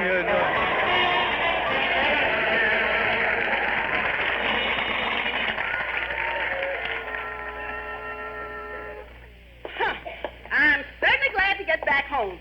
Sapphire, why did you want to leave so early? It's only 10 o'clock. What kind of an evening was this? Setting in a smoky nightclub with Andy and that stupid Gloriana. And on top of that, my hay fever was so bad I couldn't stand it a minute longer. Well, I had a miserable time. Ain't no chance of you and me trying to find happiness. I can tell you that now. It just won't work. What about my pivot, too? Well, it's all right. I got it right here in my wallet. I'll get you some glue the first thing in the morning. What time is it, George? Well, it's almost 10:30. Look, honey, I was just thinking. Shut your big mouth. We're missing at home with the lovebirds. Well, now, don't turn them on the television. You know, since you've been watching them, we have been fighting more than ever. I'll watch them if I want to. I'm going to turn on the television. There.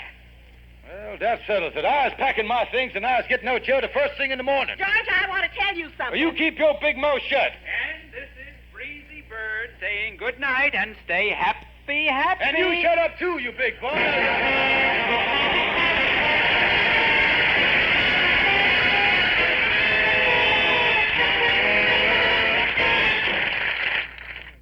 And that's another portion of the Amos and Andy radio show from about 1950. I don't have a specific date on this broadcast, but it's a funny one, and it's good to hear. Chuck Shaden with you on WNIB, Chicago, FM 97. Those were the days program. In about 12 minutes or so, we'll be winding up the cat and putting out the clock.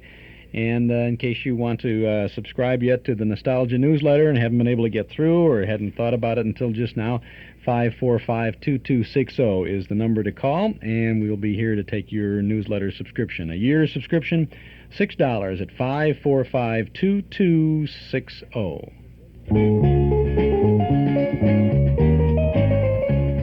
The great gift rush of '76 is on at Northwest Federal Savings. A rush of name brand gifts, free or at greatly reduced prices, rushed into your hands when you save $250 or more. At Northwest Federal's Gift Rush Centers, you name it and you've got it. A cassette tape recorder? You've got it. A rival crockpot? You've got it. And how about a Waterpik shower massage, a Clairol True-to-Light makeup mirror, a Rubbermaid canister set? You've got it. Just about anything you can think of for everyone in the family. And the money you save to get your free gift earns the highest interest rates allowed by law. So rush over to Northwest Federal Savings. Did you say a GE portable AM/FM radio with TV sound? You've got it. It's the gift rush of '76 at all 4 savings centers in the great Northwest Territory. In Chicago, Des Plaines, Norridge, and Arlington Heights. It's Northwest Federal Savings Time, 63 hours a week.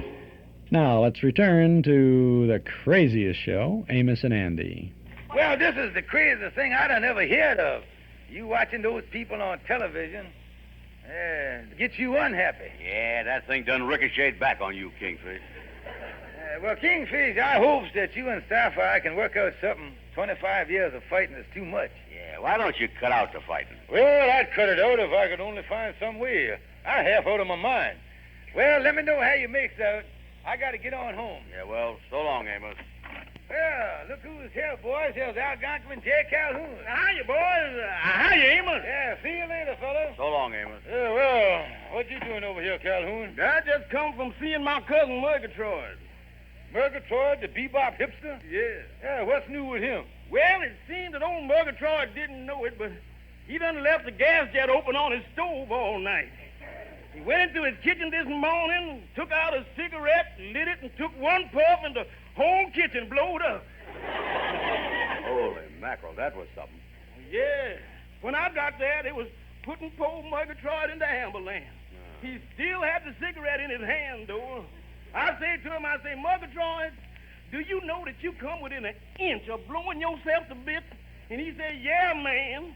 Lucky that cigarette wasn't king size.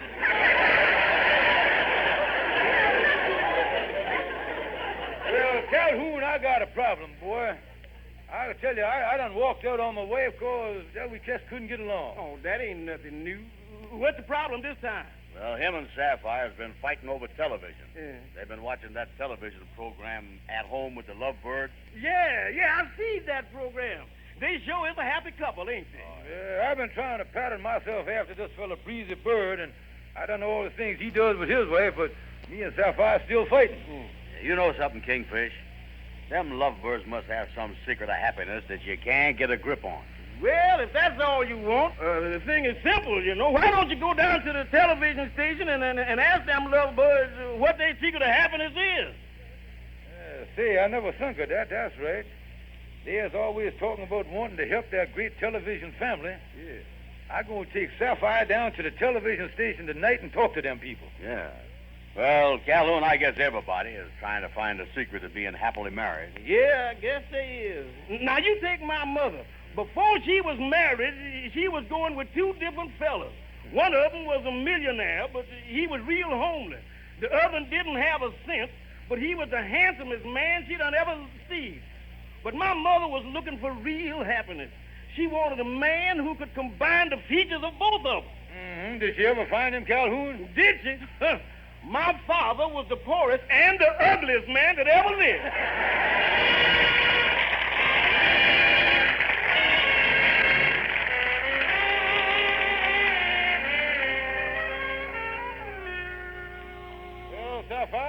Bird said they would see us in their dressing room before their show went on television tonight. Well, George, I'm certainly anxious to talk to him. And you know, this is the best idea you'd ever had. Yeah, well, now here's the dressing room right here. Say the Lovebirds, Wendy and Breezy. There it is, right on the door. Yeah, now listen, George. I don't want you to start no trouble with me in front of these people. All we want to do is find out their secret of happiness. Yeah, that's right. Now, I'll knock on the door. I hope they got an answer to our problem. Mr. Bird? Yes, and what can I do for you two lovely, lovely people? Well, we are Mr. and Mrs. Stevens that got an appointment with you. Oh, yes. Happy. Well, do come in. Thank you. Now, I want you to meet my charming wife, Wendy, dear. These lovely people are the Stevens. Oh, Mr. and Mrs. Stevens. So nice of you to call. Do sit down. Yes, ma'am. How do you do? Now, you sit right down here, Mrs. Stevens. Darling, you sit over there. Now, what can we do for you? Wendy and I are always ready to help members of our great television family. Aren't we, Wendy, darling? That's right, sweetheart. Well, in a nutshell, what me and my wife want to find out is where you getting all this your happiness from. That's what we want to know. Yeah. Well, Mr. Stevens, we feel that the reason most married couples fight and argue is because they really don't know each other. I think you and your wife ought to take time off and get acquainted with each other. No, that's the trouble. That's why we went wrong in the first place, you see.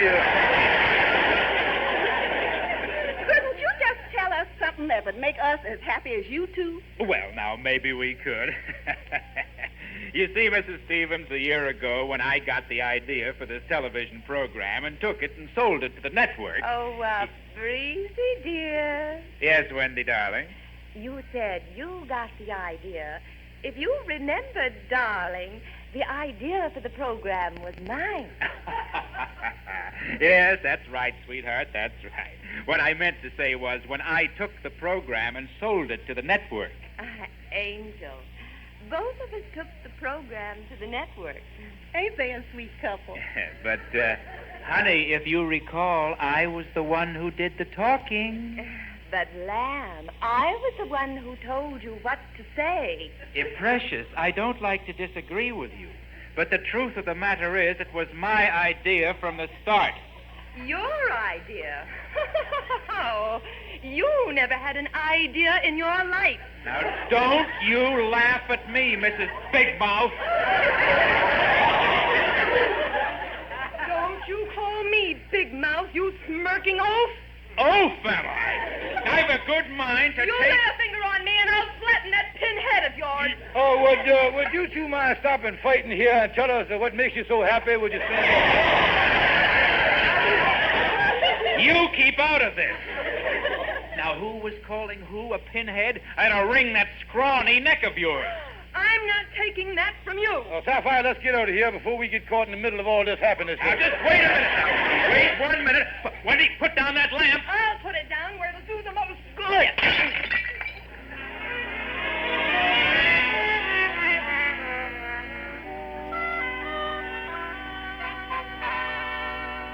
Good evening, ladies and gentlemen. We welcome you once again to the happiest half hour in television. However, due to an unforeseen accident, we regret that Breezy and Wendy Bird will not be with us this evening. But as we know, the show must go on. Unfortunately, we were able to rush in a last-minute substitution. And here they are, for the first time before the television camera, at home with the Stevens. Good evening, darling. Well, good evening, Sapphire. Happy.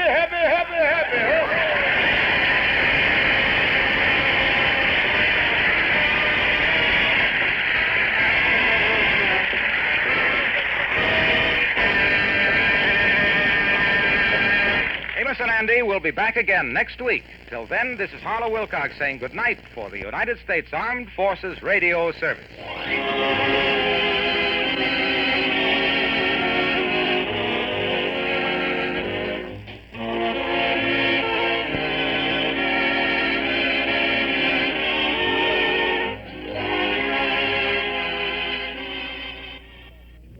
Well, radio's all-time favorites. Amos and Andy there, a broadcast from about 1950. Later, that radio show was made into a television show. And when we begin teaching our class at Columbia College in a couple of weeks, we will have the opportunity to listen to this program and then show the TV show that was based on this to the students over there. That's going to be fun to do that. I'm really excited about doing that, too. Well, just about everything you ever wanted to know and didn't even think about to ask this afternoon about radio's all-time favorites, Amos and Andy, Freeman, Gosden, and Charles Correll. It's been a very interesting and entertaining afternoon, we hope, with all of this Amos and Andy material. Next Saturday afternoon, right here on WNIB from 1 until 5, happy birthday, Mr. Benny. We will be celebrating Jack Benny's 39th birthday with an afternoon of comedy from the Jack Benny shows. We'll have a Lux Radio Theater broadcast of Killer Kates, starring Jack Benny in the title role. And throughout the afternoon, the voice of Jack Benny commenting on his career, his age, his violin, his money, schooling. And we will begin our afternoon next Saturday with an interview with Irving Fine, the biographer of Jack Benny, who wrote Jack Benny, An Intimate Biography. I hope you will join us for that, and I hope you'll join us this evening over in the Memory Club in the community room at Northwest Federal Savings for our 1930 film, The Front Page, starring Pat O'Brien and Adolphe Menjou. Doors open at 7:30. Movie begins at 8. Dues are $1 a meeting, payable at the door. We'll be there, and we hope you will too. That's it for today. The old clock on the wall says we must go for now. We'll be back again next Saturday afternoon from 1 to 5 right here on WNIB. Our thanks to Mark Nelson, Dennis Bubas, and Mort Paradise for their help behind the scenes, to our sponsors for making this weekly get-together possible, and to you out there in Radioland for making it worthwhile. This is Chuck Shaden speaking. Have a great weekend. Thanks for listening. Chuck Shaden's Those Were the Days is a Hall Closet production. Today's program was brought to you with fond memories by Northwest Federal Savings and Loan Association of Chicago, Des Plaines, Norridge, and Arlington Heights, and by Nelson Hirschberg Ford, 5133 West Irving Park Road at Laramie. Costumes, scenery, and special effects for this program were provided by your imagination. This is Mark Nelson speaking.